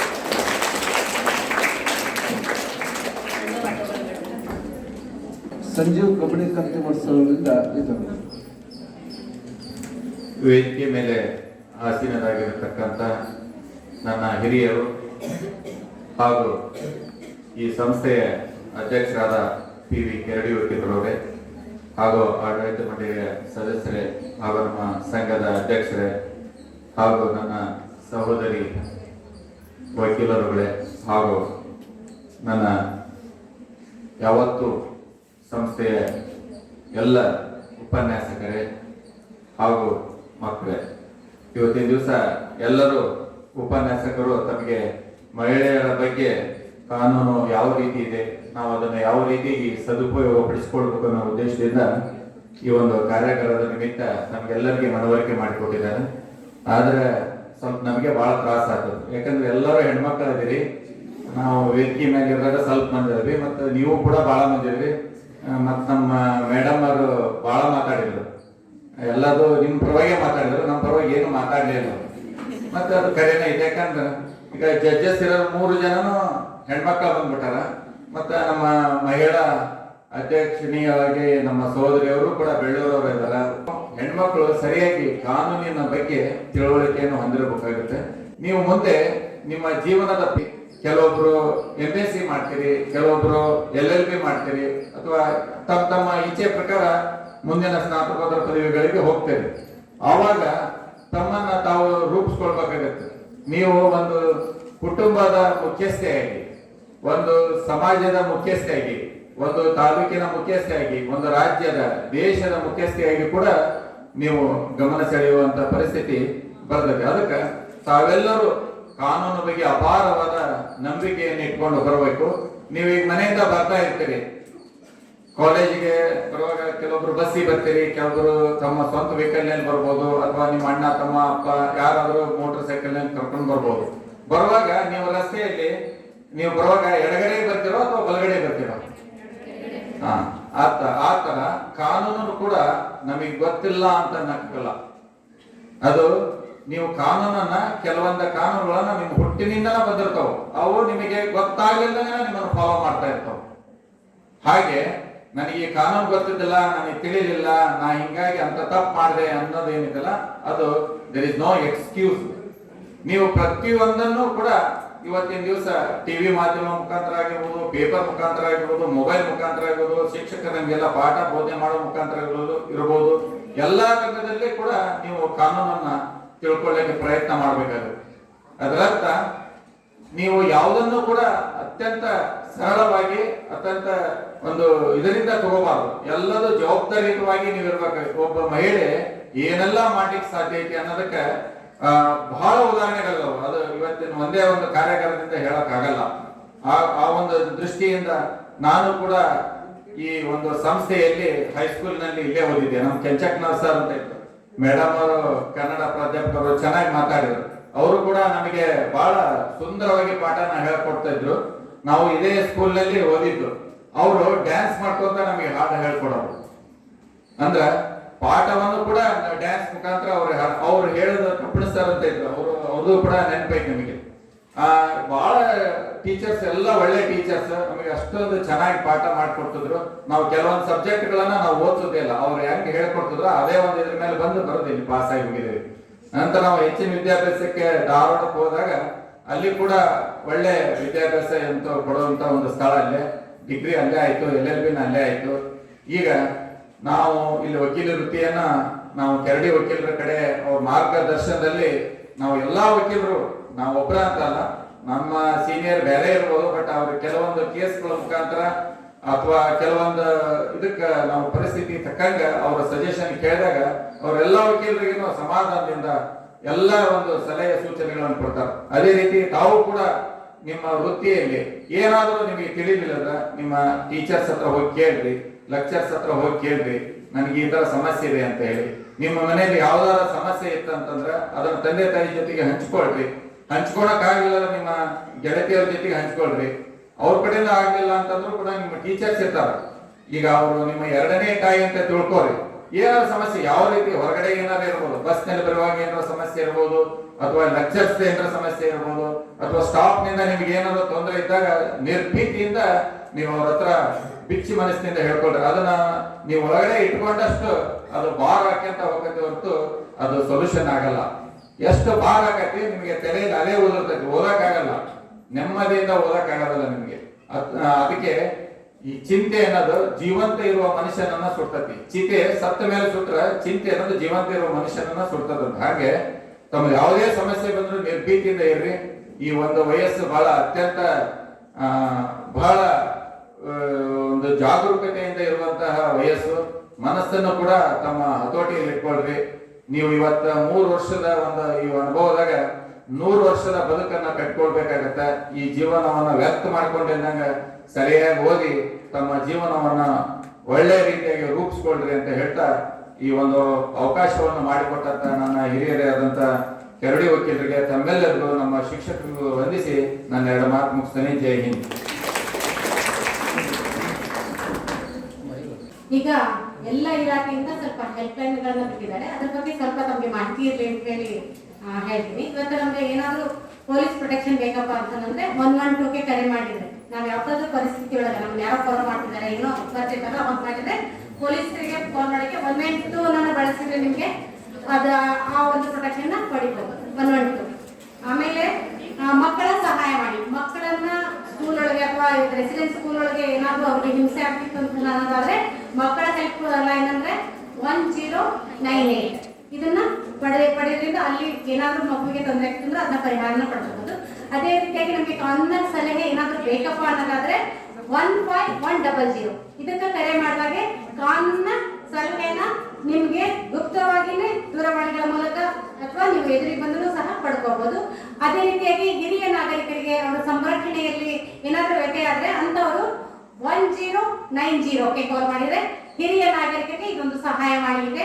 ಅದೇ ರೀತಿಯಾಗಿ ಮಹಿಳಾ ಸಹಾಯವಾಣಿ 181, ಮಹಿಳೆಯರಿಗೆ ಏನಾದ್ರೂ ತೊಂದರೆ ಆದ್ರೆ ಅವರು 181ಗೆ ಕಾಲ್ ಮಾಡಿ ತಮ್ಮ ಆಗಿರುವಂತಹ ಸಮಸ್ಯೆಗಳನ್ನ ಬಗೆಹರಿಸ್ಕೋಬಹುದು.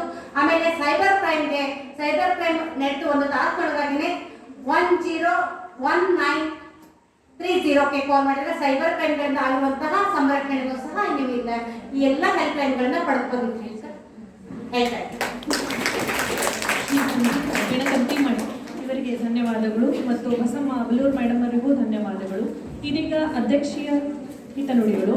ನಮ್ಮೆಲ್ಲರ ಮಾರ್ಗದರ್ಶಕರಾದ ಶ್ರೀ PV ಕೆರಡಿ, ಕಾರ್ಯಾಧ್ಯಕ್ಷರು, ಆಡಳಿತ ಮಂಡಳಿ, ಮೃತ್ಯುಂಜಯ ವಿದ್ಯಾಪೀಠ, ಹಂಸಗಾವಿ ಇವರು ಈ ಕಾರ್ಯಾಗಾರದ ಕುರಿತು ಅಧ್ಯಕ್ಷೀಯ ನುಡಿಗಳನ್ನಾಡಬೇಕೆಂದು ಕೋರಿಕೊಳ್ಳುತ್ತೇವೆ.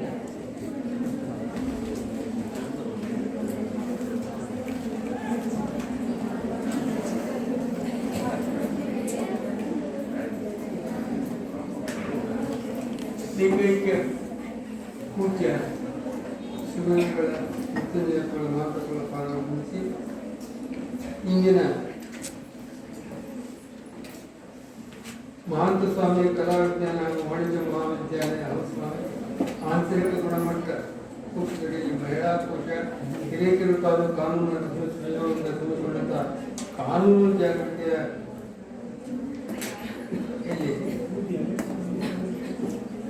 ಮುಖ್ಯ ಅತಿಥಿಯಾಗಿ ಬಂದಂತಹ ನಿರ್ಗಮಿಸಿದಂತಹ ಶ್ರೀಮತಿ ಇಲ್ಲಿ ಆಗಿದ್ದಾಗಿರುವಂಥ HR ಬಡೂರು ರೋಡೆ, ಇತರರಾದ ಕಬ್ಬಳು ಕಷ್ಟಪಟ್ಟು ರೋಡೆ, ಬಸಮ್ಮ ಮಗಳೂರು ರೋಡೆ, SR ಲಿಂಗಾಪುರಿ ರೋಡೆ, ಕುಮಾರಿ ರೋಜಾ ಹಾಗೂ ಪವಿತ್ರ ಮತ್ತೊಂದು ವಿದ್ಯಾಪೀಠದ ಗೌರವ ಸದಸ್ಯರೇ, ಯಾವತ್ತು ಶಿಕ್ಷಕರೇ, ವಿದ್ಯಾರ್ಥಿಗಳು, ಕಾನೂನು ನೆರವು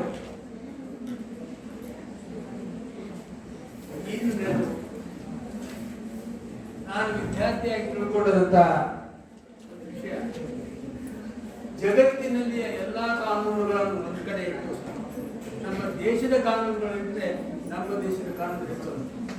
ಇದನ್ನು ಯಾಕೆ ಹೇಳ್ತೀನಿ ಅಂದ್ರೆ, ವಿಪರೀತ ಕಾನೂನುಗಳು ಏನು ಅರಿವು ಕೊಡ್ತಾರೆ ಅವರು, ಯಾವ ವಿಷಯಕ್ಕೆ, ಹಲವಾರು ವಿಷಯಗಳಿಗೆ.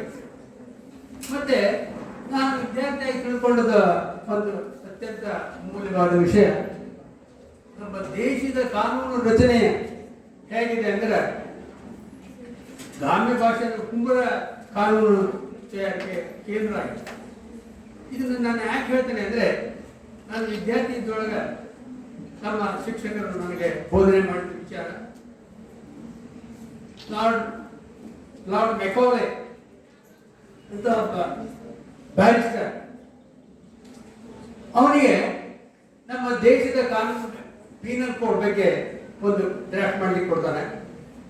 ಅವ ಇಂಡಿಯಾದಾಗ 18 ತಿಂಗಳ ಟೂರ್ ಮಾಡಿ ಕಾನೂನ ರಚನೆ ಮಾಡ್ತಾನೆ. ಬಿಲ್ ಅದ್ರಾಗ there was an exception that the thing which is committed an offense in one transaction, ಯಾರ್ಯಾರು ಕೂಡ್ಸ್ ಮಾಡಿದ್ರೆ ಅಥವಾ ತಿಳಿದ ಮಾಡಿದ್ರೆ, ಇದೆಲ್ಲ ಎಕ್ಸೆಪ್ಷನ್.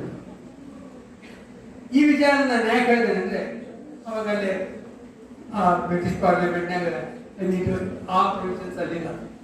ಅವಾಗಲ್ಲೇ ಎಲ್ಲ legal experts what is this nonsense ಹಾಗೆ ಅಂತ ಕಮೆಂಟ್ ಮಾಡಿ ಅವಾಗ ಹೇಳ್ತಾರೆ. ಇಂಡಿಯಾದ ಆರ್ಟ್ ಮಾಡಿ ಇದನ್ನು ಯಾಕೆ ಹೇಳ್ತೇನೆ ಅಂದ್ರೆ, ನಮ್ಮ ಲಾರ್ಡ್ ಮೆಕಾಲೆ ಮಾಡಿದ ಕಾನೂನುಗಳನ್ನು ಒಂದು ಅಕ್ಷರ ತಿದ್ದಲಿಕ್ಕಾಗಿಲ್ಲ. ಅದನ್ನು what was to impress on us was the prepared bill was such a clear and magnanimous. ಒಂದು ಅಕ್ಷರವನ್ನು ಕೇಳಿ ಮಾಡಿದಂತ ನಾನು ವಿದ್ಯಾರ್ಥಿ ಕಾಲ್ತೀನಿ ಅಂದ್ರೆ, ಆ ಒಂದು ಬರೀ ಕಾನೂನು ತಯಾರು ಮಾಡುವ ಕೇಂದ್ರದ ಮಹತ್ವವನ್ನು ಹೇಳ್ತಾ ಇರ್ತೇನೆ. ಈಗ ನಮ್ಮ ದೇಶದಲ್ಲಿ ನೋಡ್ತಾರೆ ಹುಚ್ಚೂರು ಕಾನೂನುಗಳು, ಎಷ್ಟು ಕೆಟ್ಟ ಕಾನೂನು, ಇವ ಬಂದ ಅವನು ಮಾಡ, ಅವ ಬಂದ ಅವನು ತೆಗೆಯೋಲ್ಲ, ಕೊಡೋಲ್ಲ. ಒಂದೇ ಒಂದು ವಿಷಯ ಎಷ್ಟೊಂದು ತಪ್ಪಾಗ್ತದೆ ಅಂದ್ರೆ, ನಮ್ಮ ಸಂಸ್ಥೆ ಬಾಂಬೆ ಪಬ್ಲಿಕ್ ಟ್ರಸ್ಟ್ ಆಕ್ಟ್ ಒಳಗೆ ನೋಂದಾದ ಸಂಸ್ಥೆ, ಅದನ್ನ ರಿಪೀಲ್ ಮಾಡಿದ್ರು. But there are no corresponding provisions in the new act. ನಾನು ಹೋದೆ ರಾಮಾಜೇಶ್ ಅಂತ ಹೇಳಿ,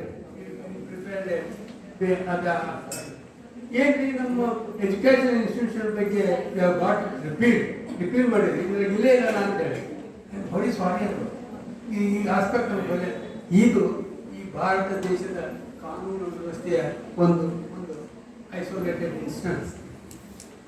ಏನು ಕಾನೂನು, ಎಷ್ಟೋ ಕಾನೂನು ಹೇಳಿ ನಾನು ಯಾರು ನಮ್ಗೆ ತಿಳಿದ ಕಾನೂನು ನಿಮಗೇನೇನು ಓಕೆ, ನಾವು ನಮಗೆ ಗೊತ್ತಿರೋ ನಿಮಗೆ ಹೇಳಕ್ಕೆ ಅವು ನಾಟ್ ನೆಸರಿ ಫಾರ್ ಆಲ್ಸೋ. ಎಷ್ಟು ಕಾನೂನುಗಳು ಈಗ ನಾವು ವಿದ್ಯಾರ್ಥಿ ಇದ್ದಾಗ ಸ್ಪೇಷಿಯಸ್ ರಿಸರ್ಚ್ ಇದ್ದಾಗ ಭಾಳ ಎಲ್ಲದೆಲ್ಲ ಕಾನೂನು, ಇವೆಲ್ಲ ಹೊಸದಾಗಿ ಕಾನೂನು ಅದರ ಬೇಡ, ಮೂಲವಾಗಿ ತಿಳ್ಕೊಳ್ಬೇಕಾದಂಥ ಕಾನೂನು. ಈಗ ಹೆಣ್ಣು ಮಕ್ಕಳಿಗೆ ವಿಶೇಷವಾದ ಕೊಟ್ಟು ಹಲವಾರು ಕಾನೂನುಗಳು ಮಾಡಿದ್ದಾರೆ. ಅದರಲ್ಲಿ ಹೆಣ್ಣು ಮಕ್ಕಳಿಗೆ ವಿಶೇಷವಾಗಿ ಹಕ್ಕು ಕೊಡೋದು 1937ರಲ್ಲಿ ಮೊಟ್ಟ ಮೊದಲನೇ ಹಿಂದೂ ಹೆಣ್ಣು ಮಕ್ಕಳಿಗೆ ಹಕ್ಕನ್ನು ಕೊಡುವಂತಹ ಒಂದು ಪ್ರಯತ್ನ ಮಾಡಿತು. 1956ರಲ್ಲಿ ಹೆಣ್ಣು ಮಕ್ಕಳಿಗೆ ನಿಷೇಧ ಕೊಟ್ಟರು. 2005 ಫುಲ್ ರೈಟ್ಸ್ ಕೊಟ್ಟರು. ಹೀಗೆ ಅನೇಕ ರೀತಿಯ ಕಾನೂನುಗಳನ್ನು ಬದಲಾವಣೆ ಮಾಡಿ ನಿಮ್ಮ ಹೆಣ್ಮಕ್ಕಳ ಅಭ್ಯುದಯಕ್ಕೆ ಕಾರಣೀಕರ್ತವಂತ ಅನೇಕ ಕಾನೂನುಗಳಿವೆ. ಮತ್ತೆ ಈಗ ಅವು ಎಲ್ಲರೂ ತಿಳ್ಕೊಂಡು ಸಿಕ್ಕಿದ್ರು. ಈಗಾಗಲೇ ಹೇಳಿದಲ್ಲ, ಮೋರ್ ಪರ್ಟಿಕ್ಯುಲರ್ಲಿ ಈಗ ಸಮಾಜದ ಬಹಳ ಹಿಂದಿನಷ್ಟು ಚಾರಿತ್ರಿಕ ಹೀನ ನಡತೆ ನಾವು ಕಾಣ್ತೇವೆ. ಅದಕ್ಕೆ ಆ ಬಗ್ಗೆ ತಮಗೆ ಕೆಲವೊಂದು ಮಾಹಿತಿಗಳು ಇರಬೇಕು. ಆ ಬಗ್ಗೆ ಕಾನೂನನ್ನ ತಿಳ್ಕೊಳ್ಳೋ ಅವಶ್ಯಕತೆ ಇದೆ. ಆ ದೃಷ್ಟಿಯಿಂದ ಈ ಈ ಸಂಕೀರ್ಣದಲ್ಲಿ ಆ ಬಗ್ಗೆ ಮಾತನಾಡಿಲ್ಲ. ಕೆಲವೊಂದು ವಿಷಯ ಹೇಳಿದ್ದಾರೆ. ನಿಮಗೆ ಹೆಣ್ಮಕ್ಳಿಗೆ ವಿಶೇಷವಾದ ಹಕ್ಕುಗಳು ಕೊಟ್ಟದ ಬಗ್ಗೆ, ನಿಮ್ಮ ಪ್ರೊಟೆಕ್ಷನ್ ಬಗ್ಗೆ, ಹಕ್ಕಿನ ಬಗ್ಗೆ, ಮೂಲಭೂತ ಹಕ್ಕಿನ ಬಗ್ಗೆ ಇವೆಲ್ಲ ಹಲವಾರು ಕಾನೂನುಗಳಿವೆ. ಅವನ್ನೆಲ್ಲ ತಿಳ್ಕೊಳ್ಳುವ ಅವಶ್ಯಕತೆ. ಆ ದೃಷ್ಟಿಯಿಂದ ಈ ಈ ಹಿಂದಿನ ಈ ಸಭೆ ಅಥವಾ ಸಮಾರಂಭದ ಉದ್ದೇಶ ನಿಮ್ಮಲ್ಲಿ ಮೂಲಭೂತವಾದ ತತ್ವಗಳನ್ನು ನಿಮಗೆ ಅನುಕೂಲವಾದ ನಿಮಗೆ ನೆರವಾಗುವಂತಹ ಕಾನೂನು ತಿಳ್ಕೊಳ್ಳೋದು ಮಾತ್ರ ಸೀಮಿತ ಅಂತ ನಾನು ಭಾವಿಸಿದ್ದೇನೆ. ಆ ದಿಸೆಯಲ್ಲಿ ನೀವು ತಿಳ್ಕೊಳ್ಳೋ ಪ್ರಯತ್ನ ಮಾಡಬೇಕು. ಯಾಕಂದ್ರೆ ಕಾನೂನು ತಿಳ್ಕೊಂಡಿರ್ಬೇಕಾಗ್ತದೆ. ಎಲ್ಲರೂ ತಿಳ್ಕೊಂಡಿರ್ಬೇಕು. ಫಾರ್ ಪ್ರೊಟೆಕ್ಷನ್, ಹಕ್ಕಿನ ಬಗ್ಗೆ, ನಿಮ್ಮ ವಯಸ್ಸಿನ ಬಗ್ಗೆ ಈ ಕಾನೂನು ನಾನು ತಿಳ್ಕೊಳ್ಬೇಕು ಅಂತ ಒಂದು ಇದು ಪ್ರಕ್ರಿಯೆ ಅಂತ ನಾನು ತಿಳ್ಕೊಳ್ತಿದ್ದೇನೆ. ಮನುಷ್ಯನಿಗೆ ಕಾನೂನಿಗಿಂತ ಮೀರಿ ಹೆಣ್ಮಕ್ಳಿಗೆ ಹೇಳಿದರು, ಹೆಣ್ಮಕ್ಳು ಯಾರು ಕಾರಣ ಕೀಳಂತ ಭಾವಿಸಿಲ್ಲ. ಹಾಗೆ ಎಷ್ಟೊಂದು ತಾಯಿ ಹೌದು, ತಂಗಿನ ಹೌದು, ಅಕ್ಕನ ಹೌದು, ಗೆಳೆಯನ ಹೌದು, ಎಲ್ಲ ಬಹುರೂಪಿ ಗುಣಗಳು ಹೊಂದಿದಂಥ ಹೆಣ್ಣು. ಹಾಗೆ ಅಷ್ಟು ಈಸಿಯಾಗಿ ನಾವು ತೆಗಳಲಿಕ್ಕೆ ಬರುವಂಥ ಒಂದು ಸ್ಥಿತಿ. ತಾಯಿಯ ಗುಣ ಕಂಡಿದ್ದೀರಿ, ನೀವು ಕಂಡಿದ್ದೀರಿ, ನೀವು ತಾಯಿಯವರಾಗಿದ್ದೀರಿ. ಹಾಗೆ ತ್ಯಾಗ, ಸಹನೆ, ಸಾಕಾರ ಮೂರ್ತಿ ಅಂತ ಹೇಳ್ತಾರೆ. ಆ ಹೆಣ್ಣು ಇರದೇ ಇದ್ದಿದ್ರೆ ಈ ಜಗತ್ತು ನಡೀತದೆ ಇಲ್ಲ ಅನ್ನೋ ಒಂದು ಪರಿಸ್ಥಿತಿ ಅಂತ ಎಷ್ಟೊಂದು ವಿಶೇಷವಾದ ಗುಣಗಳನ್ನು ಹೊಂದಿದ್ದ ಹೆಣ್ಣು ಆಕೆಗೆ ಹೊಂದಿದ್ದ ಆಕೆ ಬಗ್ಗೆ ವಿಶೇಷವಾದ ಗೌರವ ಇದೆ. ನಮ್ಮ ದೇಶದ ಸಂಸ್ಕೃತಿ ಹೆಣ್ಣಿನ ಬಗ್ಗೆ ವಿಶೇಷವಾದ ದೇವರು ಅಂತ ಕಾಣುವಂಥದ್ದಿದೆ. ಹೆಣ್ಣಿನ ಬಗ್ಗೆ ಅಲಕ್ಷ್ಯ ಮಾಡಿ ಅಂತ ನಾನೇನು ಭಾವಿಸೋದಿಲ್ಲ. ಆದರೂ ಹೆಣ್ಣಿಗೂ ಒಂದು ಇತಿಮಿತಿ ಬೇಕು. ಸ್ವಾತಂತ್ರ್ಯ ನಾವು ಇತಿಮಿತಿಯಲ್ಲಿ ಅದನ್ನ ಅನುಭವಿಸಿದರೆ, ಉಪಯೋಗಿಸಿದರೆ ಸ್ವಾತಂತ್ರ್ಯ ಆಗುತ್ತೆ, ಇಲ್ಲ ಸ್ವೇಚ್ಛಾಚಾರ ಆಗುತ್ತೆ. ಆ ದೃಷ್ಟಿಯಿಂದ ಹೆಣ್ಣು ಮಕ್ಕಳಿಗೆ ವಿಶೇಷವಾದ ಕಾನೂನು ಇದ್ರೂ ನಾವು ನಮ್ಮ ಇತಿಮಿತಿಯಲ್ಲಿ ನಡ್ಕೊಂಡು ಅವುಗಳ ಅನುಕರಣೆ ಮಾಡಿದರೆ ನಾವು ಮತ್ತು ನಮ್ಮ ಸಮಾಜದ ಸ್ವತಂತ್ರಕ್ಕೆ ಕಾರಣೀಕರ್ತರಾಗ್ತದೆ ಅಂತ ನಾನು ಭಾವಿಸಿದ್ದೇನೆ. ಹೆಚ್ಚು ನಾನು ಮಾತನಾಡಬಯಸಿದ್ದೇನೆ. ವಿದ್ಯಾರ್ಥಿಗಳೇ, ಇಂಥ ಅನೇಕ ಕಾರ್ಯಕ್ರಮಗಳಲ್ಲಿ ನೀವು ಭಾಗವಹಿಸ್ತಾ ಇದ್ದೀರಿ. ಇದು ಒಂದು ಕಾನೂನು ನೆರವಿನ ಕಾರ್ಯಕ್ರಮ. ನಿಮಗೇನು ಈಗೆಲ್ಲ ಫೋನ್ ನಂಬರ್ ಕೊಟ್ಟಿದ್ದಾರೆ, ಅದನ್ನು ತಿಳ್ಕೊಂಡು ಏನಾದರೂ ಯಾವ್ದಾದ್ರು ಸಹಾಯ ಬೇಕಾದರೆ, ಕಾನೂನು ನೆರವು ಬೇಕಾದರೆ ಪಡೆದು ನೀವು ಇದರ ಈ ಸಮಾರಂಭದ ಉದ್ದೇಶ ಸಫಲಗೊಳಿಸುವಂತೆ ಮಾಡಿ ಅಂತ ಆಶಿಸ್ತೇನೆ.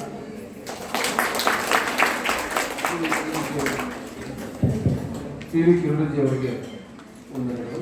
ಇದೀಗ ಕಾರ್ಯಕ್ರಮಕ್ಕೆ ಆಗಮಿಸಿದಂಥ ಶ್ರೀ ಸಿದ್ಲಿಂಗಪ್ಪ ಕೆಂಬಿ ಅವರು ಆಡಳಿತ ಮಂಡಳಿಯ ಸದಸ್ಯರು, ಮೃತ್ಯುಂಜಯ ವಿದ್ಯಾಪೀಠ, ಇವರಿಗೆ ಕಾರ್ಯಕ್ರಮ ಪರವಾಗಿ ಸ್ವಾಗತವನ್ನು ಕೊಟ್ಟು ಸ್ವಾಗತ.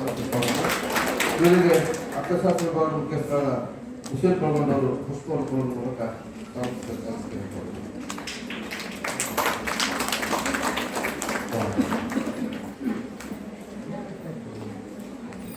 ಈಗ ಕಾರ್ಯಕ್ರಮದ ಕೊನೆಯ ವಂದನಾರ್ಪಣೆ. ಶ್ರೀಮತಿ ಪಲ್ಲವಿ ಗೋಲ್ಕಟ್ಟೆ, ಪ್ರಾಣಿ ಸಂಸ್ಥೆ ವಿಭಾಗದ ಮುಖ್ಯಸ್ಥರು, ಇವರಿಂದ.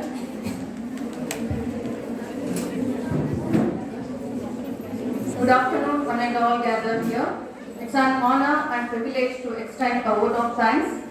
I, on behalf of college, management, organizing team and my own behalf, I would like to express my sincere gratitude to Honorable President Shri P.V. Kerudi ji, who graced us with his presence and guidance. Thank you, sir.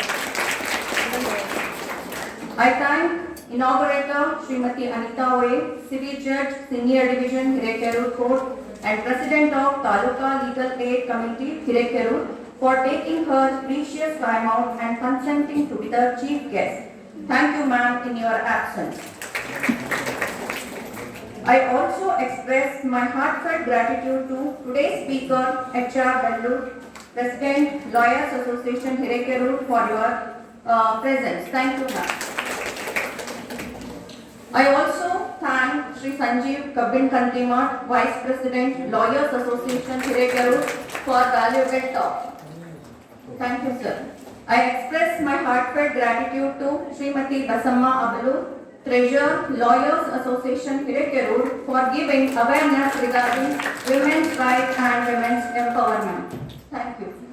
I thank Shri S.R. Lingapur, Secretary, Lawyers Association, Hirekerur, for your presence. Thank you, sir. I also thank Ms. Roja Buse, Advocate, Hirekerur, for giving motivational talk. Thank you, madam. I also express my gratitude to Srimati Pavitra and Party for highlighting about women's power. Thank you, ma'am. I also thank Sri Prabanda Balganu, sir, member MV Pita Hamsabhavi, for your presence. Thank you, sir. I also extend my gratitude to Sri Lingara Jeli, member MV Pita Hamsabhavi. Thank you, sir. I thank Sri Sittalingappa MD, member MV Pita Hamsabhavi. Thank you, sir. We have been fortunate to be assisted by our principal, Professor M.G. Bandivatar, Principal, MSc College, Hamsabhavi, who have been a constant support and you have given us a lot of encouragement, sir. Thank you. I also thank Dr. S.S. Matpati, sir, Vice Principal, MSc College, Hamsabhavi. Thank you, sir. I thank Dr. Basavahamini, convener of today's workshop. Thank you, ma'am. I also thank organizing team for conducting such a wonderful workshop. Thank you, ma'am. I thank hosters, today's hoster and anchoring committee. Thank you, Dr. K.V. Jayappa, sir, and Bhagyashree, ma'am. Thank you. I thank all my teaching and non-teaching faculty members. Thank you. I would like to convey my thanks to all my student friends for making occasion a grand success. Thank you, one and all. ಎಲ್ಲ ವಿದ್ಯಾರ್ಥಿಗಳಿಗೆ ಸವಿಸುರಿಯಾದ ಊಟದ ವ್ಯವಸ್ಥೆ ಮಾಡಲಾಗಿದೆ. ಎಲ್ಲ ವಿದ್ಯಾರ್ಥಿಗಳು